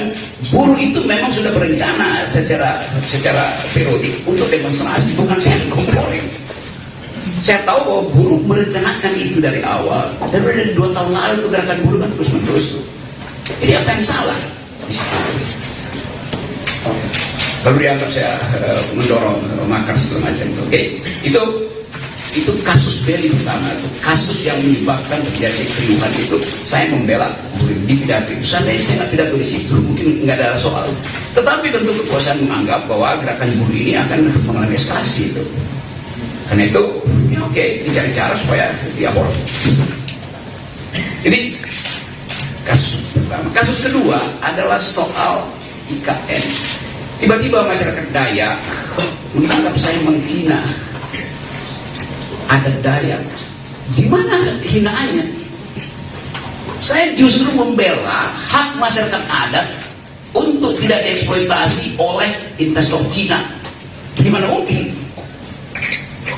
Mungkin dari 5-6 kali saya ke Kalimantan diundang oleh universitas, diundang oleh komunitas masyarakat adat untuk minta pendapat saya. Tetap pendapat saya, IKN ini berbahaya secara diplomasi, berbahaya secara geopolitik, dan bahkan berbahaya secara kebudayaan. Karena pasti kalau ada IKN di situ, masyarakat adat akan tersingkir. Dan itu artinya hilang jejak kultural kita di situ. Jadi dari awal saya membela masyarakat adat Dayak, Banjar segala macam di situ. Jadi kalau ada satu teatrikal, ada binatang digorok di situ, saya menyesalkan. Siapa yang provokasi teman-teman Dayak saya yang pernah berkali-kali mengundang saya? Itu soalnya tuh. Jadi soal-soal semacam ini yang mau saya ucapkan untuk menerangkan bahwa saya mencintai bumi Kalimantan karena saya dipertahan, jangan itu dijual. Pada waktu itu 2 hari sebelumnya kan beritanya Pak Jokowi pergi ke Cina untuk minta investor asing tanam. Bahkan kira-kira Pak Jokowi bilang, udah saya kasih konsesi 180 tahun, Anda tolong buatkan kami ibu kota. Bagaimana mungkin? Itu ya presiden menjual negara. Kenapa mesti bersih? Memang faktanya presiden berupaya menjual negara, menjual lahan di Kalimantan itu jadi kali IKN. Dia udah jual ke negara-negara Arab, nggak bisa, jual ke Kanada nggak bisa, sekarang jual ke Cina. Jadi poin saya di dalam soal itu adalah saya tetap tidak ingin IKN itu dijalankan, apalagi dalam soal perjanjian. Buat tadinya IKN itu adalah bisnis, oke, itu nggak ada wajah saya di situ. Lama-lama menggerogoti APBN. Pada saat yang sama, APBN itu mesti dipakai untuk membackup anak-anak Kalimantan. Harusnya pendidikannya mereka lebih tinggi, stunting tidak terjadi di situ. Kan saya lakukan pembelaan pada masyarakat adat di situ. Oke, demikian juga di tempat lain, di mungkin NTT, NTB itu di Papua ada orang yang tiba merasa bahwa ya saya minta maaf karena saya menyebabkan kalian berselisih. Nanti diterangkan apakah perselisihan itu saya yang picu. Bukankah ada forum untuk menyelesaikan perselisihan? Kenapa mesti pakai kekerasan misalnya? Tapi saya menangkap itu bahwa kemarahan itu memang harus diucapkan pertama kali. Dan itu yang membuat saya tetap akan mengatakan bahwa saya akan terus mengambil risiko untuk menjadi pendidik demokrasi dengan segala macam akibat. Itu soalnya. Yang lain, saya tahu di kepala saudara ingin tanya soal Pak Muldoko. Saya jawab aja. Nanti pertanyaannya sudah bikin sendiri. Ya. Kekagetan saya kemudian, atau kecurigaan saya bahwa ada pengkondisian di publik, akhirnya secara metodologis saya hubungkan dengan pernyataan Pak Muldoko. Dia marah juga tuh. Saya akan pasang badan, tentu. Jadi saya bertanya, Pak Muldoko ini relawan statusnya juga, karena bahasanya sama, kami pasang badan. Karena Pak Muldoko itu pejabat publik yang mestinya dengan dingin mengatakan bahwa oke, ada problem, mari kita selesaikan secara argumen atau secara hukum. Pasang badan artinya itu bukan bahasa dasar dari seorang pejabat publik. Kayak preman itu pasang badan itu.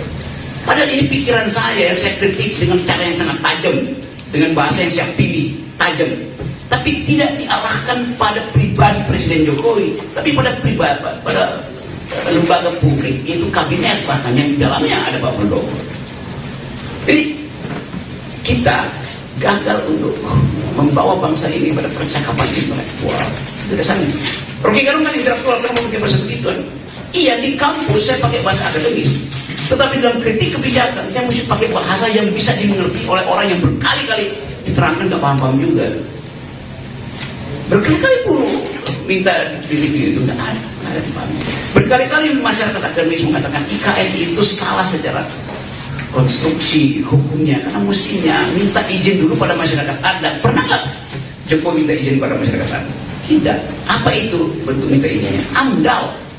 AMDAL itu adalah hak masyarakat adat untuk mengiyakan atau tidak mengiyakan proposal publik. Pak Jokowi sudah putuskan duluan, baru diminta pembenaran secara masyarakat adat, secara AMDAL. Kan itu cara berpikir yang kacau.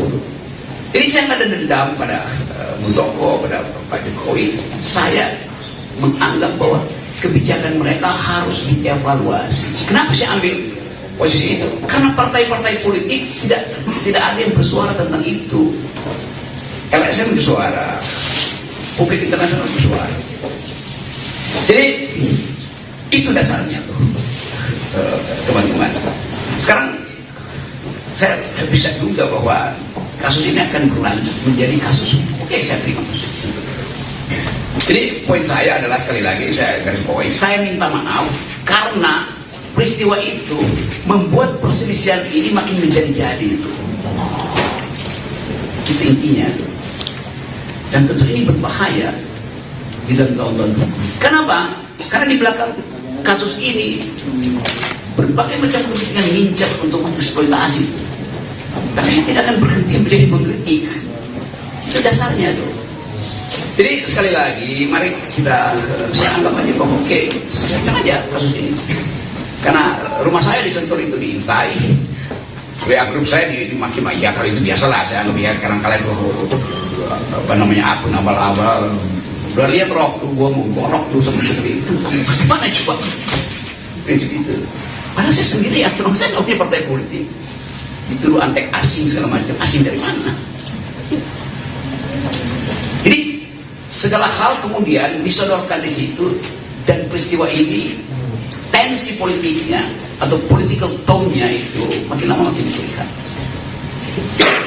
Jadi dasarnya itu dari keinginan saya untuk bersahabat dengan teman-teman di Papua, teman-teman di Dayak, di NTT, di Tangerang segala macam yang lagi marah. Oke, saya terima kemarahan itu, saya minta maaf karena saya membuat kalian itu marah. Tetapi sebagai orang yang bertahun-tahun berupaya untuk menghidupkan demokrasi, saya mesti terangkan latar belakangnya. Jadi mohon dimengerti. Bagi mereka yang sudah mengerti, terima kasih. Bagi mereka yang mungkin satu waktu akan paham bahwa oh itu ya beda antara pejabat publik dan pribadi. Pertama juga begitu. Tidak ada yang secara persis membuat distinktif, perbedaan distinktif antara pejabat publik dan individu yang menjabat jabatan itu. Beberapa waktu lalu di Jogja ada pertanyaan, kenapa Pak Rocky menghina keluarga Pak Jokowi? Bagaimana mungkin wartawan ada cara berpikir begitu? Artinya dia nggak tahu kasusnya dan dia nggak tahu konsepnya, tuh. Itu juga nambah kegaduhan, loh. Jadi teman-teman itu pengantarnya dan silakan kalau masih ada soal, tetapi silakan tanya hal yang fundamental. Saya akan jawab itu dengan cara saksama dan dalam tempo sesingkat. Gara-gara Rocky Gerung hina Jokowi dan IKN, dua Panglima Dayak berseteru. Beberapa waktu lalu Panglima Jilah, Agustinus murka atas pernyataan Rocky Gerung yang dianggap menyinggung Presiden Jokowi dan Ibu Kota Negara, IKN. Ia meminta kepada Rocky agar segera meminta maaf secara terbuka. Kali ini kembali viral pernyataan Panglima Dayak lainnya yaitu Panglima Pajaji yang memberikan pernyataan bertentangan dengan Panglima Jilah. Pernyataan Panglima Pajaji itu diunggah oleh sebuah akun Facebook pada Minggu, tanggal 13 Agustus tahun 2023. Dirinya tampak tegas menentang seluruh pernyataan Panglima Jilah soal pembangunan IKN. Menurutnya, setiap orang berhak menyampaikan pendapatnya masing-masing. Panglima Pajaji tampak cukup kesal dengan pernyataan Panglima Jilah yang dinilai membungkam masyarakat lain. Adil Kak Talino Bacuramin Kak Saruga, Basengat Kak Jubata. Arus.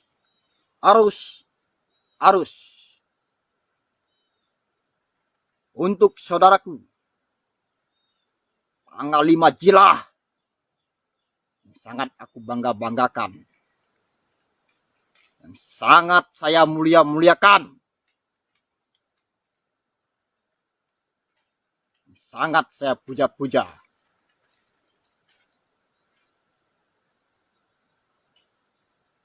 Ingat, saudaraku, Anda sendiri yang mengatakan bahwa Kalimantan itu adalah paru-paru dunia. Dan Anda sendiri yang berteriak sana kesini kemari, menyuarakan jaga hutan adat kita, jaga tanah air Kalimantan, dan tolak dan stop itu pembalakan hutan, pembabatan hutan. Tapi Anda malah menyetujui mega proyek terbesar yang ada di negara Kesatuan Republik Indonesia ini, yaitu IKN. Itu adalah mega proyek terbesar yang meraup sekian puluh ribu hektar tanah kita yang ada di Kalimantan. Seharusnya Anda itu menolak. Anda sudah tahu dan mengetahui dan makan melihat dengan mata kepala sendiri. Banyak sekali tanah-tanah ampah kita yang dirampas, dirampok, dijarah oleh mafia-mafia tanah. Dijarah. Banyak tanah masyarakat yang dirampas tanpa kompensasi. Banyak tanah masyarakat yang dirampok, dirampas oleh pihak-pihak perusahaan. Anda sudah tahu itu. Dan kenapa Anda membiarkan itu IKN dengan total sekian ribu hektar? Anda setujui. Seharusnya Anda menolak. Anda adalah salah satu tokoh Dayak yang sangat kami banggakan. Ingat, saya sudah mengisyaratkan Anda. Saya sudah memberikan Anda kode-kode alam. Saya sudah mengingatkan Anda, jika berlayar, jangan terlalu jauh. Ingat itu, saudaraku.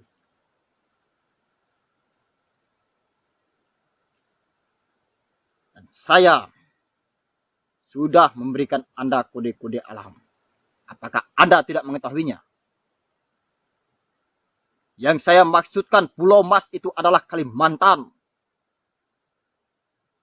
Yang saya masukkan bala. Pasukan Kamang Tariu Bala Seribu itu adalah pasukan Dayak. Kali ini saya akan menerangkan terang-terangan, tidak lagi melalui perumpamaan kepada Anda. Apakah Anda tidak tahu? Apakah leluhur tidak memberitahu Anda? Paham bahwa pertumpahan darah terbesar yang akan terjadi di Kalimantan itu disebabkan oleh mega proyek IKN. Apa Anda tidak tahu? Seharusnya Anda tahu, Anda seorang panglima. Kemana leluhur? Kemana nenek? Epi Pahyangan?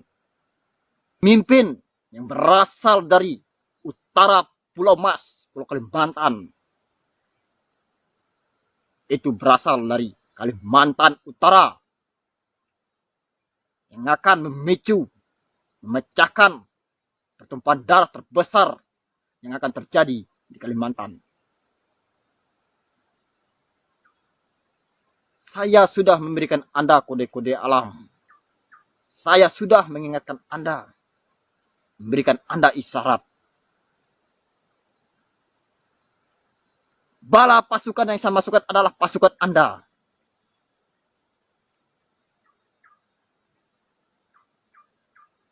Apa Anda tidak tahu?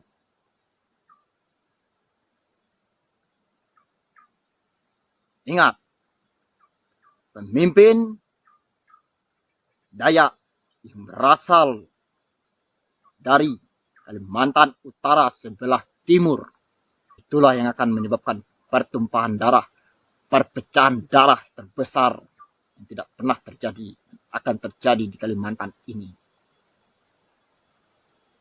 Itulah sebabnya saya berisi keras menolak mega proyek IKN itu. Yang saya maksudkan, Istana Dayak adalah Dayak Center yang akan didirikan di Kalimantan Timur. Disitulah pertumpahan darah akan terjadi, korban jiwa melebihi dari 30 orang dan bahkan lebih dari itu. Sehingga memicu amarah pemimpin Dayak yang berasal dari Kalimantan Timur. Dari situlah pertumpahan darah yang akan terjadi. Itu yang saya maksudkan. Apa Anda tidak tahu? Saya bukan ahli nujum, ahli terawang. Dan saya bukan nabi ataupun mesias. Tetapi sudah kita ketahui, sekian tahun, sekian ratus tahun yang lalu, para leluhur sudah meramalkan. Sudah berapa generasi diterangkan. Dan sudah dijelaskan tanda-tandanya. Itu yang saya maksudkan. Saya mencegah itu IKN, saya mencegah pertumpahan darah yang akan terjadi. Itulah sebabnya saya berisi keras menolak mega proyek IKN.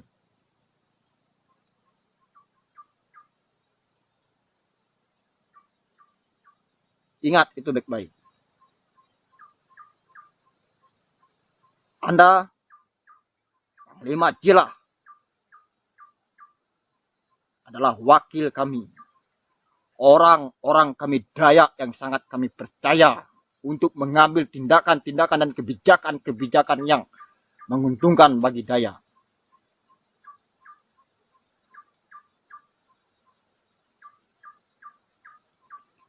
Anda adalah utusan kami dari Kalimantan ini yang sangat kami percayai. Simak baik-baik untuk saudaraku. Adil Katalino Bacuramin Kak Saruga Basengat Kak Jubata. Arus Agi hidup, agi mansengat, agi hidup, agi ngelaban, agi hidup, agi melawan lawan ketidakadilan di tanah air ini, di muka bumi ini. Biar langit ini runtuh, kebenaran, keadilan tetap harus ditegakkan.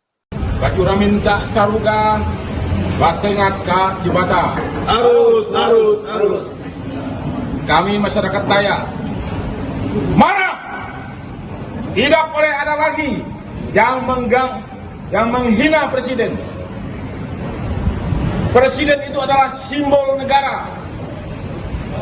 Menghina presiden sama saja dengan menghina negara. Kami juga tidak terima orang-orang yang mengganggu pembangunan IKN. IKN itu kebanggaan masyarakat Kalimantan. Dalam Undang-Undang Nomor 3 Tahun 2022 sudah jelas dinyatakan bahwa pembangunan IKN sudah final. Jadi pembangunan IKN harga mati. Pembangunan IKN itu penting bagi kami orang Kalimantan demi kemajuan Indonesia di masa yang akan datang. Dan kami